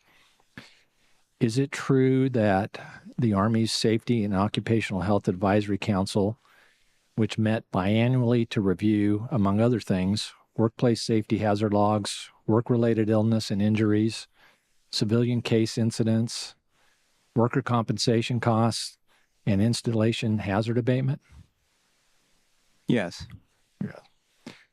And while these biannual meetings could also cover the items directly related to aviation safety, can you share why this does not meet the level of what you would expect to see through like an aviation safety action program or a FOQA program or in the granddaddy of them all, the ASIAS system? Sure. I mean, I guess the first difference would be that it's integrated with the command structure and run by the commander. And in the case of an event review committee or something like that, you'd have sort of the safety and QA folks working it independently and advising management. Secondly, those types of committees in commercial aviation tend to have much better data streams, such as FOQA data, LOSA, ASAP, that sort of thing. They had they had an employee reporting system. Is that correct? Yes, they had two different ways that reports could be submitted. And were there many reports to look at?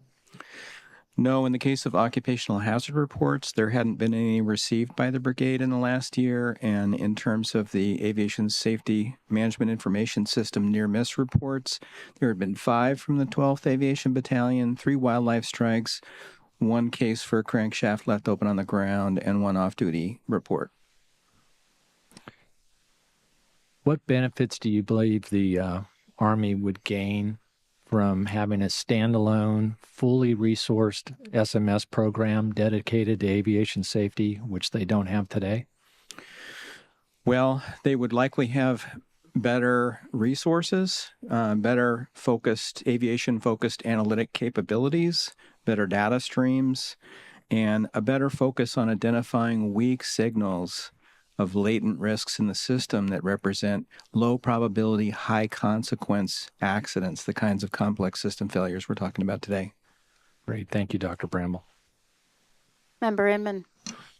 So I want to go to the, actually in the Safety Data Group Chairs Analysis Report, we indicated that the Aviation Risk Identification and Assessment, or the ARIA system, was designed specifically to identify air traffic operations that represent potential safety risks, even if operations are technically deemed compliant. We received testimony, I think, from the FAA Eastern or Safety Group for the Eastern Service Area that ARIA looks at the interaction of aircraft, so how they are moving towards each other, and generates a report. I think we looked at, I believe, 874 of those just between 2022 and 24.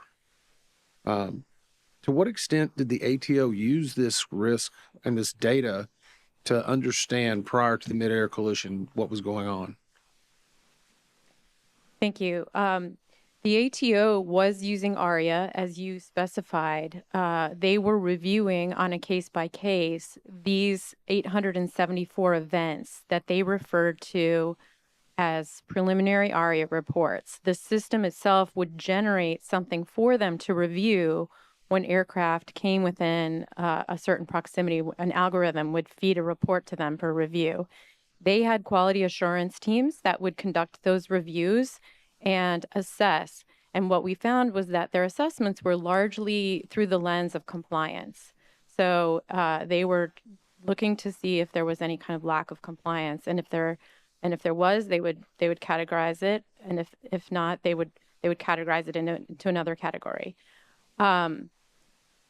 Interestingly, within that set of 874, none of them had been identified as being near midair collisions, even though we knew from other sources during that time period that pilots had made those reports. So that was what made us concerned and feel that there needed to be other ways of looking at these data in a systematic way, and we've made proposed recommendations that we think can address that.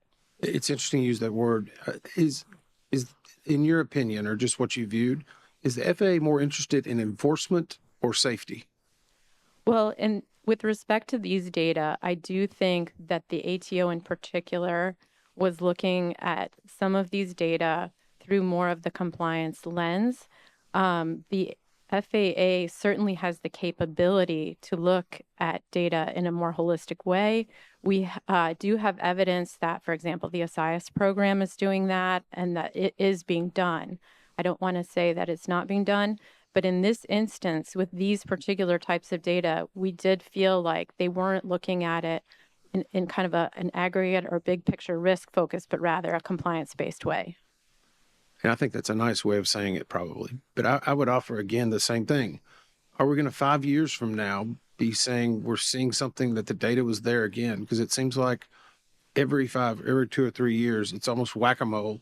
We continually go back and say, oh, they're looking at it, they're trying, and then we just come back and we have another incident. Well, one of the recommendations that staff has proposed has to do with asking FAA to establish a standard measure of close proximity, making that public, and then creating a database so that all of the stakeholders can have access to those data so that people can conduct analyses and be aware of these types of events. So is it the public's responsibility or is it FAA's? Well, we would certainly expect FAA to analyze those data, but because those data are available and can be public, there are a lot of different stakeholders who are interested in this, and having that data available to a wide range of people is one way to ensure that it can be, there can be transparency and can be looked at. Let me ask, I guess, a different way. I'm kind of curious because we can go through this report and a lot of different things. If you could change one thing at the FAA today and make everyone safer, what would you do? And I'm not trying to lead you into a question, Dr. Price. I'm just interested in your opinion. Well, sir, I think everyone at this table would have an idea of what they would want to do. I am a safety data person, so I would like to see better sharing of safety data information, better analysis of safety data information, and the recommendations that our group has proposed in this area, we hope can move forward in that, because then it can allow for better foresight and better prediction of risk in the system. Okay, thank you. Thank you. I wanted to talk about sharing of data, which you mentioned with external stakeholders. Can you talk about that a little bit? First, how does NTSB get its data? Chairwoman Hominy, there's a variety of different ways we get data. We own some data. We are the shepherds or the stewards of some aviation data. We access publicly available data. We can request from FAA lots of different kinds of data. And there are some sources of data that are proprietary. For example, as I mentioned, the ASAP and ASAP voluntary reporting systems and the FOQA systems that are part of the ASIAS program that are proprietary, and we have a special agreement memorandum of understanding with FAA, and there are certain situations where we may request those data. Some data systems that FAA have, we still pay for. That is correct. That is correct. Instead of the sharing of data. So how about industry? How does industry get, say, the commercial airlines, how would PSA get information from FAA? Well, PSA, as many airlines, are members of the ASIAS program, which is a collaboration between industry it's a collaboration among many stakeholder groups that's managed by a third party that brings information together and allows them access to it. So that's one way that PSA and many operators get safety data. Some of the criticism of that, though, is that it's outdated and old by the time they get it. Well, we were told in this investigation that there were lags between when they were contributing data and when they could see that data. And so, How yes, long? Sometimes 3 months. How about the Army? Do they get the data? We asked Army about their use of FAA data. Before the accident, they did not routinely request data from FAA. In the public hearing, they said that they were interested in starting that practice, and we queried them again recently, and we do know that they have made some outreach efforts to FAA. We know that there has been some conversation about them becoming participants in the ASIAS program. I think there have been some challenges with that. And again, I think some of the recommendations that staff is proposing, we hope will help to foster that type of sharing. Did the FAA ever give the Army data? To the best of my knowledge, no, they did not. Right. We'll get to, well, what are the biggest barriers, I guess, to that information sharing? Well, I think that some of the barriers that we identified was that there wasn't a common language of sharing some of this information. So there wasn't kind of a common language. We also just found that some parties, as we mentioned, as we just alluded to, didn't have access to some of the data sources, and in some cases weren't even aware of it. And I think another barrier that we saw was that even though there was this kind of ongoing stream of reports coming in, that those individual reports, those NEMAC reports, those ASAP, ASAP reports weren't leading to the questions and looking at things in a bigger scale, looking at kind of is this a system approach? And I feel like that linkage was also kind of missing. Okay, one more question on the data side. Can I ask Mr. Groff a question? Certainly. Hey, Lauren. You and I have talked about this, that there are some concerns with an over-reliance on AI by FAA, that there are some challenges there, that if that they've got to be careful on the use of AI to pick up trends to make sure it doesn't discount some reports. Can you just talk about some potential benefits you could get from the use of AI to help them identify trends, but then also some potential downsides? Sure, thank you for that. There was some discussion even in the investigative hearing on use of AI. The term is widely used to include a lot of kind of algorithmic computer process. And so what is it that you're actually talking about when someone says AI as a question? And I think in this case, it is being used. FAA is using it in some cases when they have large volumes of pilot reports to make sense of them, categorize them, and group them, and it directs attention there. I think one of the things, even the ARIA system could be considered to be AI. I think what we saw here was in some cases, was not really understanding what was represented. So there really does need to be a human understanding of what all of these things mean together. So if you're looking to a computer system to give you the answer and kick out the answer, that I think that would be problematic if it would be that type of an application. It really does need a human understanding and review to trust what they're getting out of it. And so it may be that if there's any loss of true understanding of what those events mean, that could be problematic. So pluses and minuses.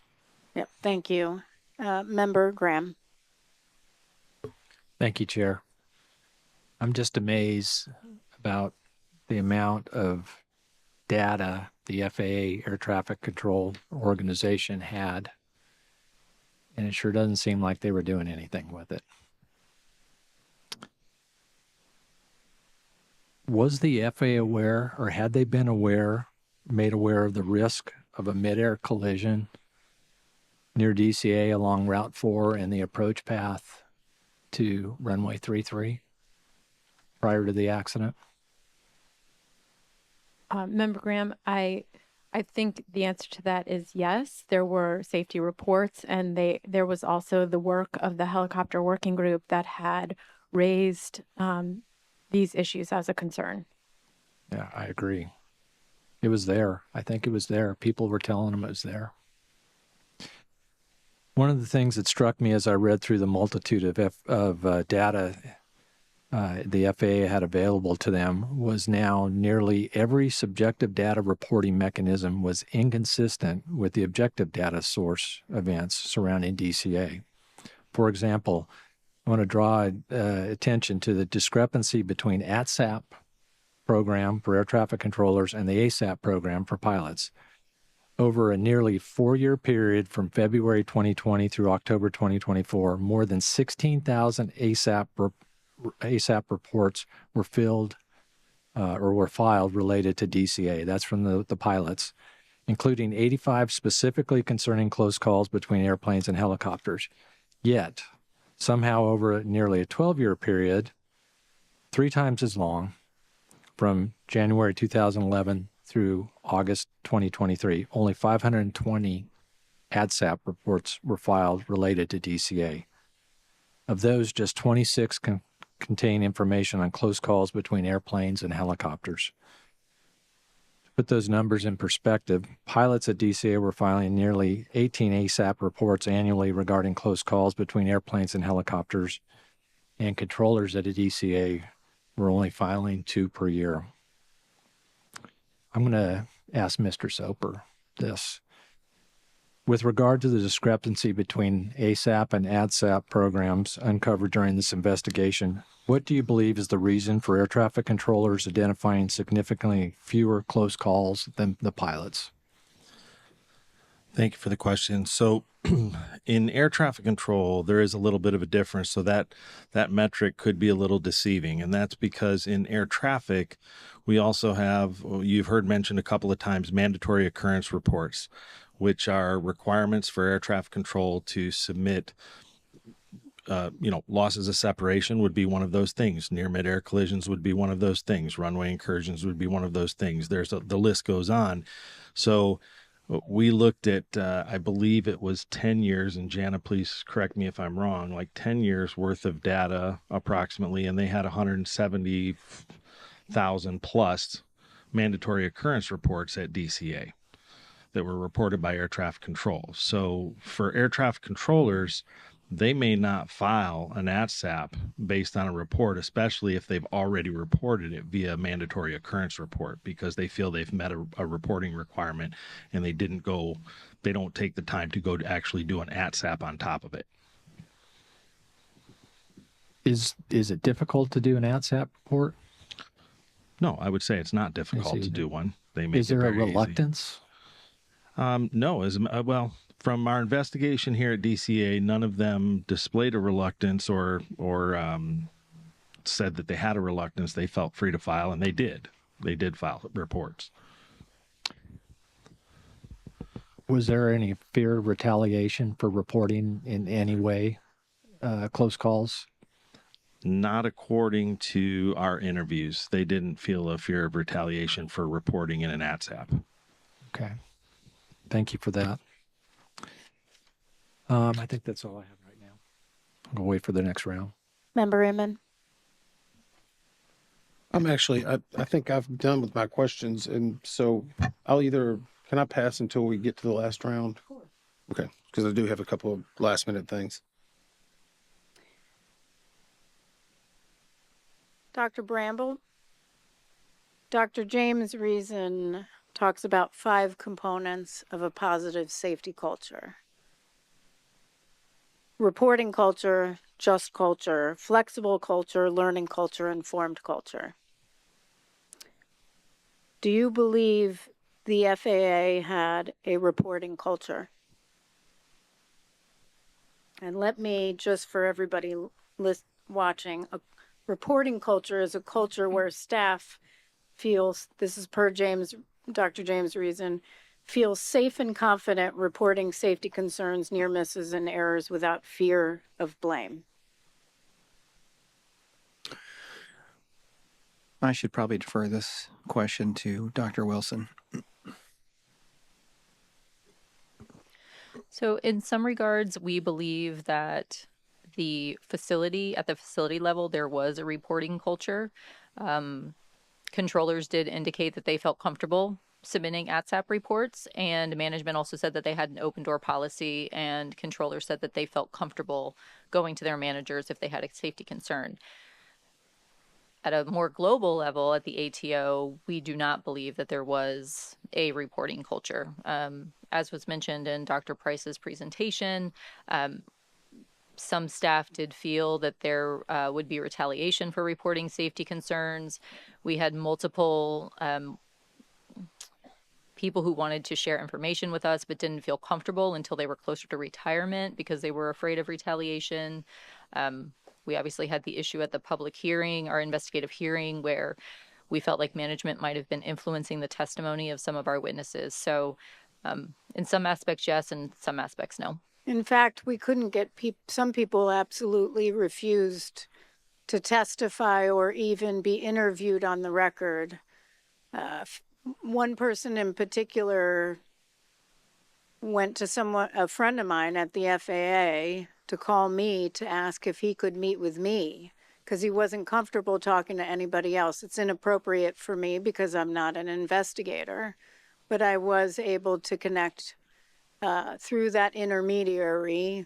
I don't even know the person's name who came forward, but with Mr. Soper and Miss Lewis, because they were afraid. People who testified, they were afraid. I mean, and I'll ask Mr. Soper if you can comment on that. I mean, numerous times people indicated they were afraid of retaliation. We did have several. Now, just wanted to differentiate, not people that were actually at the facility in this case, but yes, we had. I had at least 3 that I felt were key concern personnel that absolutely refused to testify. Including all our witnesses that were concerned. Yes, the witnesses that we did get were very concerned. How about the reporting culture at the Army? It was not robustly implemented at the unit level. How about just culture? Just culture and ATO. Just culture means an atmosphere of trust where people are encouraged to report essential safety-related information, but clear lines are drawn between acceptable and unacceptable behavior. Again, I think at the facility level, for controllers, they were encouraged to report ATSEP reports. But we do know that following this event, managers were reassigned.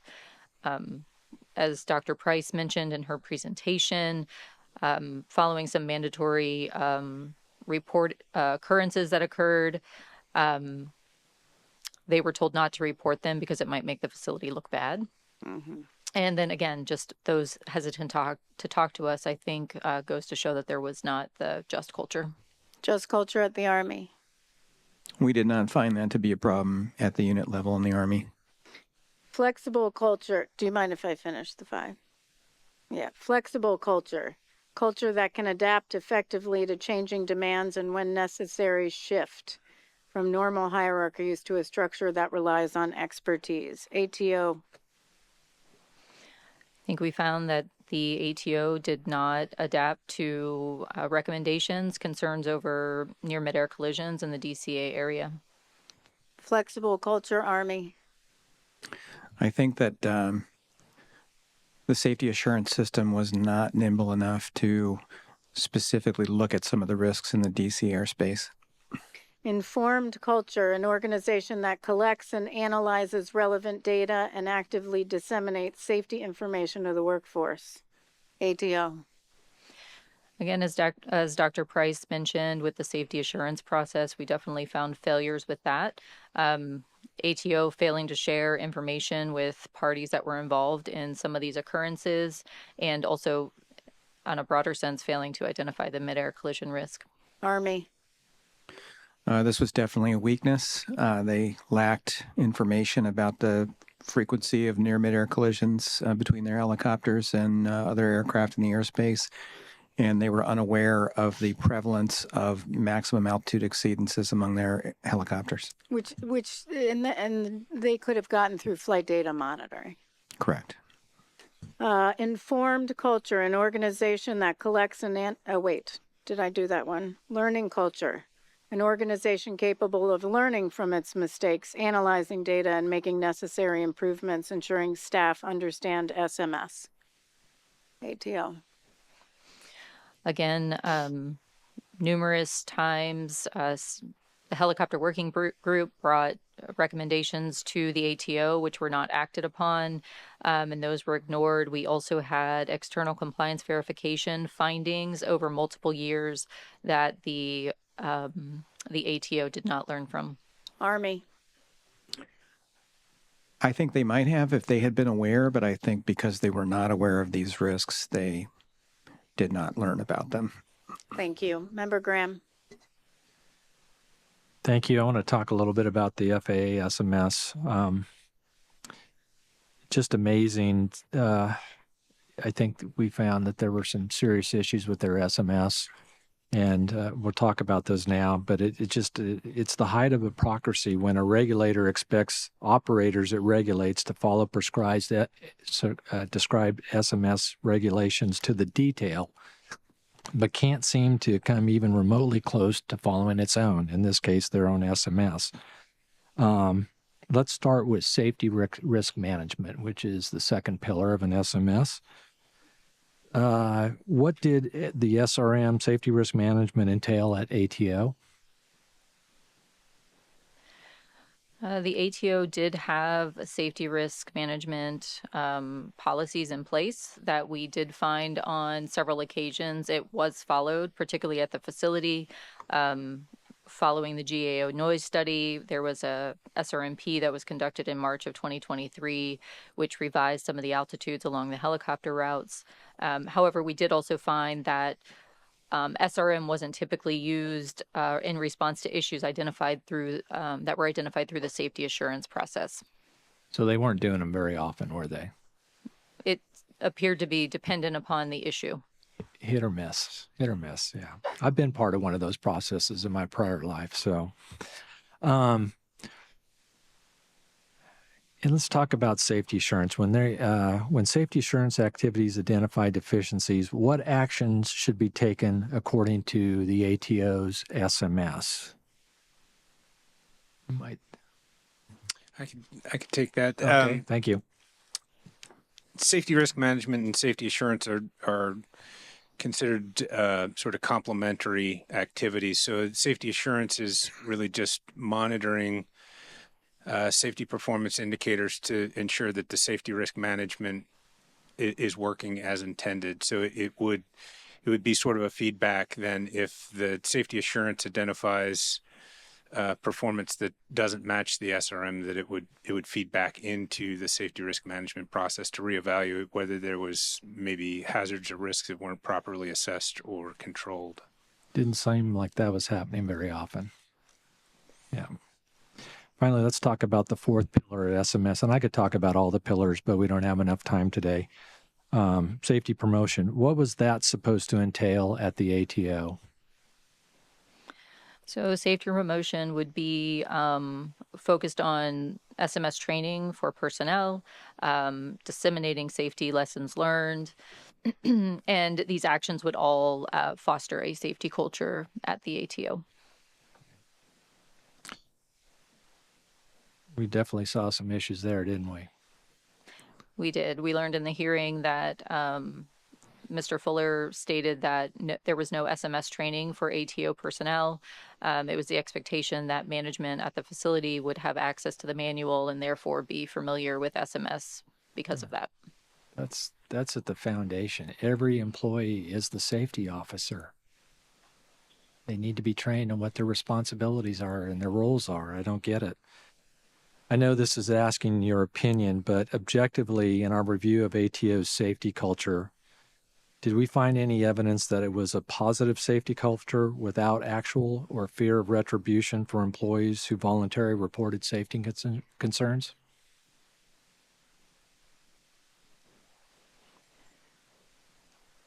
We don't have evidence that anybody who reported a safety concern via ATSAP faced any retaliation.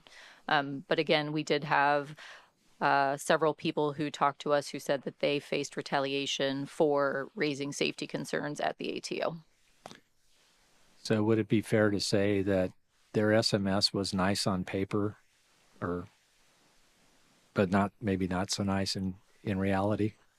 They did have an SMS manual, so they did have it documented. However, we did identify a number of deficiencies, and that is why we have a recommendation for their SMS to be evaluated. And in your judgment, had the ATO followed their prescribed SMS with regard to what they knew about the risk around DCA before this accident, would that process have led them to enact mitigations that could have prevented this accident? We'd like to believe that a properly implemented SMS would have identified this. I agree with that. Thank you. Good questions. Member Inman. This is maybe our last round. Okay, so first off, the conversation was good. I appreciate it, Member Graham, Chairman. It reminds me of something actually of someone who just passed away. It was a great comment. When culture clashes with policy, culture always wins. That was Fred Smith at FedEx. I think it's a very apt quote. So I've done something every board meeting since I've been on the board. So I'm actually going to ask Deputy Managing Director Brian Curtis. I think it's important. Can you tell us how many current investigations we have ongoing or open at the NTSB? Yes, currently across aggregate of all the modal offices, there are 807 open investigations. Okay. And Mr. LeBaron, how many do we have open in aviation alone? So presently we're at about 711. And to put that in perspective, we do about 1,200 a year. Yeah. I only bring that up in that it's probably to be the last time that I'll have a little bit of opportunity to before Chair do a closing statement. But I know this is tough on everyone, but there's a lot of other people that these investigators have to work and try to help. And I know whenever I was watching the board meetings, I started realizing quickly not everyone gets the full board meeting, but there's still a lot of important work that's being done by our investigators and a lot of people, and especially victims' families that are out there hoping for answers.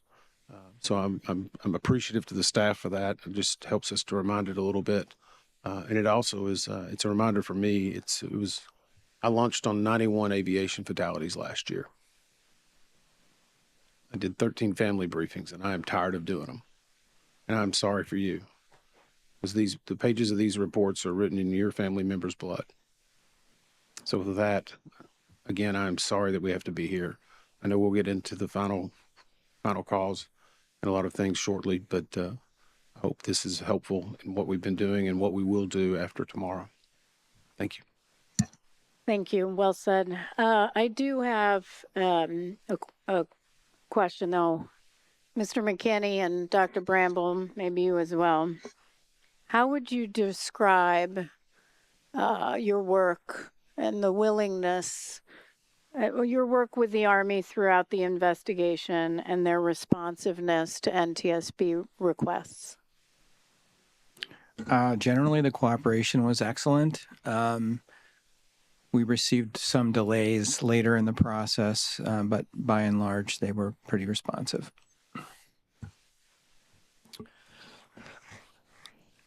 The Army was excellent and responsive to work with, especially through the brigade. We had no problems getting the information we requested, and they rapidly provided us assets such as aircraft to do flight tests. So it was good experience, good working relationship with the Army at the tab level. Mr. Banning, would you agree? Yes, absolutely. Yeah, I see Colonel Easter and Colonel Yeager, I believe, in the audience. And then we also worked with Colonel Parker. I thought it was an excellent working relationship. They provided us what we needed. I do want to thank Secretary Driscoll. We speak often.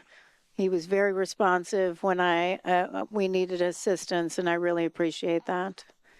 Mr. Soper, maybe others who might want to, well, let's start with Bryce. Mr. Banning, how would you describe your work with the FAA throughout the investigation and their responsiveness to NTSB requests made of the ATO? I think we are grateful for the FAA's role. We're grateful they did provide us a tremendous amount of data. We're grateful for their cooperation. However, there were some struggles that have already been stated. It is difficult when conducting an investigation to be told what is within the scope of your investigation. So them telling us what is in and out of scope. Yeah, that was problematic. But we do appreciate their role, and they did provide us a tremendous amount of data. Absolutely, we appreciate their role. However, there were a lot of data and information challenges and concerns on retaliation and everything else. I will say I think it's very interesting that for all the data we requested and much of what we did not receive, You received a phone call on Friday, or email and emails from FAA asking, 2 different emails, I believe, did we have everything we needed and did we get all of our data requests answered on Friday? Friday.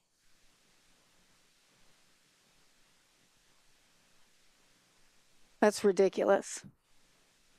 1 year later, 6 months of asking. Actually, I think you all asked me to start weighing in back in May. Some of those questions never answered. And yet Friday, they ask. You're too late. We already figured it out ourselves. Okay. Well, any other questions nope. All right. Well, we're going to take a 15-minute break. We'll be back, I think 15 minutes. Yeah, 4 o'clock. We are back in session. Mr. Curtis, will you please read the proposed findings? Certainly, Chair. As a result of the investigation, staff proposes the following 71 new findings. Number 1, the pilots of Flight 5342 were certificated and qualified in accordance with federal regulations. Number 2, the pilots of Flight 5342 were medically qualified for duty, and available evidence does not indicate that they were impaired by effects of medical conditions or substances at the time of the accident. Number 3, review of the Flight 5342 pilot's time since waking and sleep opportunities in the days before the accident indicated that the pilots were unlikely to have been experiencing fatigue. Number 4, the pilot, instructor pilot, and crew chief on board PAT 25 were qualified and current in their positions as designated by the unit commander in accordance with Army regulations. Number 5, the pilot, instructor pilot, and crew chief of PAT 25 were medically qualified for duty, and available evidence does not indicate that they were impaired by effects of medical conditions or substances at the time of the accident. Number 6, review of the 3 PAT 25 crew members' time since waking and sleep opportunities in the days before the accident indicated that the crew were unlikely to have been experiencing fatigue. Number 7, the airplane was properly certificated, equipped, and maintained in accordance with 14 CFR Part 121. The airplane operated within its weight and balance limitations throughout the flight. Examination of the airplane. Sorry, can you pause for a second? I'm sorry. Yeah, okay, we're back to 7 and had flipped to 8. Go ahead. You're fine. Start on 7 and just the video. The screen was off. Okay, I'm sorry. Number 7, the airplane was properly certificated, equipped, and maintained in accordance with 14 CFR Part 121. The airplane was operated within its weight and balance limitations throughout the flight. Examination of the airplane revealed damage consistent with an in-flight collision and subsequent impact with water, and there was no evidence of any structural, system, or power plant failures or anomalies. Review of surveillance videos indicated that the airplane's wing navigation, landing taxi, and anti-collision strobe lights were operating at the time of the collision. Number 8, the helicopter was properly certificated, equipped, and maintained in accordance with U.S. Army regulations. Review of helicopter maintenance records did not reveal any open discrepancies or anomalous trends that contributed to the accident. The helicopter was operated within its weight and balance limitations throughout the flight. Examination of the helicopter revealed damage consistent with an in-flight collision and subsequent water impact. And there was no indication of any structural, main or tail rotor system flight control system, or power plant failures or anomalies. Review of surveillance videos indicated that the helicopter's right and tail position lights, the landing light, as well as both upper and lower anti-collision lights were operating at the time of the collision. Number 9. The operations supervisor and 4 controllers who were working in the Ronald Reagan Washington National Airport Air Traffic Control Tower cab at the time of the accident were properly certified, qualified in accordance with federal regulations and facility directives, and current. Number 10. Although the Ronald Reagan Washington National Airport Air Traffic Control Tower facility was not staffed to its target level at the time of the accident, the number of staff in the tower at the time of the accident was adequate and in accordance with Federal Aviation Administration directives. Number 11. The decision to combine the helicopter control and local control positions was not the result of insufficient staffing, and personnel were available to staff the helicopter control and local control positions separately had the operations supervisor chosen to do so. Number 12.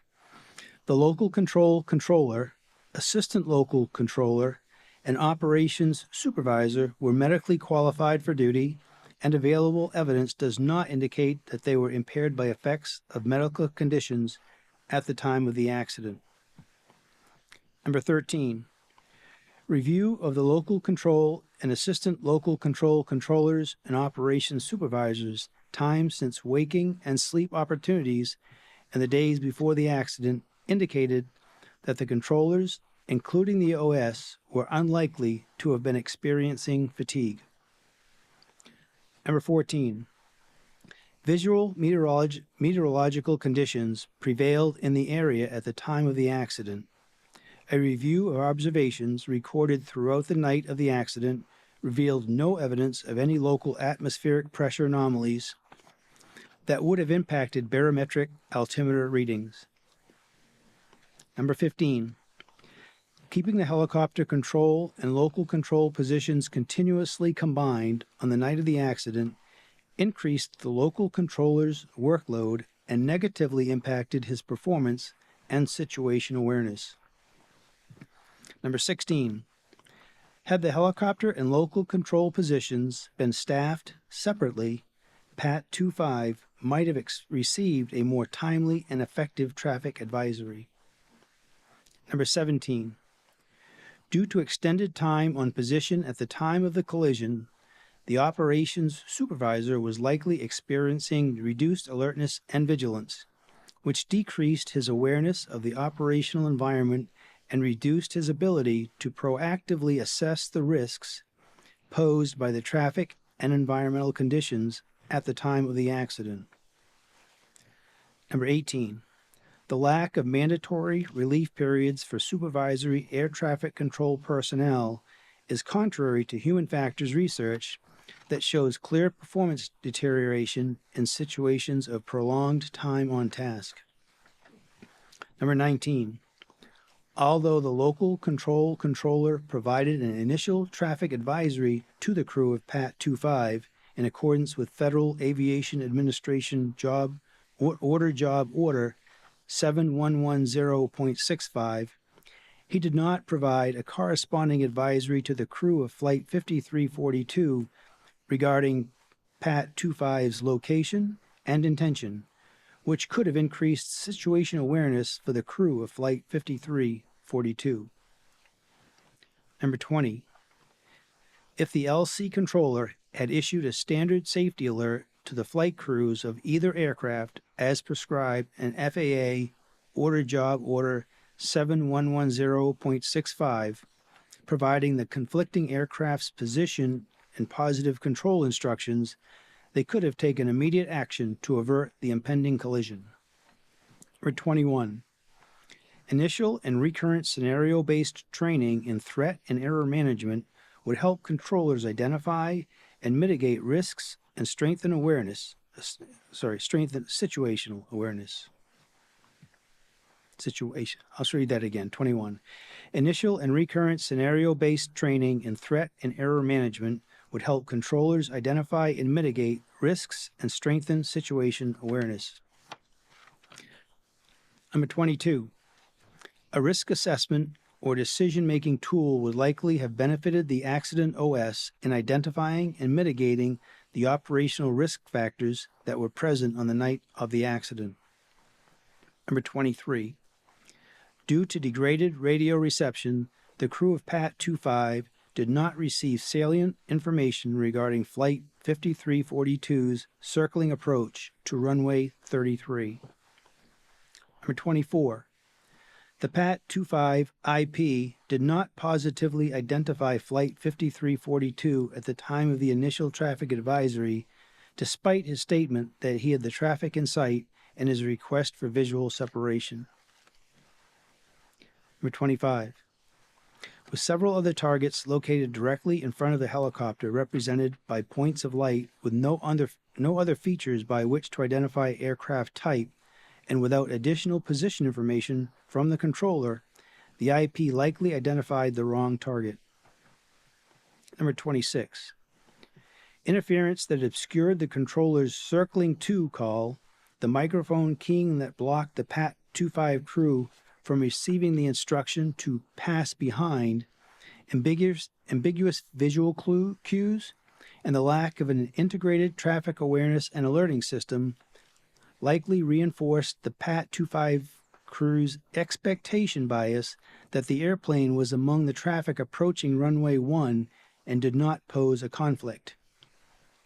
Number 27, the absence of documented training on Ronald Reagan Washington National Airport's fixed wings procedures and the mixed traffic operating environment represented a safety vulnerability for Army flight crews operating in the Ronald Reagan Washington National Airport Class B airspace.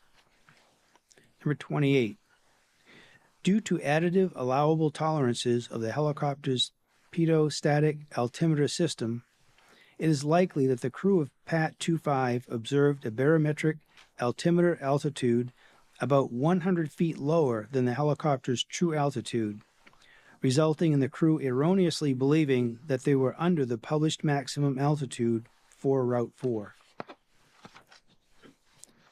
Number 29, a recurrent task to verify the continued accuracy of recorded flight data for U.S. Army aircraft would help ensure the data integrity needed to support quality assurance and safety programs and accident investigations.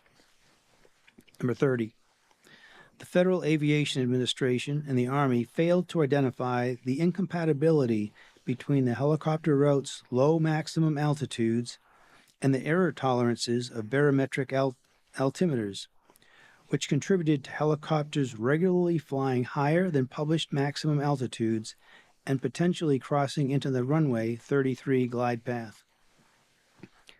31, pilots need all available information on the potential total error allowed by design that could occur in flight on an airworthy barometric altimeter.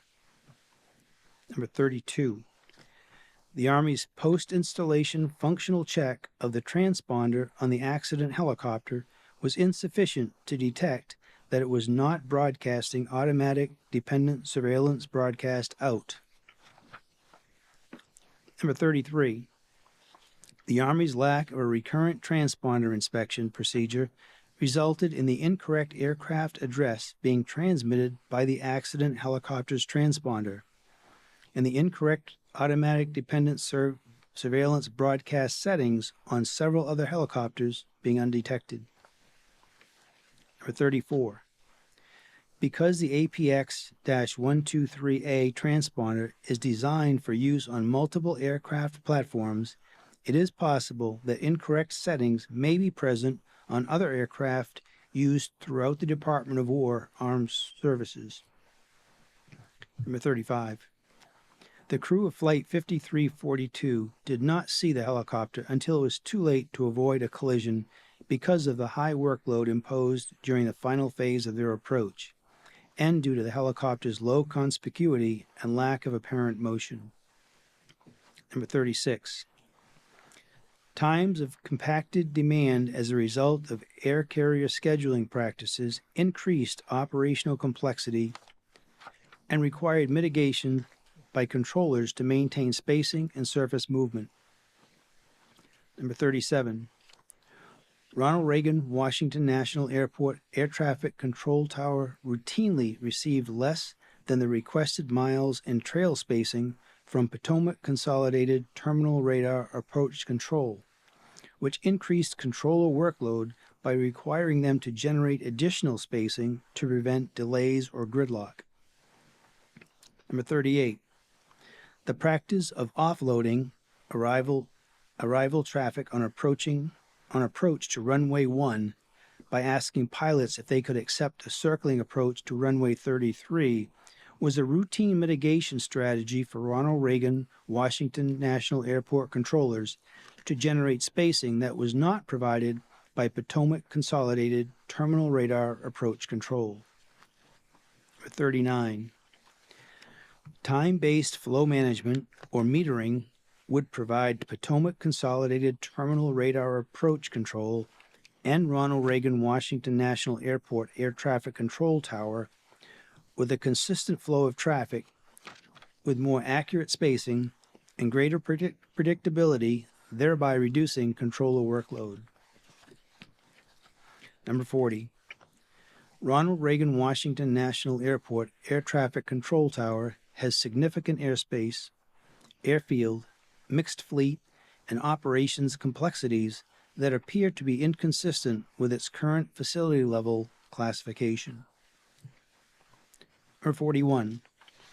The Federal Aviation Administration Air Traffic Organization failed to recognize external compliance verification results as indicators of systemic traffic management, volume, and flow issues at Ronald Reagan Washington National Airport for which controllers were required to compensate. Number 42.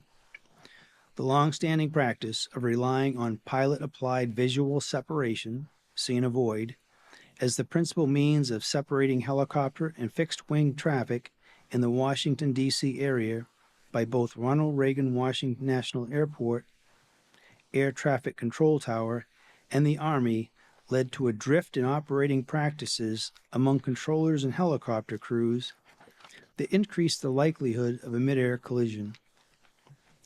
Number 43. Reliance on pilot-applied visual separation, see and avoid, as a primary means of separating mixed traffic introduced unacceptable risk to the Ronald Reagan Washington National Airport Class B airspace. Number 44. Ronald Reagan Washington National Airport Air Traffic Control Tower's procedure of maintaining a discrete helicopter frequency when the local and helicopter control positions were combined decreased overall situation awareness for pilots operating in the area. Number 45. Providing controllers with additional salient cues regarding the perceived severity of a potential conflict would reduce controller cognitive load and would likely improve reaction time to the most critical conflict alerts. Number 46. There was no evidence that the local control controller, assistant local control controller, or operations supervisor were under the influence of alcohol or prohibited drugs at the time of the accident. However, evidence was substantially limited by the lack of post-accident alcohol testing, and evidence was of somewhat lower quality than it would have been if drug testing had been conducted sooner following the accident. Number 47. The Federal Aviation Administration Air Traffic Organization's, ATO, drug and alcohol testing determination did not meet Department of Transportation, DOT, timeliness requirements. Furthermore, the ATO's decision to not conduct drug testing as soon as possible after the testing determination and to not conduct alcohol testing at all violated DOT requirements. Number 48. The delayed and inappropriate drug and alcohol testing determination was due in part to the Air Traffic Organization's ATO determination process being inadequately designed to routinely meet Department of Transportation requirements for timely testing, and in part to ATO's staff incomplete understanding of those requirements. Number 49. Additional reviews of helicopter route charts as required by Federal Aviation Administration Order 7210-3DD would have provided an opportunity to identify the risk posed by the proximity of Route 4 to the runway 33 approach path, but there is no evidence to support that these reviews were being performed at Ronald Reagan Washington National Airport. Number 50. The information published by the Federal Aviation Administration regarding Washington, D.C. area helicopter routes was insufficient to provide helicopter and fixed-wing operators with a complete understanding of the helicopter route structure and its lack of procedural separation from fixed-wing traffic. Number 51. Current aeronautical charting does not provide information on visual flight rules, helicopter routes that may conflict or come in close proximity to and approach departure corridors, which reduces pilot situation awareness. Number 52. The lack of automatic dependent surveillance broadcast, ADSB, out from the accident helicopter did not contribute to this accident, as the helicopter was still being tracked by radar, and ADSB out would not have provided improved traffic alerting from the Ronald Reagan Washington National Airport controller or the crew of Flight 5342 because the airplane was not equipped with ADSB in. Number 53.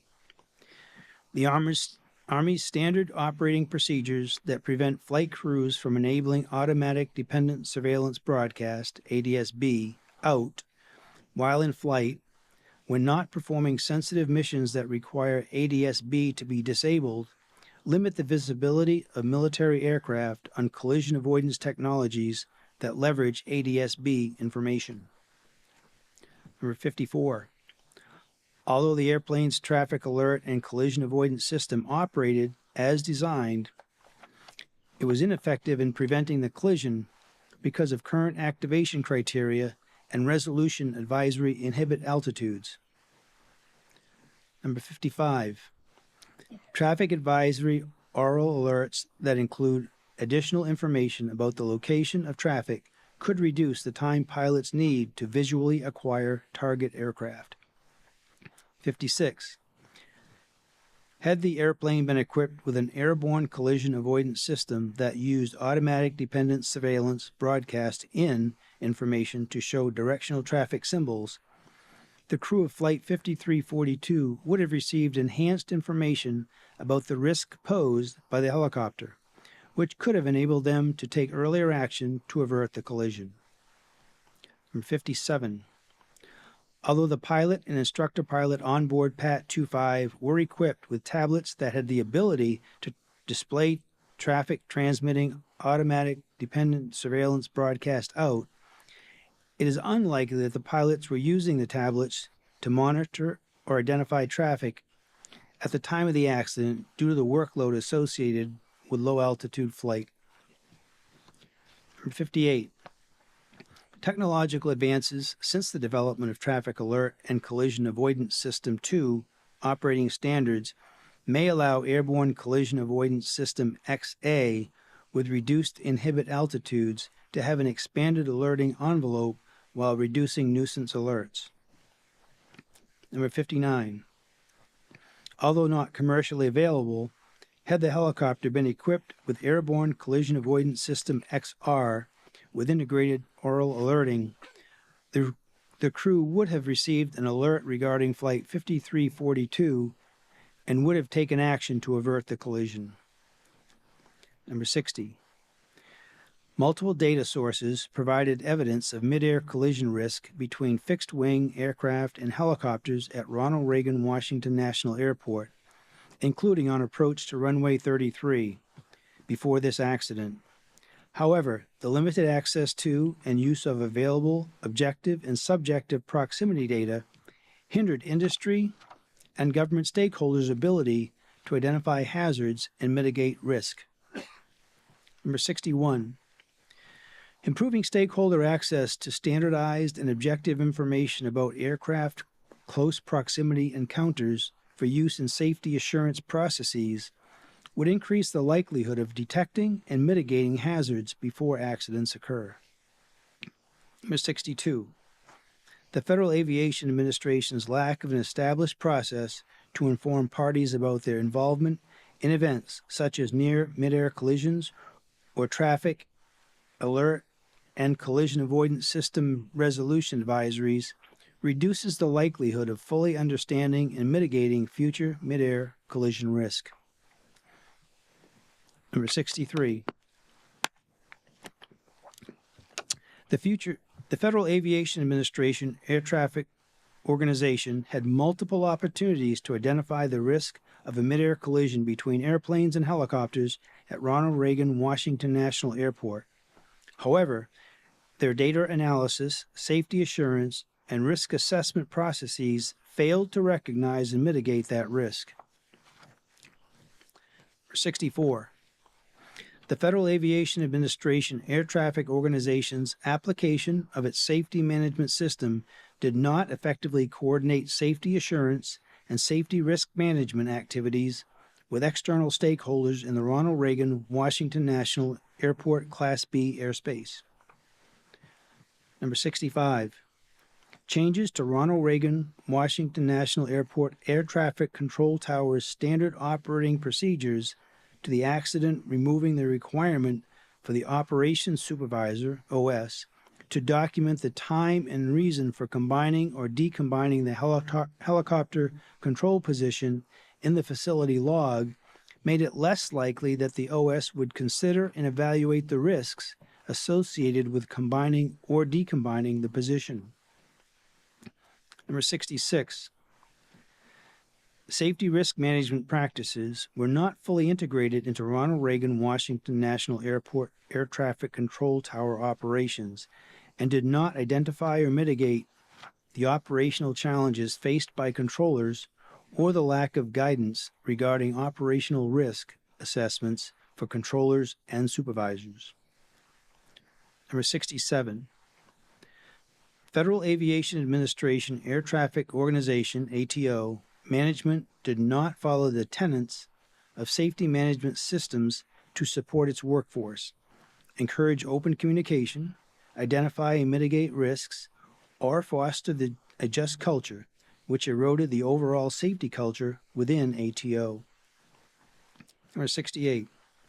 The Army did not have a flight safety data monitoring program for helicopters, and as a result, was unaware of routine altitude exceedances and related risks in the Ronald Reagan Washington National Airport terminal area. Number 69. The Army's safety reporting system for pilots were not well utilized and did not provide the organization with information about close encounters between Army helicopters and other aircraft that were later found to have occurred frequently. Number 70. The Army's process for allocating resources to aviation safety management did not ensure the development of a robust safety management system for helicopter operations in the Washington, D.C. area. Number 71. The Army lacked a positive safety culture in that its aviation safety system did not have the capacity, resources, or analytical mechanisms necessary to consistently detect, interpret, and act on weak signals of latent hazards. As a result, safety assurance and organizational learning were degraded. Additionally, this report contains the following two findings previously issued by the National Transportation Safety Board in March of 2025 in its report titled Deconflict Airplane and Helicopter Traffic in the Vicinity of Ronald Reagan Washington National Airport. Number 72. Separation distances between helicopter traffic operating on Route 4 and aircraft landing on runway 33 as they existed at the time of the accident were insufficient and posed an intolerable risk to aviation safety by increasing the chances of a midair collision.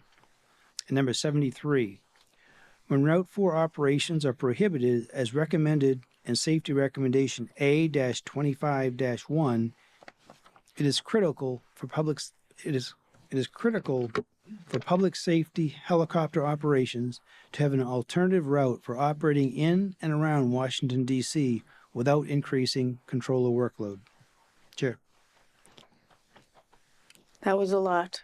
And just for awareness for voting, there may have been a few words off here and there. That's not a criticism, Brian. Okay. We're just going to go with what's written in here. But could you pull up finding 37 really quick on the screen?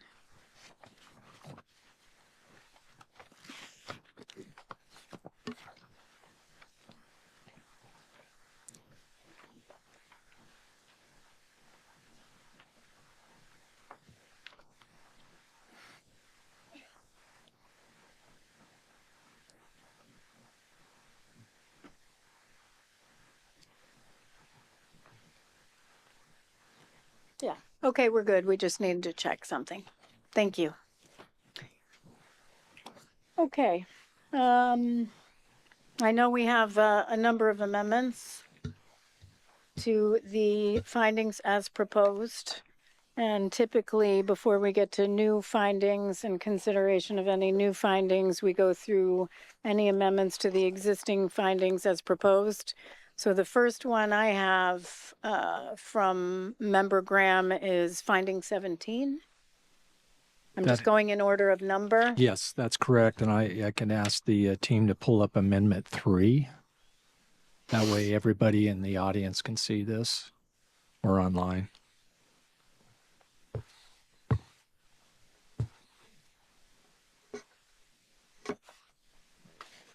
As you see, I have an addition in there for finding 17 at the beginning. So my amendment, I move to add to finding 17 due to the extended time on position at the time of the collision and his expectation bias based on his prior experience at DCA, ATCT, comma, and the rest is the same.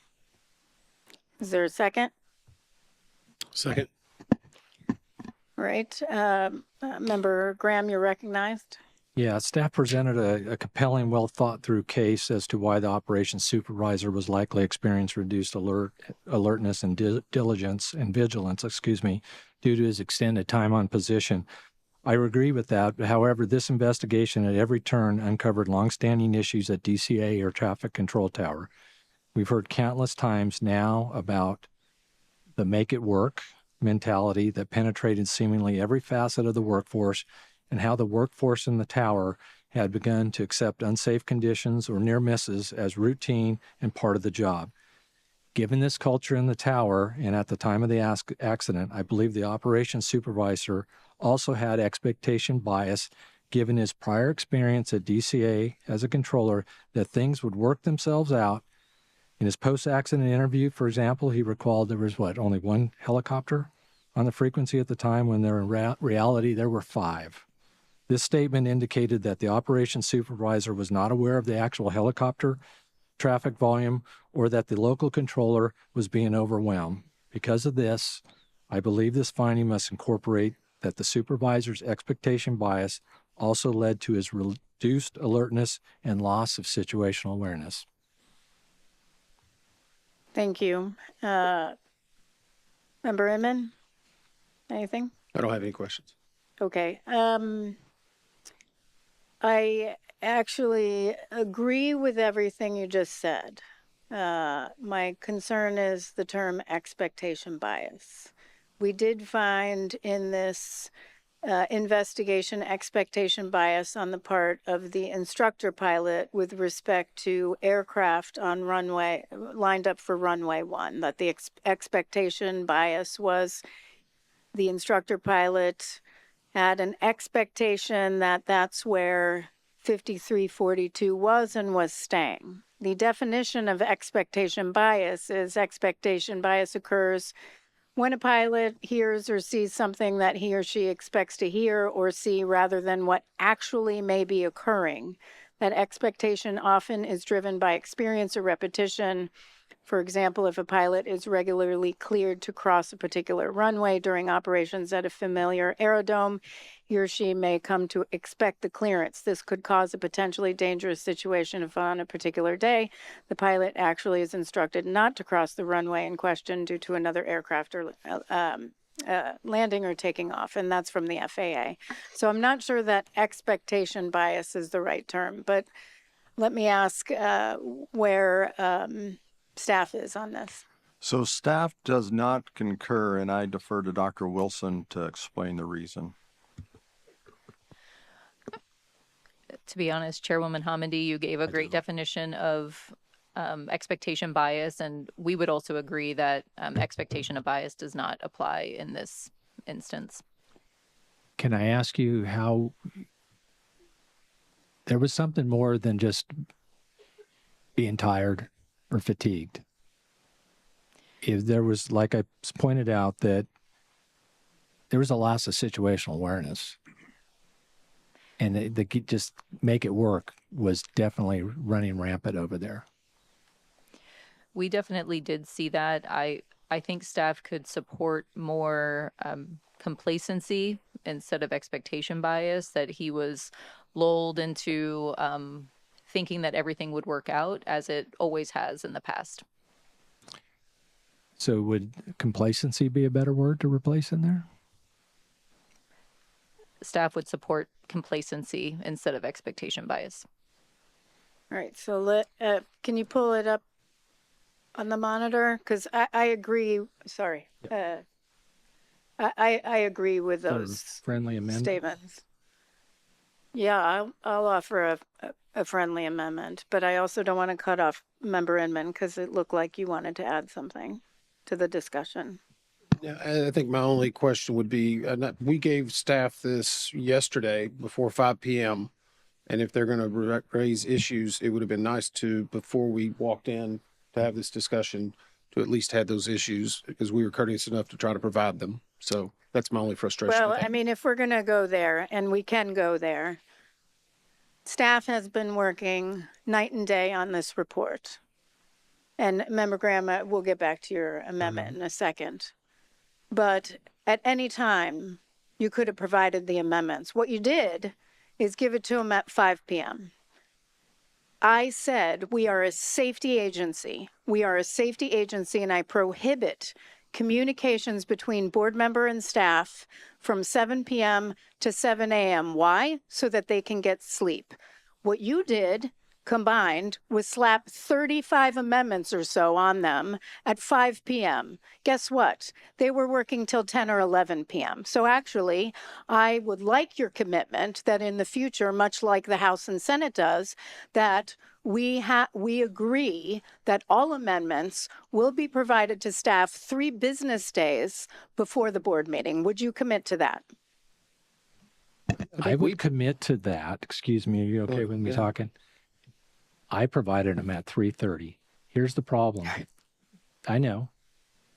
Staff continuously made amendments throughout the week. We didn't get the report, our recommendation, our staff responses until late Tuesday, less than a week. So you submitted the amendments that you already gave to staff a week ago that they already responded to objecting to.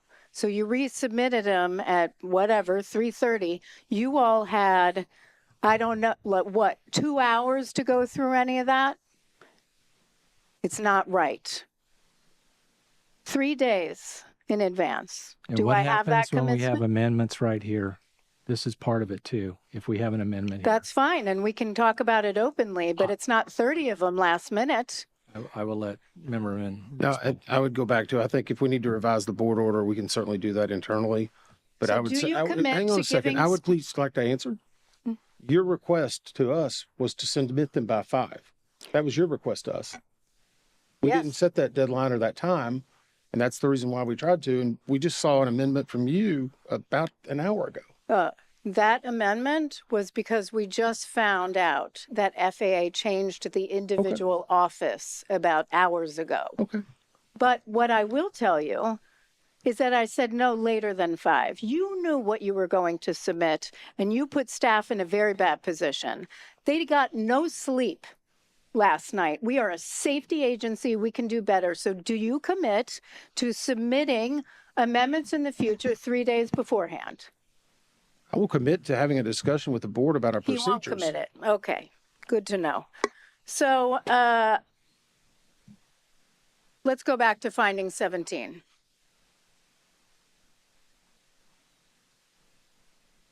If you would like to withdraw your amendment, Member Graham, and resubmit a new amendment. I would like to do that. Great.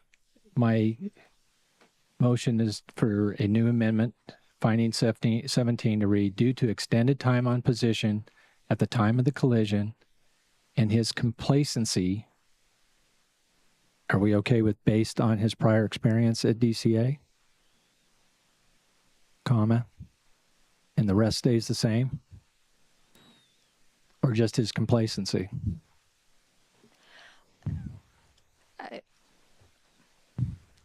Putting me on the spot, having to think on the fly. Yeah, I'm here too, on the spot. So yes, I mean, he would get complacent based on his experience being there, but I also think that it's, we have more of the poor safety culture, the prioritizing moving traffic over safety. So I think it might be a little bit more than just his prior experience. I would be more comfortable with just putting complacency. Okay. So I would like to amend my amendment to add after time of collision and his complacency, comma, the rest all remains the same. That is my motion. I second. All right. Any further comments? Great. Council will call the roll and tally. Okay, board. If in favor of amending finding 17, say aye. If opposed, say nay. Member Graham? Aye.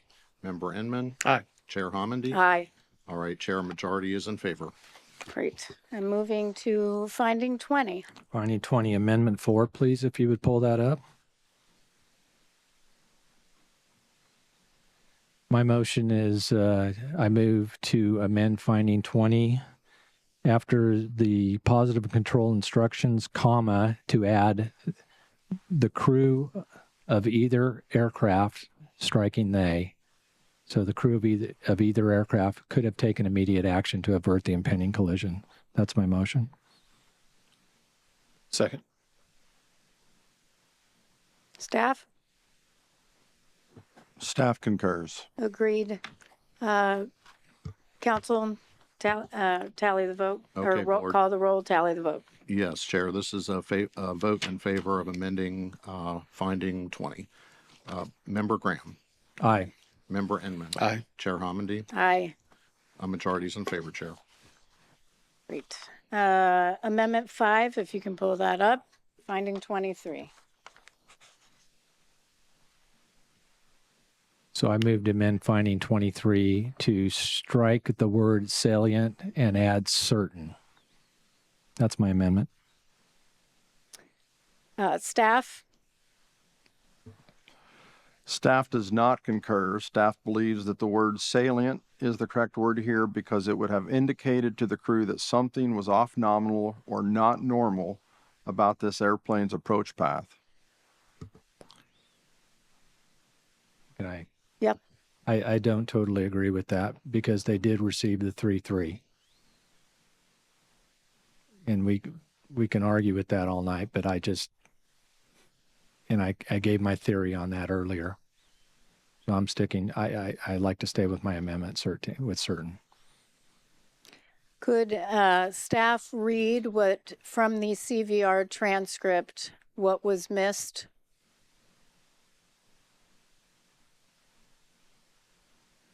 I'm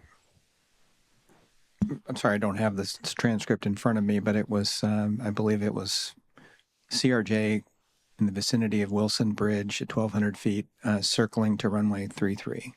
And it was, what was missed was circling So it came across as CRJ 33 or 233, depending on what the partial word sounded like. So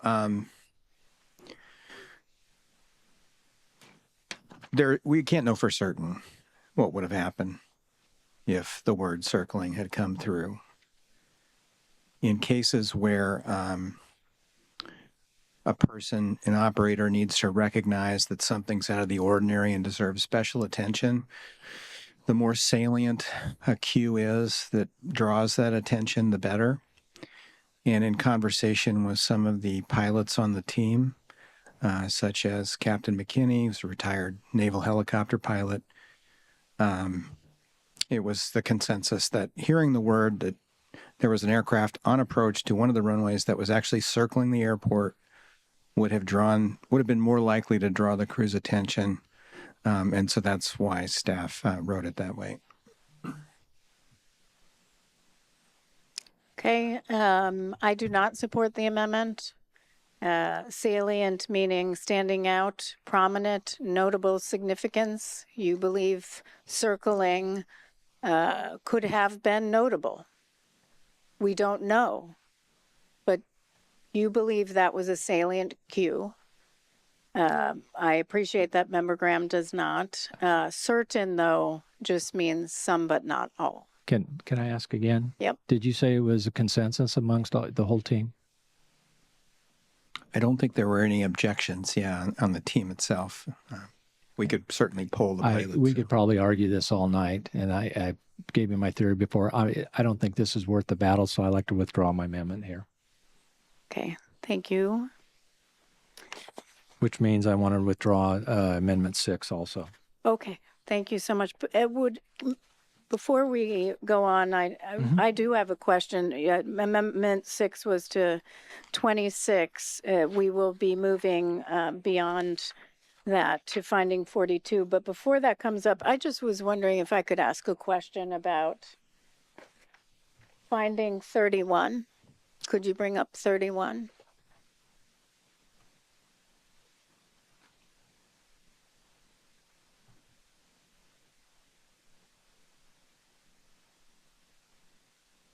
And this is just a question maybe for Mr. Shahoon. And just in reading it, the term allowed by design, instrument error. So there's a tolerance stack there was, the allowable tolerance was instrument error, position error, and an adjustment for temperature. Is that all allowed by design? That's correct. Okay, great. Moving forward. Just wanted to confirm that. Moving to Amendment 7, finding 42. Member Graham, you're recognized. So I moved to amend 42 to read, after Washington, D.C., area by Ronald Reagan Washington Airport, Air Traffic Control Tower, the Army, and other helicopter operators led on from there. So striking the both and the addition after Army. And that's my motion, as you can see on the screen. Second. Thank you. Staff. Staff concurs.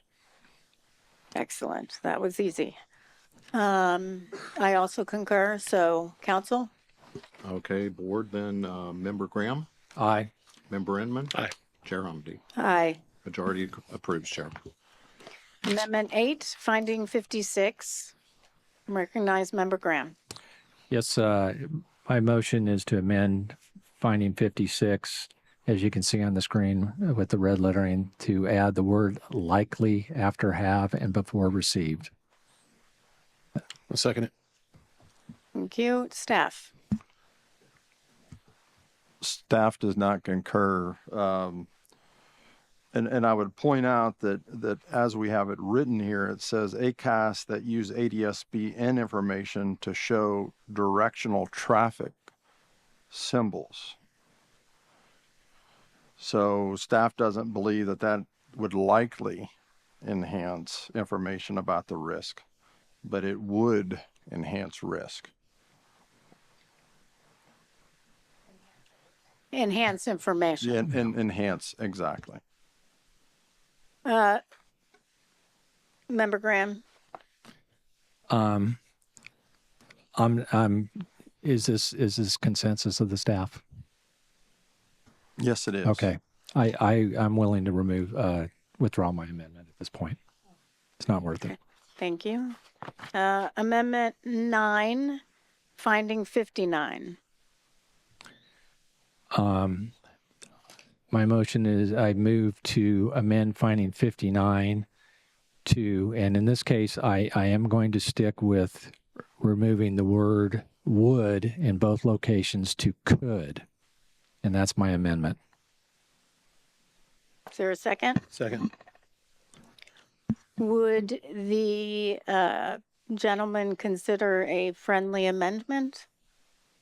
I know we talked earlier, but at this point, this technology is not out there. It's in simulation. I know they're working on performance standards, but it's not there. And I know there's a difference in the world from simulation and development to actual. I worked for an aircraft manufacturer, actually 2 of them, for a lot of my career. And things don't always work out the way you want them to, or you think they theoretically will. So I'm going to stick with could on both. Thank you. Staff? So we're about halfway there. Staff believes that the first one, the would, because we did show that in simulation, that should remain.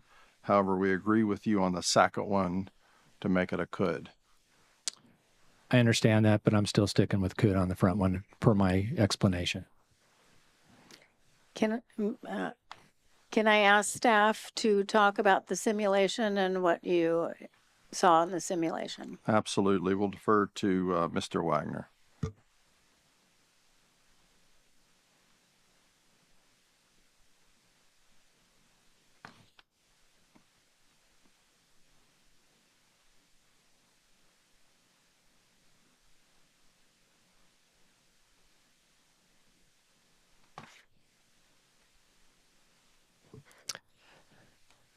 As we demonstrated in our presentations, simulation using the accident flight data with the developmental version of ACAS XR did show improved alerting for the helicopter.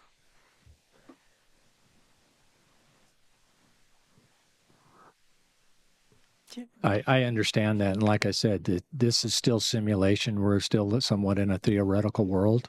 And this has been a long time coming and it's not there yet. So I still think it's a big could, not a would.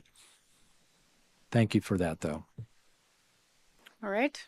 I disagree. I believe we have recommended numerous technologies over the years that were still in development, and we were very clear as recently as March 2024 to approve technology for under 20 miles per hour on positive train control, which is not designed right now for under 20 miles per hour, and we concluded that it would have prevented an accident. But understood. So we'll, council, you'll call the roll and tally the vote.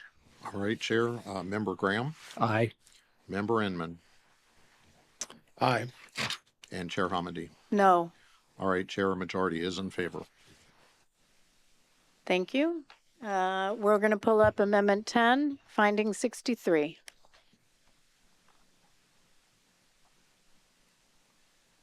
So my motion is to amend finding 63 to read: the FAA ATO was made aware of and had multiple opportunities, and the rest to remain the same. So the add was made aware of, comma, and. Is there a second? Second. Staff? Staff concurs. Well, I mean, do you want to talk about it? Pretty obvious. Yeah. I also support the amendment. Tom? All right, Member Graham? Aye. Member Inman? Aye. Chair Hamady? Aye. Majority is in favor, Chair. Amendment 11, finding 71. Yeah, I just, my motion is to amend finding 771 to read, the Army's aviation safety system failed to consistently detect, interpret, and act on signals of latent hazards, resulting in degraded safety assurance, organizational learning, and safety culture. That's my motion. Second. Discussion. Second. We change it again. Second. Oh, I already seconded. We're good. It's time for discussion. Member Graham? It's just cleaning it up a little bit. It's pretty much, I thought it was very wordy to begin with. Okay. I would refer to staff if you want to go further. I can talk more about it. We have no technical objection. I also support the amendment, so we can just go to vote, I think. All right. Member Graham? Aye. Member Inman? Aye. Chair Hominy? Aye. All right. Majority in favor. Excellent. Moving on to amendments of new findings. I have two. Yes. I'm sorry for Member everybody here. Graham is Yeah. talking just as much as Mr. Curtis Yeah. here. Go ahead. It's not over yet. Amendment 1, please, if you'd pull that up on the screen. So this is a new amendment that I move to add. It reads, in the 2 minutes before the accident, when traffic volume was increasing, the assistant local controller should have prioritized surveillance of aircraft in the air in order to assist the local controller, rather than diverting her attention to the lower priority task of documenting helicopter information, which could have been completed when traffic volume and complexity had subsided. That's my motion. Second. Time for discussion. Member Graham. Yeah, as I referenced in my opening statement, there were individual shortcomings that contributed to this accident that need to be pointed out. As stated in the report and earlier in our discussion, the primary duty of the assistant local controller is to maintain surveillance of the local traffic pattern and landing area and alert the local controller of any unusual situations or traffic conflict. These duties and responsibilities are clearly stated in the DCA Air Traffic Control Standard Operating Procedures. The fact is the ALC was completing other tasks in the lead up to and at the time of the accident that should have been a far lower priority. None of the current findings as drafted acknowledge this situation, and I believe this report would be incomplete without a reference to the assistant local controller. We already have multiple findings related to the local controller and the operations supervisor, and this proposed finding as drafted was included in staff's initial report, just not as a finding. I also want to note that finding 16 is currently drafted does acknowledge that had the HC and LC positions been staffed separately, it would have allowed PAT 25 to receive a more timely and effective traffic advisory, because both the local and the assistant local controllers could have had increased ability to recognize the pending collision. However, while I believe that is true, that finding does not in any way reflect that the assistant local controller was not appropriately prioritizing her duties on the night of the accident. Member Inman. Anything? I have no comments. Okay. So I support the amendment as we lay out in our draft report. The assistant local controller, their duties are number one, to alert the local controller of any unusual situation or traffic conflicts. Number two, maintain surveillance of the local traffic pattern and landing area. Number three, assist the local controller with monitoring of aircraft on final. So I support the amendment. Staff? So staff does not concur. Staff would prefer to retain the system-focused finding proposed in finding 16 rather than adding this finding, which focuses on an individual's actions.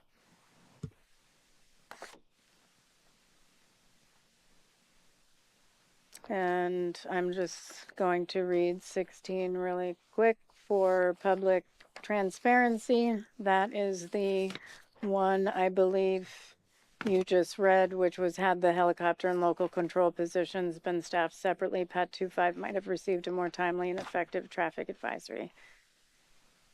But it wasn't. So it's But a it wasn't. finding. Yep. All right. Any other questions? Tom, you're up again. All right, this is adding a finding by Member Graham. Member Graham. Aye. Member Enman. Aye. Chair Homendy. Aye.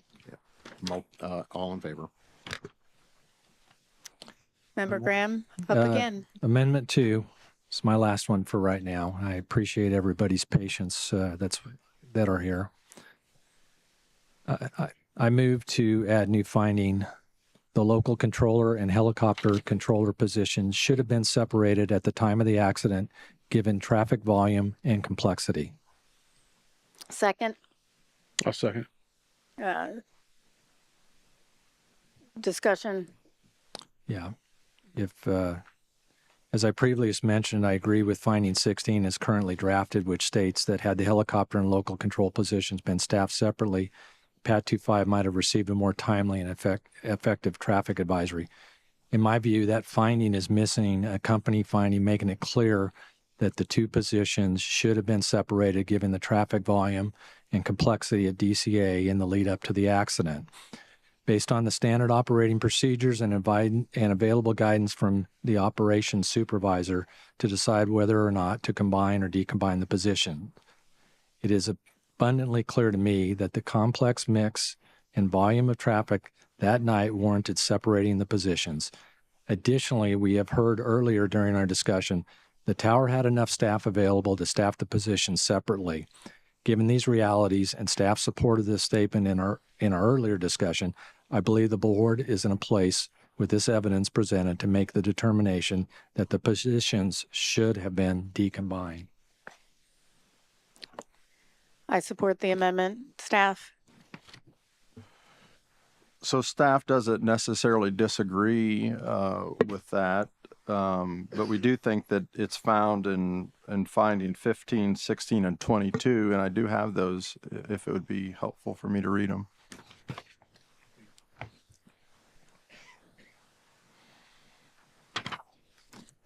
I honestly think we tend to talk around it a lot, but we don't specifically state it.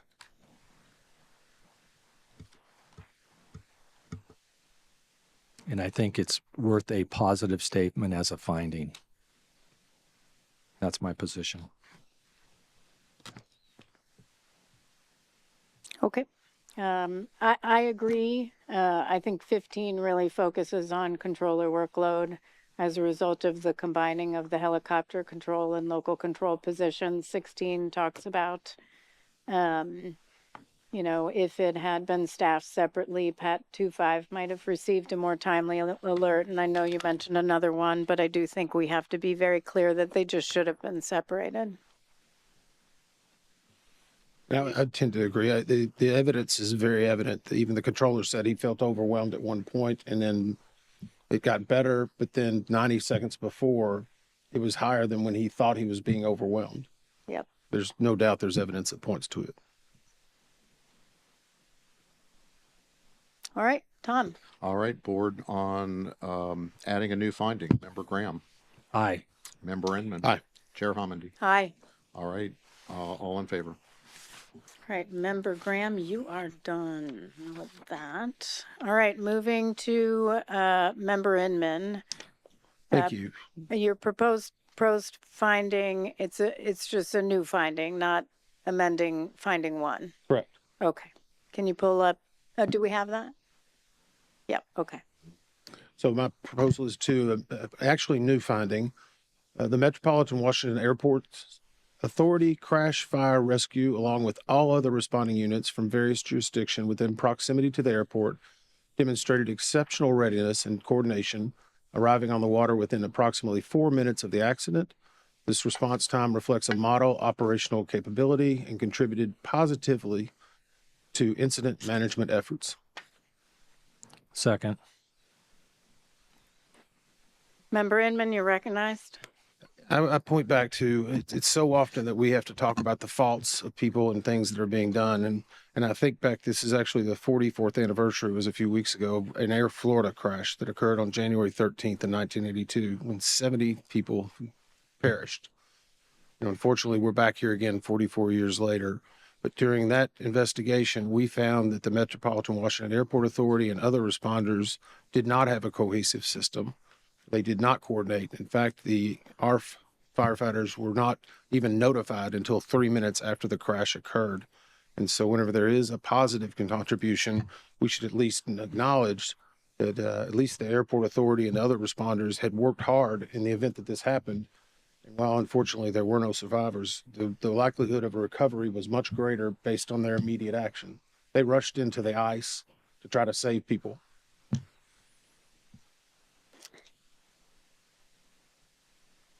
Was there a second? Okay, Member Graham, do you have a comment? I totally agree with Member Inman, and I'm supportive of this. I am supportive of the intent, but I am not supportive of the amendment. There were a number of response agencies.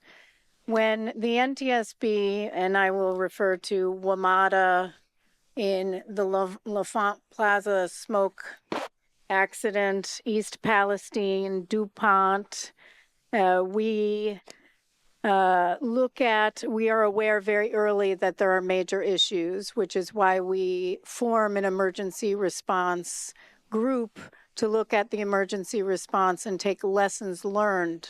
That's our mandate, lessons learned, and turn those into lives saved. So we did delve deeply on emergency response in many accident investigations, including those I referenced. Highways, a recent one we investigated, looked at emergency response because they had some questions early on, but it turned out that it was timely and adequate. And so what we put in reports over and over again is emergency response was timely and adequate. I will say for this one, not only did we have Metropolitan Washington Airports Authority, which did a wonderful job, but it was the DC fire chief who was the incident commander because they have jurisdiction over the river to the Virginia shoreline. And certainly they brought in, the DC fire chief brought in the National Capital Region Incident Magnet Team to manage and coordinate unified command. And while there was a 4 minutes from the crash phone that rang from the tower to a boat on the water, which is admirable, I have concerns about issuing a finding when we did not. We have zero evidence of looking at that in our docket. We are an evidence-based organization. When I look at survival factors, which would have looked at the emergency response, and I looked at the survival factors report. It goes into a great deal of information, including cabin interior wreckage, loose portable wreckage transported by divers, small boat recovery, fuselage, and wreckage obtained during crane and barge recovery. We looked at seats, restraints, other survival equipment. We looked at emergency equipment and placards on board the aircraft. We looked at helicopter configuration and seating. We looked at the helmets to see is there any lessons that we could have learned there.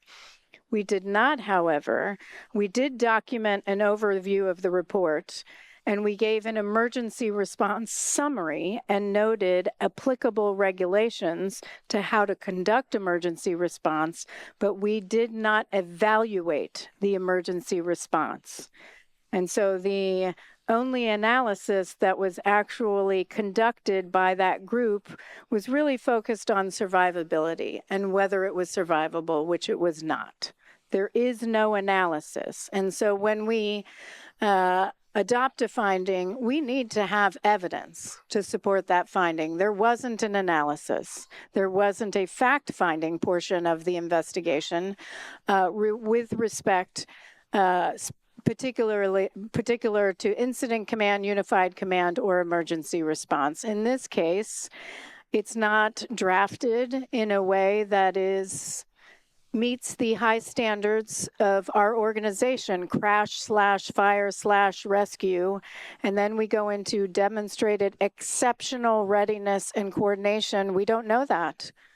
We did not evaluate that. And while their work is heroic, truly heroic, again, we are evidence and fact-based, and we do not have that evidence in our docket. And so when we say things like this response time reflects a model operational capability, we have not evaluated whether it's a model. We have no factual evidence to look at any other model across the United States and compare it to. So I do not support the amendment. Staff? Thank you, Chair. I've waffled on this, and I fully appreciate the intent, and I think every one of us that were down at the airport that night and that week appreciates everything that the first responders had done. And so I'd asked staff, go back, look to see what we can support. And in all reality, we had put something together to try to come back and say, hey, here's something we could support. But when I looked at the chair's opening presentation, and I was here counting, there's 29 different organizations that were present. And we can't support that. You know, we didn't look at the response for all of them. So I don't concur, or staff doesn't concur. And again, it's not that we don't think they did a fantastic job. We've got to go back to what we did indeed investigate for our findings. And in this case, we didn't look at the first responders as a whole.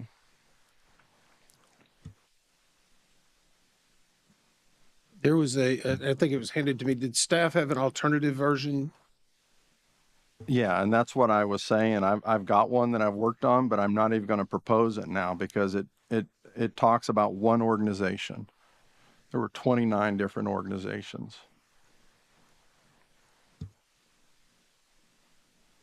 I would, I respectfully, I do agree with you. Perhaps we could, if Member Inman is willing to withdraw that and consider the staff finding, withdraw his amendment and consider the staff finding, perhaps we could just say, and other response organizations in there. That's the reason I asked if the staff had an alternative. So, I think we got a slide, if that would be helpful. how about a slide? Yep. And again, oh, sorry. I don't think that's the slide.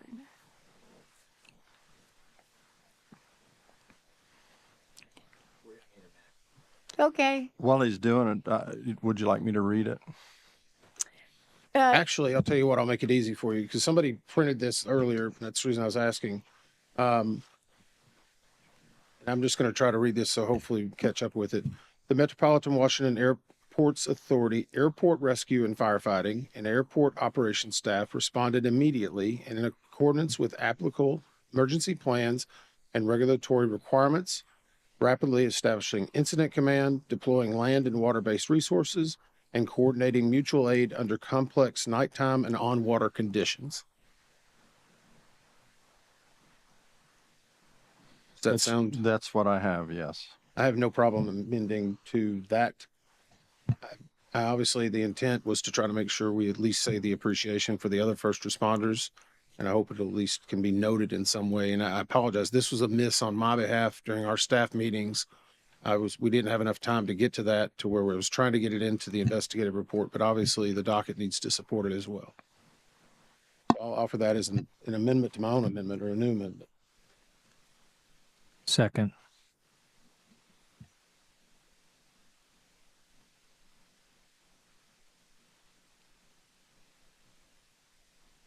Can you give me 2 seconds? Or what? You going to put it up? Yeah.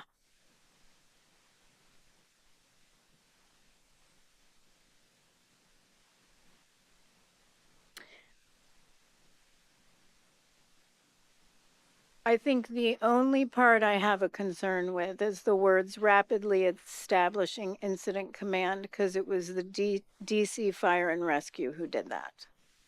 So would you consider striking that and leaving the rest? Because DC Fire didn't do the other things. So if we add them. I would tend to disagree. And the reason I say I tend to disagree is that MWA had an incident command trailer on runway 33 that night. And they established their own incident command. That may not be the unified incident command. It's not unified command. I checked with our direct. Yeah. I checked with our director of special operations this morning on who established incident command immediately afterwards. They had an incident command trailer. They did not establish incident command. DC Fire and Rescue was also immediately there and established incident command, and it was transferred to unified command the next morning. Okay. Okay. What I'm saying is that would be inaccurate to say that MWA rapidly. If you'd like to strike it, we can. Oh, okay. Got I it. said okay. Oh, I don't know if you're getting used to that. We'll say okay, so. No, I didn't know. I didn't know if you were just saying, I heard you. Yeah, okay. So let's pull this back up. So I'll repropose it for the third time. The Metropolitan Washington Airports Authority, Airport Rescue and Firefighting and Airports Operations staff responded immediately and in accordance with applicable emergency plans and regulatory requirements, deploying land and water-based resources and coordinating mutual aid under complex nighttime and on-water conditions. Second. I'm seconding it. Okay. Okay. Anything else? Okay, Tom. All right. A vote in favor of the new finding. Member Graham. Aye. Member Inman. Aye. Chair Homedy. Aye. All in favor. Excellent. Member Inman, you're recognized. Amendment, proposed additional finding. Number 2. The accident could have been prevented if the instructor pilot had ended the NVG proficiency flight at numerous points due to pilot performance and meteorological conditions while on NVGs. Second. Okay, staff. Thank you. Staff does not concur. We could have said this about a number of things. I mean, we could have said if the helicopter would have never taken off, the accident would not have happened. In addition, the instructor pilot did not consider the pilot's performances poor enough to discontinue the flight. And in reality, a check ride is a training opportunity, and even if it's unsuccessful, that's not a reason to discontinue the flight.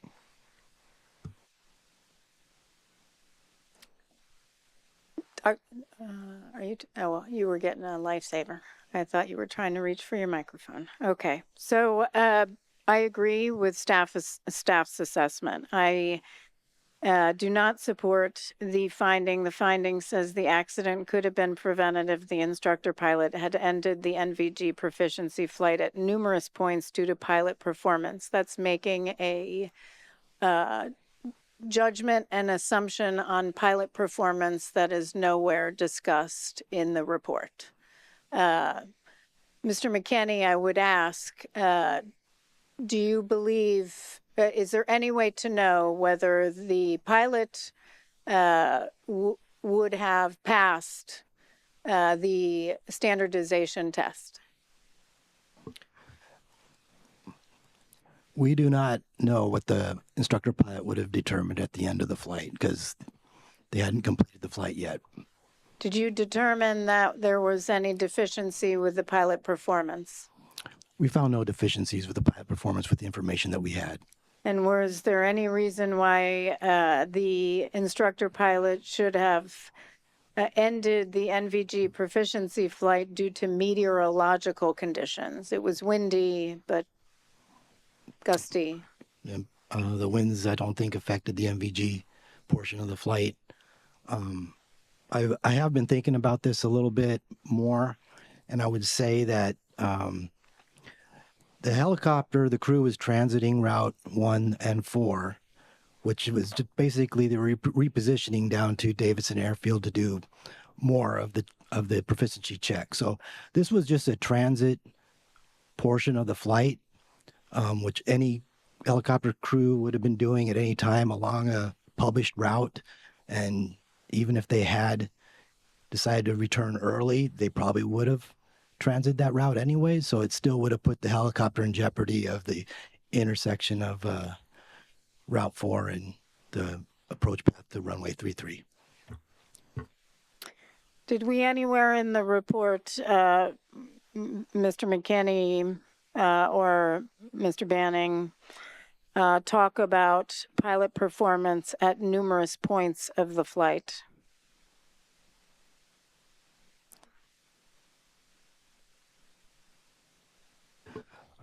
I don't recall that we have anything on that.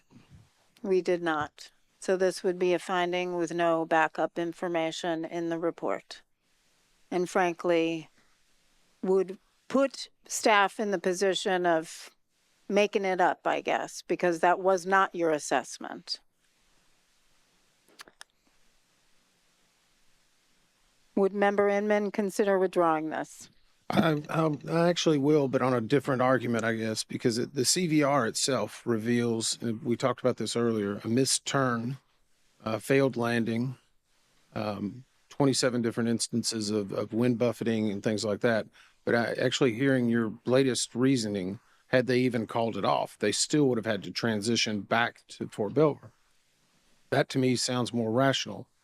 And I can understand that a little bit more. Even if you said no, you still got to get home. You got to land the aircraft and you can't take a different route than what was already there.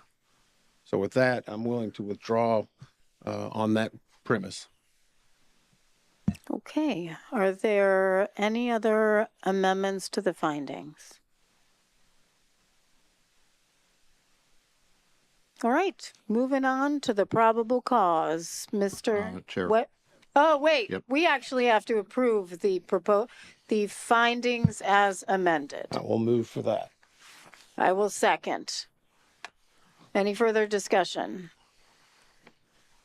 All right, this is on findings as amended. Mr. McMurray. That's it, Chair. Member Graham? Aye. Member Inman? Aye. Chair Homendy? Aye. All in favor? Mr. Curtis. Mr. Curtis. Chair, staff proposes the following.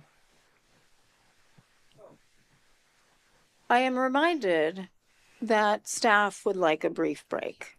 So sorry.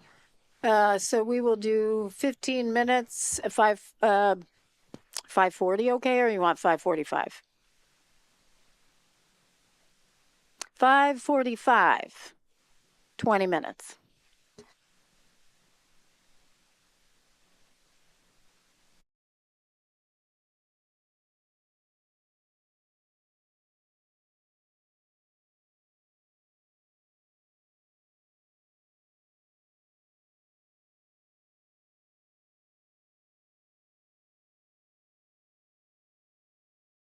Okay, we are back. Mr. Curtis, can you read the proposed probable cause? Certainly, Chair.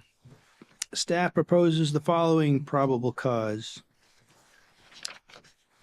The NTSB determines that the probable cause of this accident was the placement of a helicopter route in close proximity to a runway approach path with no procedural mitigations to separate helicopter and fixed-wing traffic. The FAA's inadequate evaluation and review of data that indicated the risk of a midair collision in that area, and their failure to act on recommendations to mitigate that risk.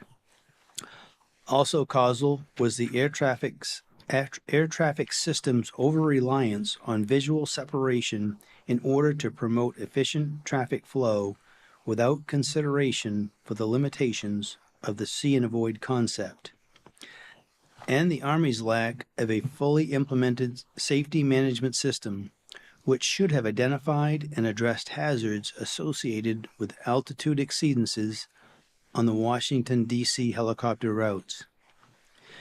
These systemic failures allowed for a midair collision after the helicopter crew was unable to apply visual separation due to their misidentification of the location of the airplane.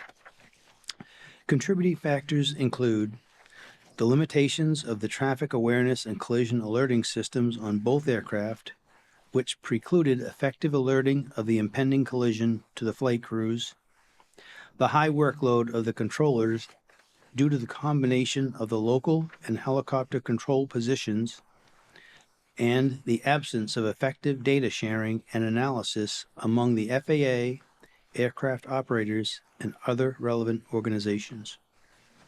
Chair. Thank you. Well, we all had some changes. So I'm going to recognize Member Graham. Thank you, Chair, and I appreciate staff and the individual members who are working individually with me on this. I move to amend the probable cause to read, and I'm not even going to read. Well, I guess you got a red line in there. That's pretty good. I'm just going to read the whole thing because I can't read through those red lines right now. The NTSB, my motion is to amend the probable cause to read.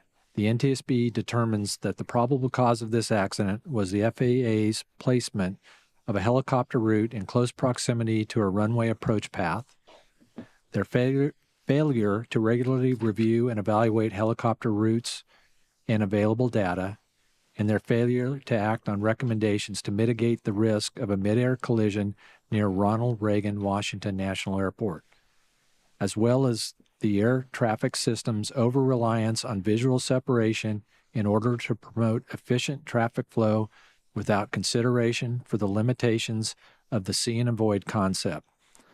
Also causal was the lack of effective pilot-applied visual separation by the helicopter crew, which resulted in a midair collision.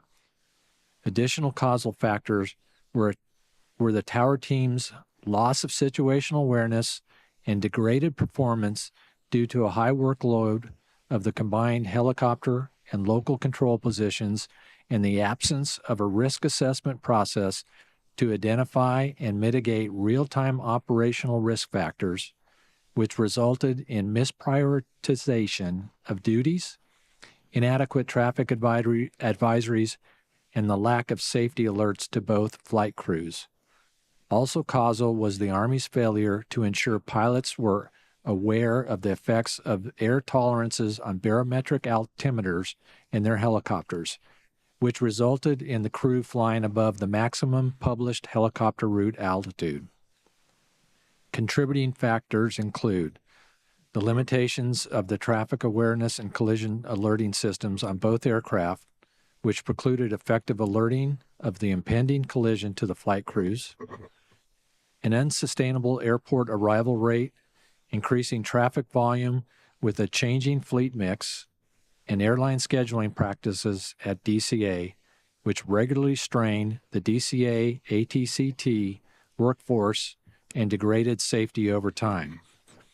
The Army's lack of a fully implemented safety management system, which should have identified and addressed hazards associated with altitude exceedances on the Washington, D.C. helicopter routes. The FAA's failure across multiple organizations to implement previous NTSB recommendations, including ADSBN, and to follow and fully integrate its established safety management system, which should have led to several organizational and operational changes based on previously identified risks that were known to management, and the absence of effective data sharing and analysis among the FAA, aircraft operators, and other relevant organizations.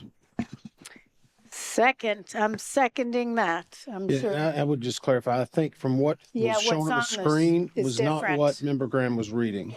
That's so I right. just want to make sure people realize that there is some modifications, especially in the front of the first of that. Yeah, there Is it are. possible to get that on the screen? Did they get that email? They're working on it.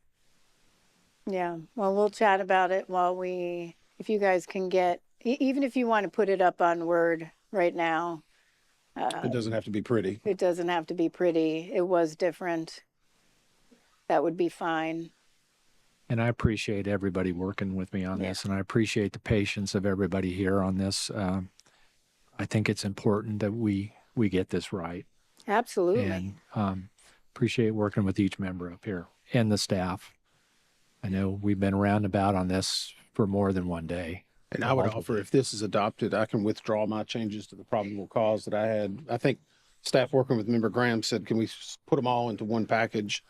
So as long as we don't have an issue, I won't have anything else beyond addition. So could we find out if staff agrees with this? Can we get it okay? If you say no. Staff concurs. Staff still employed. I appreciate that.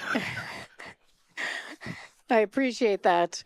I did address a number of my concerns. Number one, this helicopter route shouldn't have been there in the first place.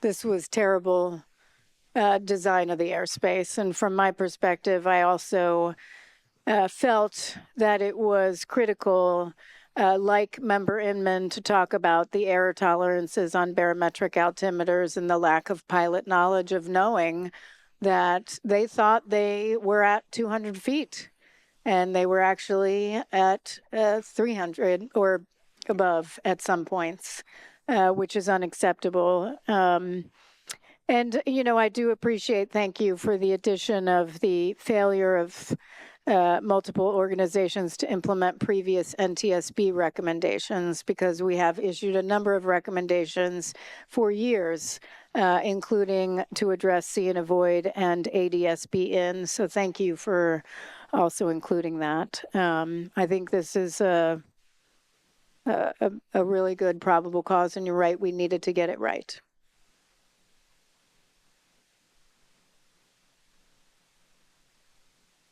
How about we move to a vote?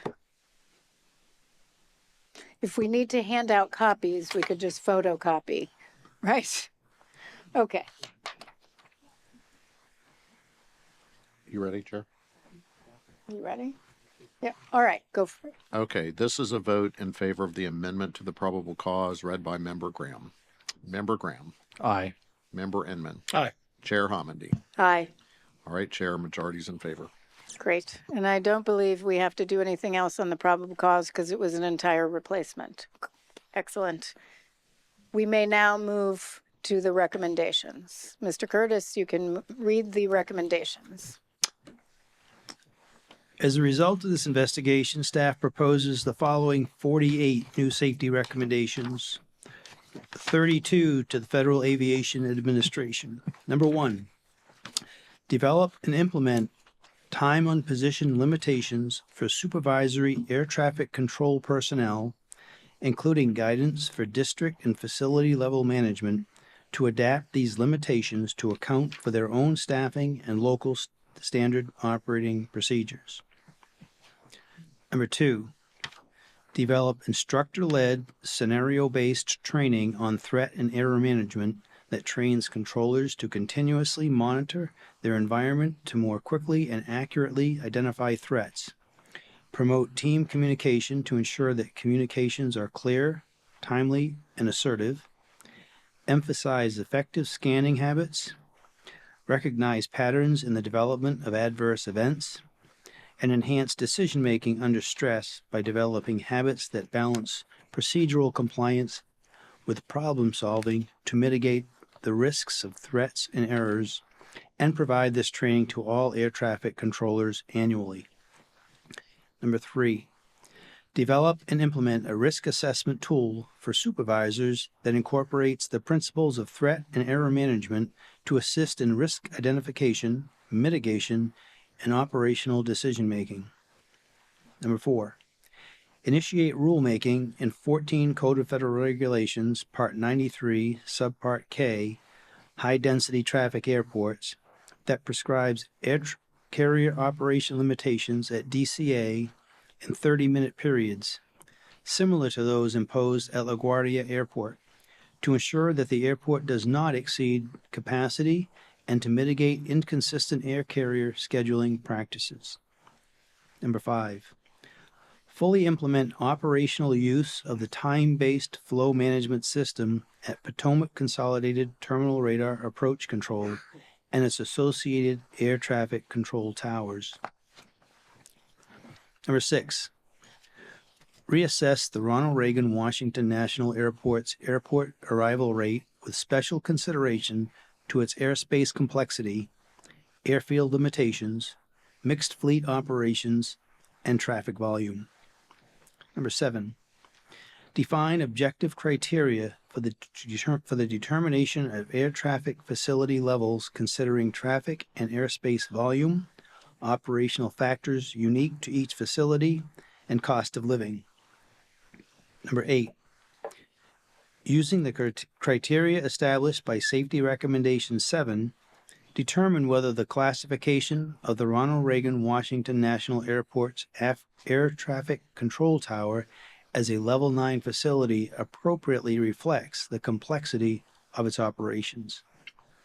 Number 9, conduct a comprehensive evaluation in conjunction with local operators to determine the overall safety benefits and risks to requiring all aircraft to use the same frequency when the helicopter and local positions are combined in the Ronald Reagan Washington National Airport Air Traffic Control Tower.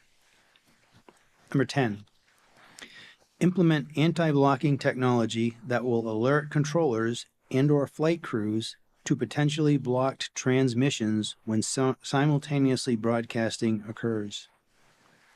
Number 11, develop and implement improvements to the conflict alert system to provide more salient and meaningful alerts to controllers based on the severity of the conflict triggering the alert. Number 12, once the improvements to the conflict alert system discussed in Safety Recommendation 11 are implemented, provide training to controllers on its use.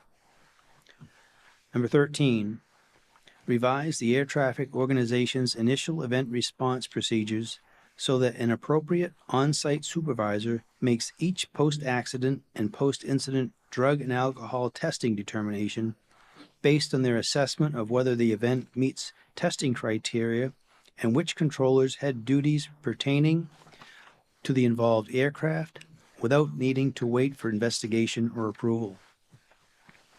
Number 14, at least annually, provide training on the revised post-accident and post-incident drug and alcohol testing determination procedure discussed in Safety Recommendation 13 to all staff who have responsibilities under that procedure. This training should include a post-learning knowledge assessment. Number 15, ensure that annual reviews of helicopter route charts are being conducted throughout the national airspace system as required by Federal Aviation Administration order. Number 16, conduct a safety risk management process to evaluate whether modifications to the remaining helicopter route structure in the vicinity of Ronald Reagan Washington National Airport are necessary to safely deconflict helicopter and fixed-wing traffic and provide the results to the National Transportation Safety Board.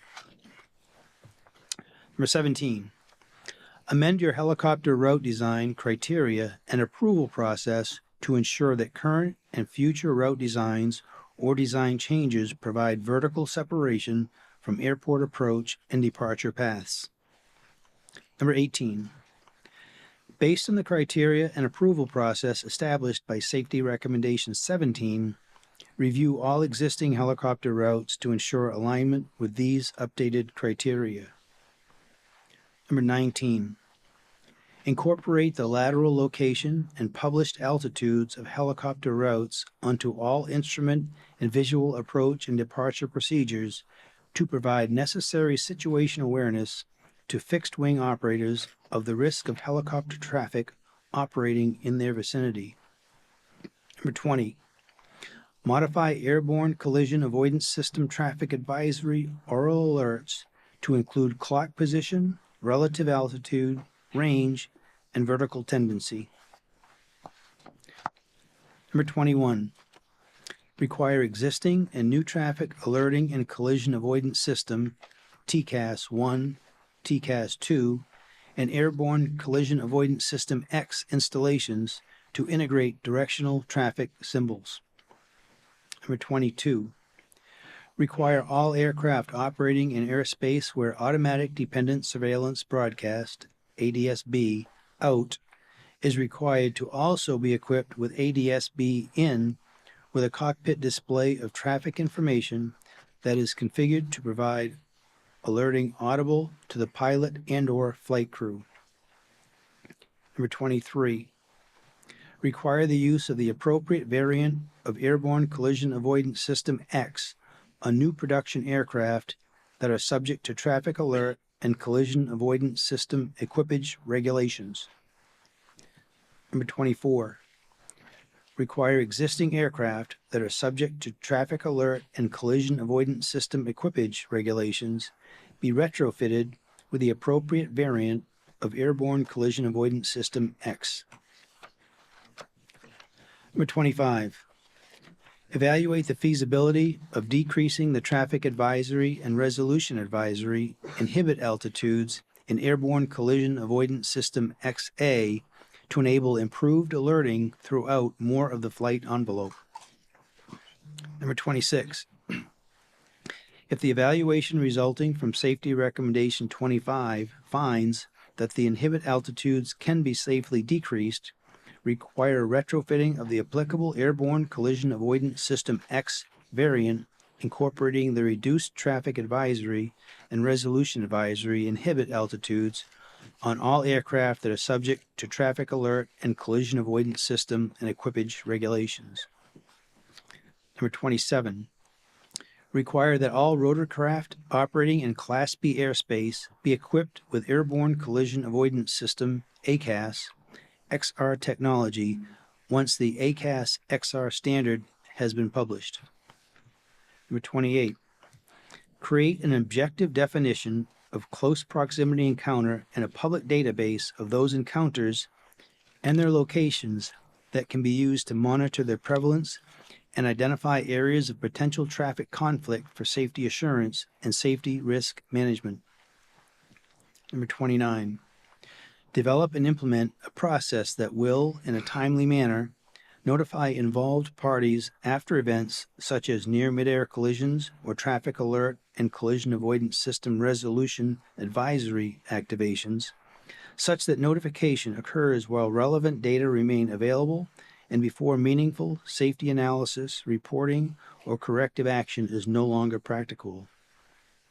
Number 30, direct an audit of the Air Traffic Organization, ATO, by a competent authority outside of the ATO, of ATO's safety management system functions and data sharing activities at all air traffic control facilities, and determine whether these activities are conducted in collaboration with all relevant external stakeholders, ensuring that the audit's results are documented, reported to the administrator, and made available to the public. Number 31, based on the results of the audit completed in accordance with Safety Recommendation 30, ensure that all safety management system functions and data sharing activities at all air traffic control facilities are conducted in collaboration with all relevant external stakeholders. Number 32, establish a requirement across all air traffic control tower standard operating procedures that the operations supervisor, OS, or controller in charge, CIC, document in the daily facility log that when any control position is combined with the local control position, or when the OS CIC position is combined with a control position, along with a rationale for doing so. 8 recommendations to the U.S. Army. Number 33, revise training procedures for flight crews assigned to operate in the Washington, D.C. area to ensure that they receive initial and recurrent training on fixed-wing operations at Ronald Reagan, Washington National Airport, including approach and departure paths, runway configurations, and the interaction of those traffic flows with published helicopter routes. Number 34, develop and implement a recurring procedure at an interval not to exceed 18 months to verify the continued accuracy of recorded flight data. Number 35, incorporate information within the appropriate operator's manual for all applicable aircraft on the potential total error allowed by design that could occur in flight on an otherwise airworthy barometric altimeter, including the increased position error associated with the external stores support system configuration.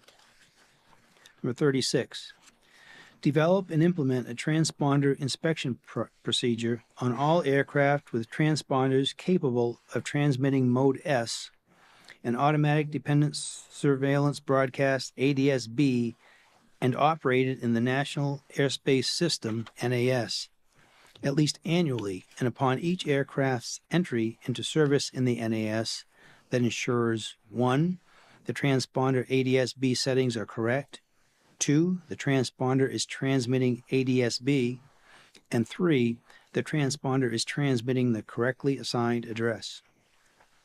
Number 37. Establish a flight data monitoring program for rotary wing aircraft the U.S. Army operates in the National Airspace System. Number 38.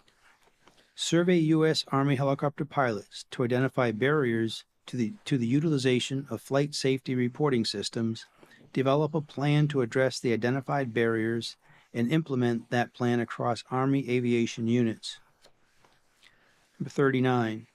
Revise the method for allocating resources to ensure the development of a robust safety management system that will, at a minimum, identify and monitor the potential for midair collisions between Army aircraft and civil air traffic operating in the National Airspace System.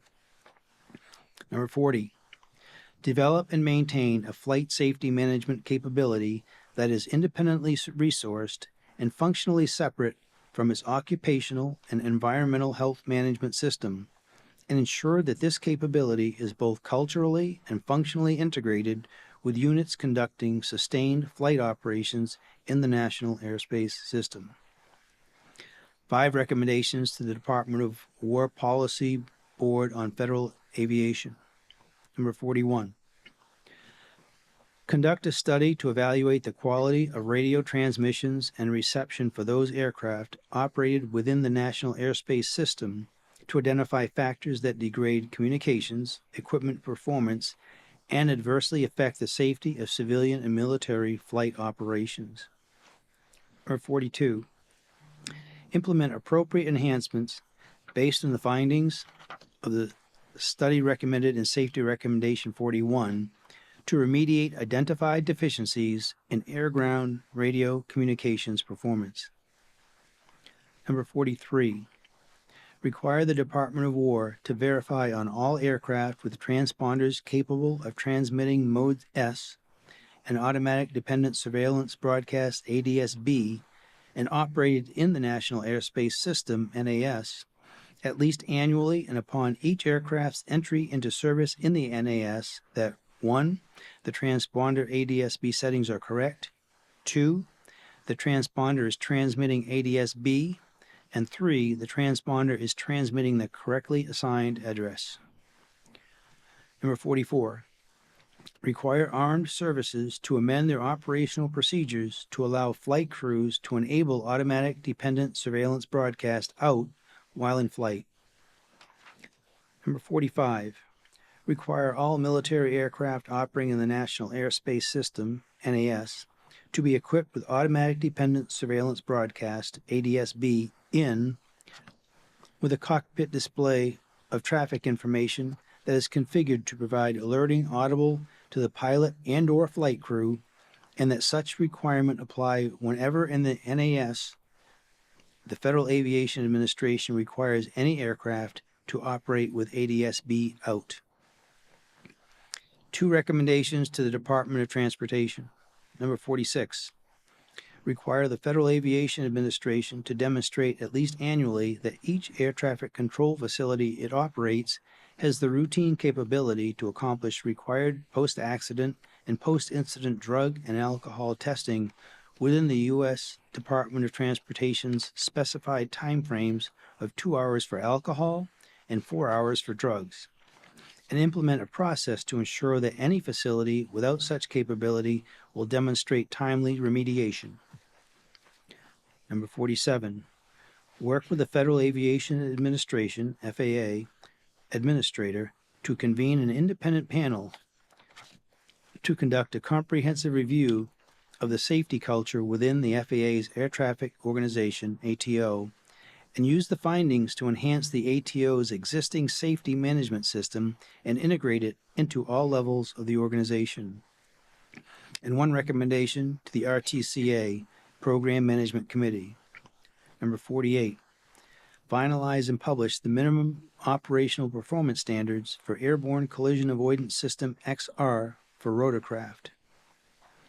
Additionally, this report contains the following 2 safety recommendations previously issued by the National Transportation Safety Board in March of 2025 in its report titled Deconflict Airplane and Helicopter Traffic in the Vicinity of Ronald Reagan Washington National Airport to the Federal Aviation Administration. Urgent Recommendation A-25-1.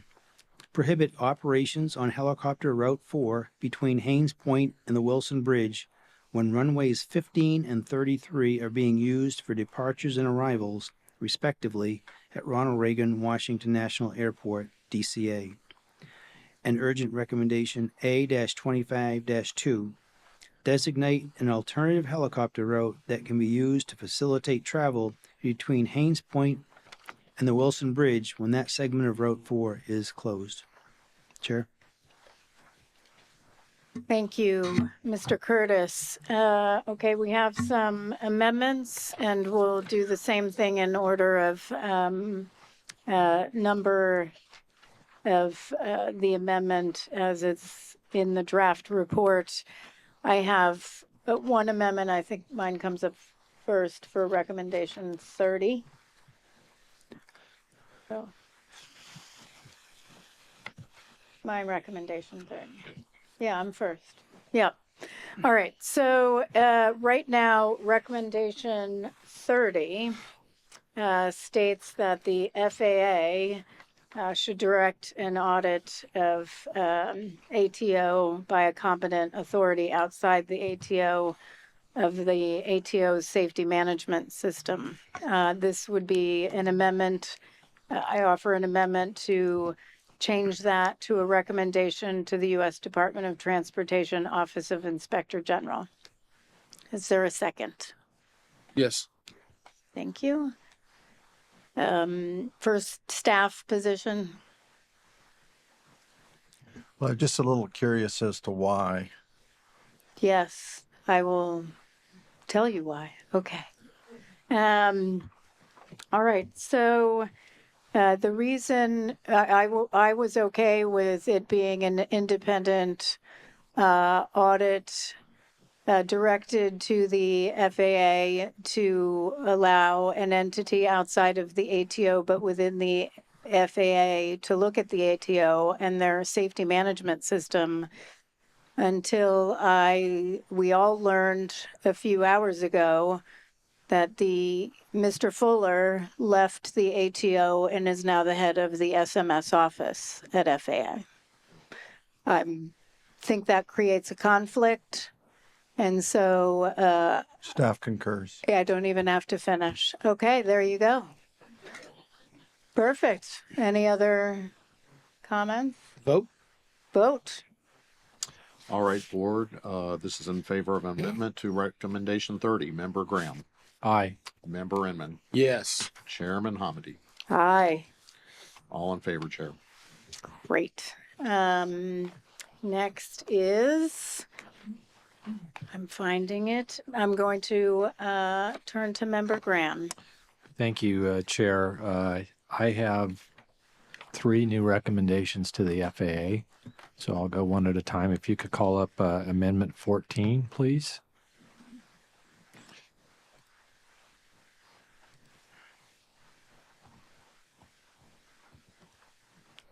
So I'll go ahead and start right here. We go.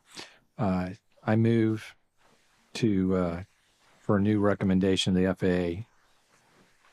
Revise FAA Order Job Order 7110.65 Section 2-1-6 safety alert to require controllers assert positive control by issuing an alert with appropriate traffic advisory information and offering pilots an alternate course of action followed by the word immediately, in quotes, if they observe an aircraft is in unsafe proximity to another aircraft. That's my motion. Is there a second? Second. Member Graham, you're recognized. This is the first, I said, as a series of amendments I'll be offering on visual separation. This report and our investigation revealed that air traffic controllers at DCA were incredibly over-reliant on pilot-applied visual separation. The numerous limitations and risks of see and avoid are well documented in this report and prior NTSB investigations. If there was ever a time to address this issue, especially from an air traffic control perspective, it would be the result of this investigation. I can go on if you want. No. Does staff? So, Member Graham, I can appreciate it, and I know staff very much would like to support this, and I think where we're concerned a little bit is that if controllers are required to issue positive control instructions with every safety alert, could there possibly be some unintended consequences that we're not thinking about? I don't think so, but I'd like to get, if you don't mind, I'd like to get your staff member from the ATC control group back there, get their opinion on this. That would be fine. Mr. Soper. So yes, we did talk about this with at some depth yesterday, and our initial feel was the same. We liked the idea. However, when we started to consider the ramifications of potentially requiring a positive control instruction, that becomes problematic from the standpoint that there are times a safety alert could be issued without the aid of a radar display, for instance. And I can't, a controller might not be able to look out there and actually, if they're giving this visually just because they see two aircraft coming in close proximity to one another, an instruction that they can be certain would not be conflicting with something else, like they don't know their headings or they don't know exactly the altitude. So it could actually cause maybe some unintended consequence there.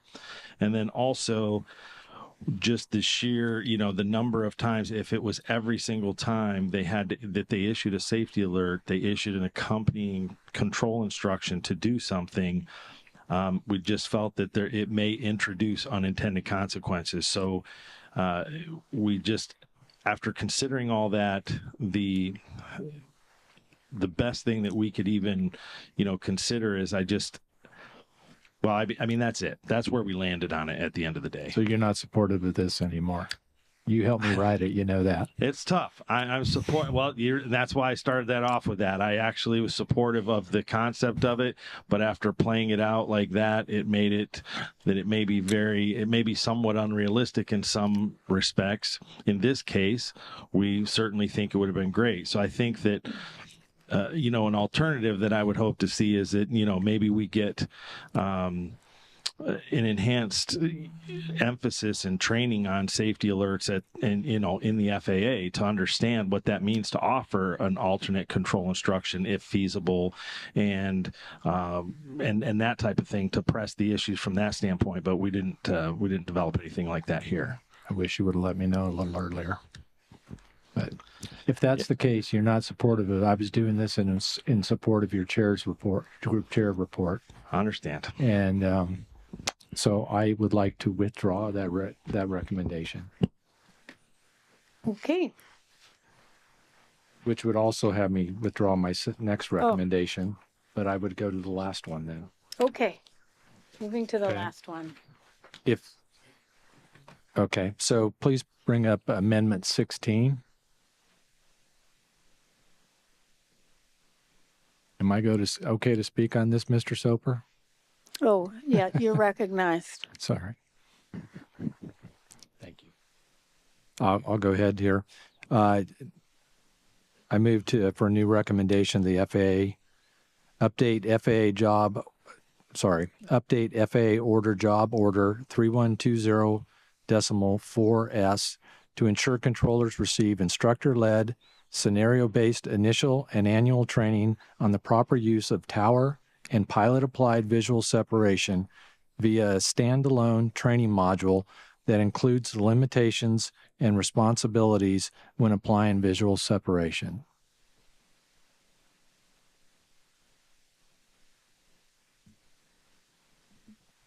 Second.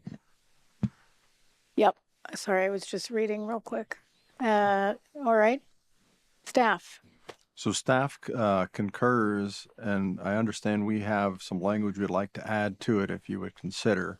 And I think there's a slide prepared.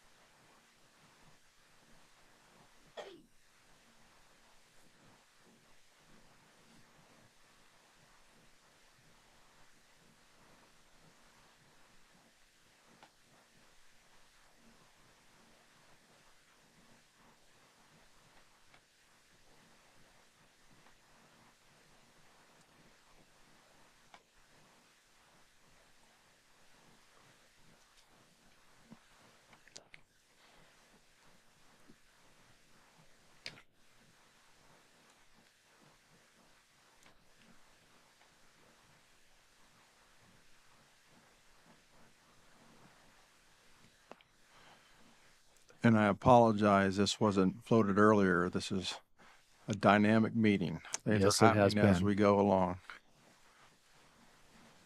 When the chair's finished, I would love to know what ATC staff thinks of this.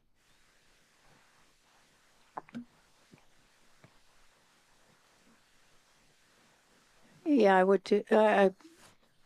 Mr. Soper. Can you, yeah, and eventually I'm going to want it put back up, but go ahead.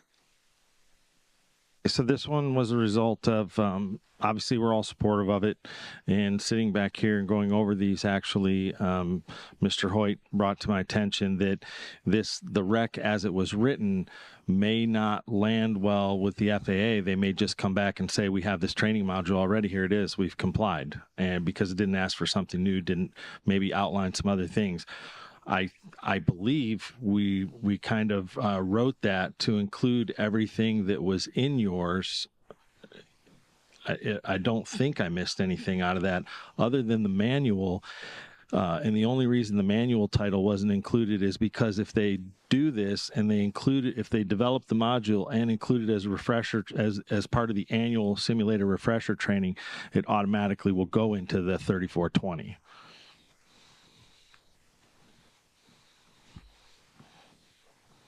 So you're concerned as currently drafted that they would just come back and say, we already do this?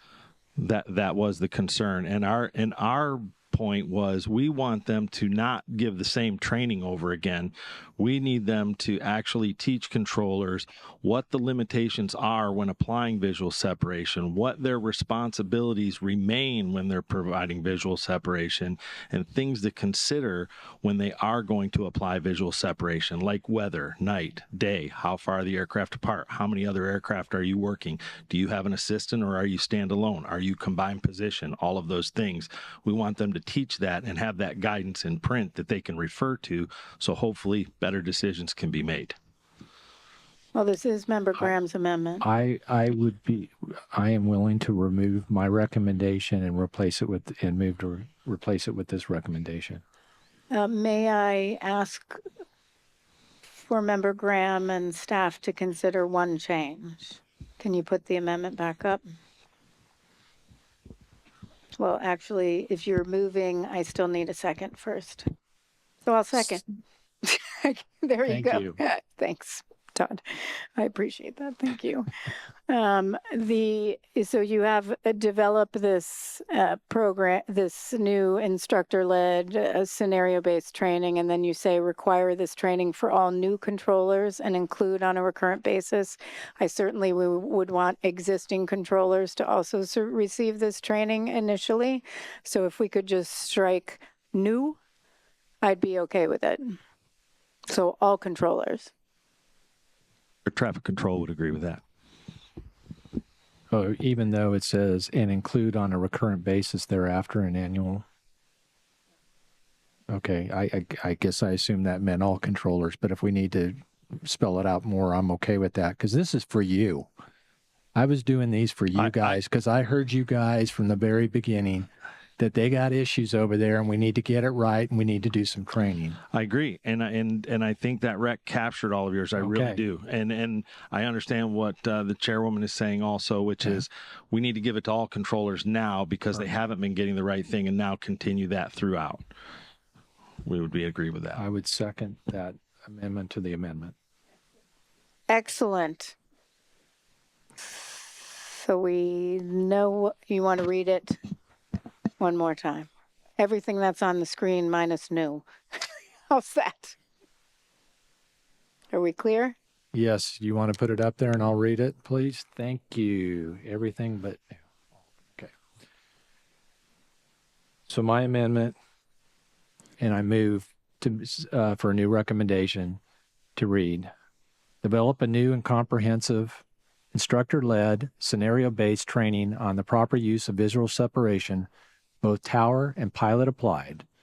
This training should include information on the inherent limitations of see and avoid, responsibilities when applying visual separation, and guidance for controllers on factors such as current traffic volume, workload, weather, or environmental factors, experience, and staffing that should be considered when applying visual separation. Require this training for all controllers and include on a recurrent basis thereafter an annual simulator refresher training. I'll second it. Excellent. Tom, you're up. You're good? Staff concurs. Yeah. All right, board, this is a vote in favor of adding a new recommendation to the FAA as read by Member Graham. Member Graham. Aye. Member Enman. Aye. Chair Hamady. Aye. All in favor. I would want to add one thing to that. I think it's important to put up, or at least point out for the DCA tower, that requires the simulators to work. And that group and organization have been waiting for months and months and months just to have that. So I hope it doesn't go without cause with that recommendation. Just fix the damn machines. Sorry. Okay, excellent. Totally agree. Member Inman, you're recognized. Actually, I'm going to skip past a few of mine. I think they've been overtaken by a few other events, and I'm going to go directly, if you will, to Amendment 7. This is a proposed new recommendation to the FAA. Evaluate other air traffic control towers to confirm if miles and trail are being adhered to per TRACON and tower agreements. Second. All right. Staff. Staff does not concur. We have no indication that miles and trail issues are at other airports. And staff does not believe this recommendation is supported based on the findings of this investigation. Member Inman. I would agree that we didn't evaluate the rest of the U.S., but we found a systemic issue that these controllers were constantly asking for miles and trail. They needed that to do their job safely. And so we saw an issue that was not being adhered to, at least with their agreement in DCA. We don't know where else exists in the country. And I agree that we didn't evaluate that. That's the reason why we recommend that the FAA does. What I don't want to see is, again, 5 years from now, the data's there, we already knew it, and we just didn't want to suggest that the FAA go back and review it.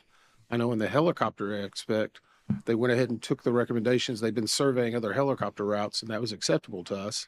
But in this case, we do know miles and trail and the spacing was some form of proximate cause to this accident. Is it happening elsewhere in the country? I would add, though, that the helicopter routes, we found out the FAA had done it across the NAS. So those were focused on DCA only. There's 5 of those? What the routes? No, 5 locations in the country that have helicopter routes. I think it's 8. Is it 8? Mm-hmm. But regardless, that's something different. Yeah. I was just using that as an example. I think it would be an easy thing for the FAA to do. And I think and I don't know this for certain, But I would suspect that if there's other towers that are suffering the same way and not able to get their safety recommendations, they would appreciate having another voice in response to this recommendation. May I, thank you. And may I ask some questions? The agreement between DC Tower, is there a formal agreement between DC Tower and Potomac Tracon on miles and trail? What? No, there is not. Are there other such tower agreements throughout the national airspace? There are others that most that we see have an agreement with a miles and trail but not all. in print. Correct, not all. So, in Member Inman, I think this is probably workable. I'm going to say my concern with this is actually that if, let's say, DC Tower had an agreement with Potomac Tracon, but the agreement was terrible because they kept asking for less, an increase in spacing, then the Tracon and Tower agreement would actually not ensure safety. So my concern is actually the words being adhered to per Tracon and Tower agreements that may not ensure safety. I think your intent is to ensure safety and to ensure you're getting adequate spacing. My concern is you might have deficient and safety deficiencies in the applicable Tracon and Tower agreements. I'm happy to take a modification to that. I mean, the idea is the FAA's got 30,000 people. They can't go back and check and take the opinions and give us a report of what they did. I think that's a lot of people deserve to know that.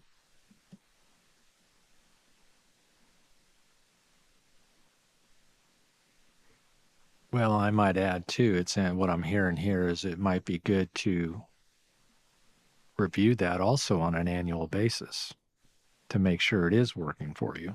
Kind of like they're supposed to evaluate the helicopter routes. Yes.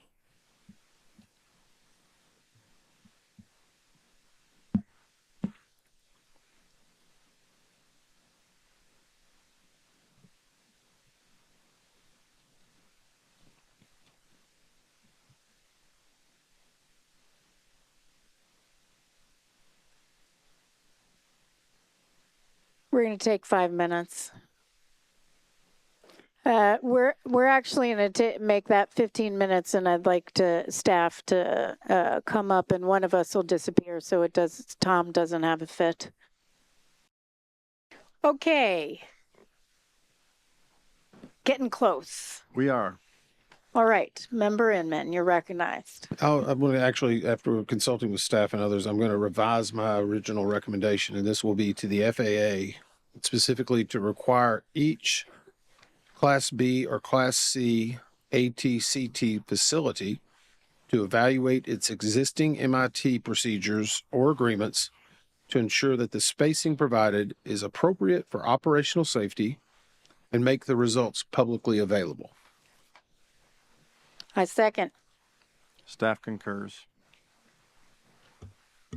I think again, we have a responsibility beyond just this air traffic control tower to make sure the NAS is safe as possible. And I hope this would help achieve it. All right, Mr. McMurray, you're up.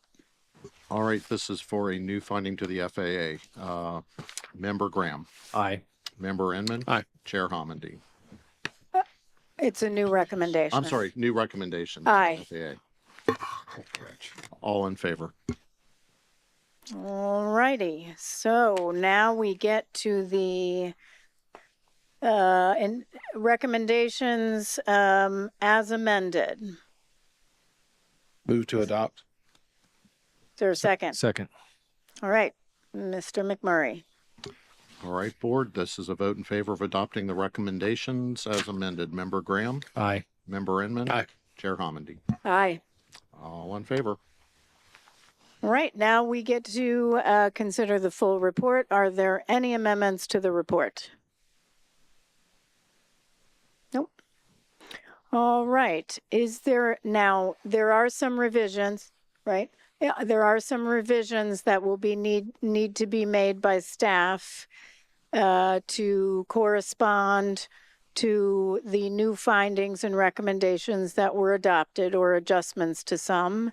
And we recognize that in Board Order 4D, it states that the board may direct revisions be made to the text and prepared or finalized by staff, and that if a board member requests that revisions be circulated for review after the board meeting, those will be circulated for review on through the voting process, giving board members 3 business days on those post-meeting revisions. And so all the board members request that. So any revisions made would go on PMA, our voting process, so that we can just review those and move that forward. But that means, is there a motion? Oh, let me make sure I got it right. Is there a motion to adopt the final report pending revisions? So moved. Second. All right. Council, All right, on adopting the report pending final revisions. as amended. I'm sorry, The report as amended. as amended, pending final revisions. Board, if in favor, say aye. Member Graham? Aye. Member Inman? Aye. Chair Hamadi? Aye. All in favor? All right. Does any member wish to reserve the right to file a concurring or dissenting statement? Member wish- Graham? Sorry. Member Inman? Yes. Me too. All 3 of us. All right. I'd like to thank Member Graham and Member Inman for their preparation in advance of today's meeting, and for our work together during the meeting. As I stated at the start of this meeting, this was one of the most complex investigations in NTSB's history. And as we know all too well, it was also one of the most significant commercial aviation accidents in years. We all would like to once again extend our deepest sympathies to all the families, those who are with us today, those who are watching online and weren't able to join us. We are so truly, truly sorry for your loss. We wish this is not how we met. I imagine today was very difficult. This was only the beginning. The first step in the process is getting this report out, getting the safety recommendations out, and then we will work together, if you are willing and able, to get our recommendations implemented to see that no other family goes through this again.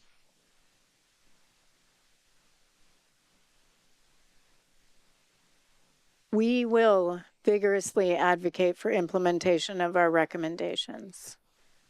And the other day, somebody said to me, it was a media person, "Oh, you went on a tirade." That was the word, tirade, at that press conference. You know what? And Todd said this too. We should be angry. This was 100% preventable. We've issued recommendations in the past that were applicable here. We have talked about see and avoid for well over 5 decades. It's shameful. I don't want to be here years from now looking at other families that had to suffer such devastating loss. We are so sorry. Action, frankly, should occur before people die. The fact is, over the last 2 decades alone, I said we've investigated 163 aviation accidents and 47 incidents resulting from a mid-air collision. That's over the last 2 decades.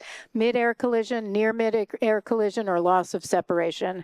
As a result of those 211 aviation accidents and incidents, 281 people died.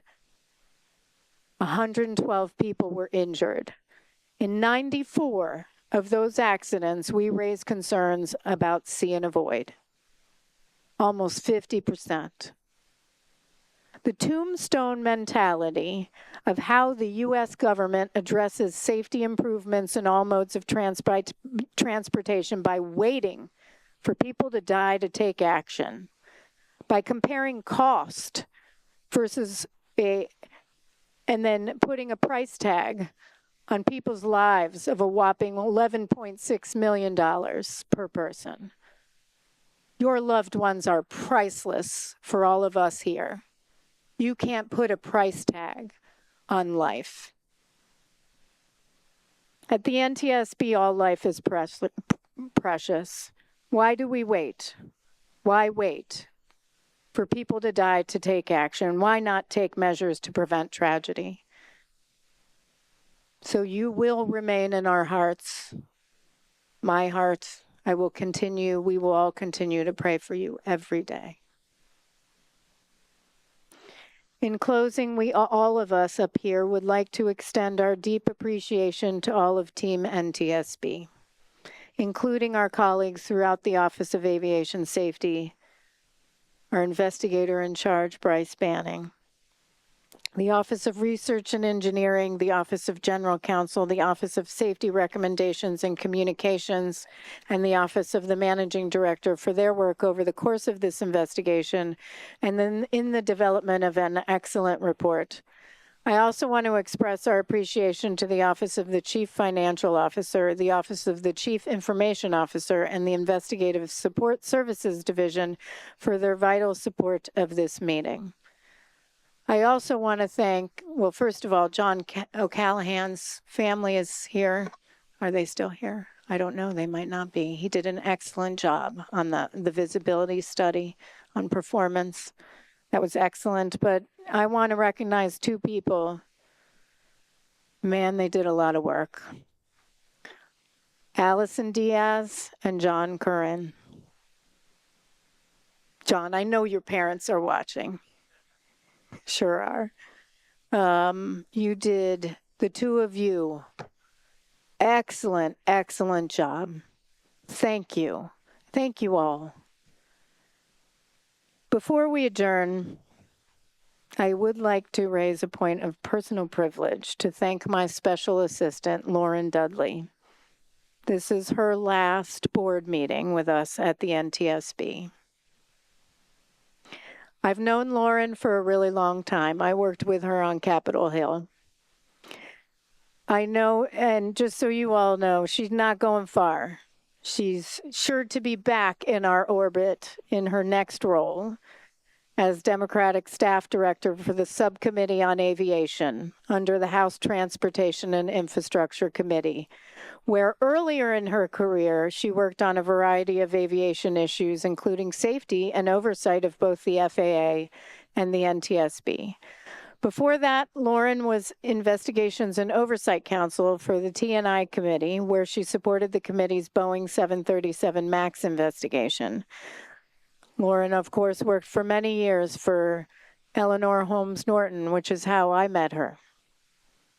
Lauren joined my team in December 2024 directly from the FAA, and while it is not in my statement, I'm going to say it was the most memorable of all swearing-ins. We were on the verge of a shutdown. We did not actually have a shutdown, but I was worried we were going to miss the opportunity to hire her real fast. So she was on vacation at Disney, and over Zoom, I swore her in outside of what roller coaster was that? Sorry, it was Universal. The what? The Velocicoaster.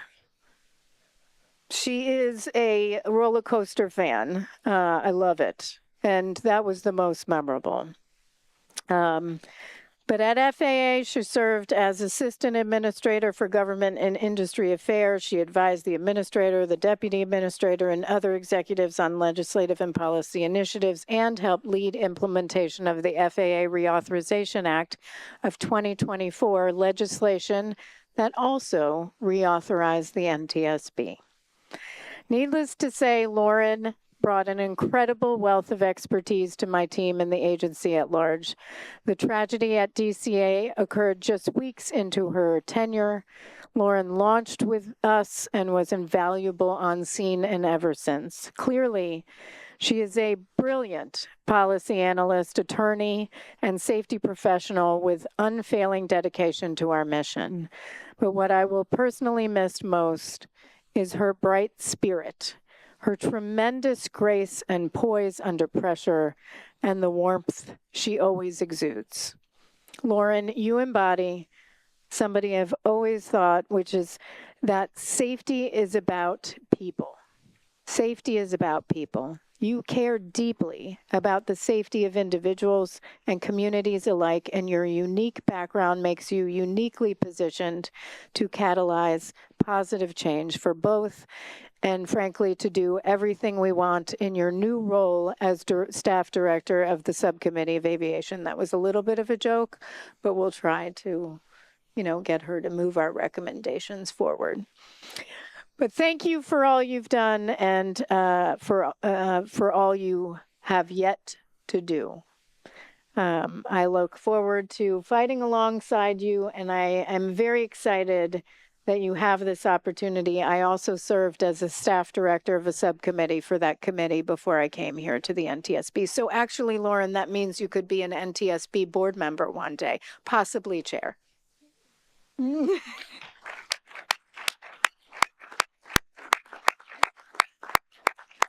Anybody else want to? No? Sure. Okay. All right. We stand adjourned.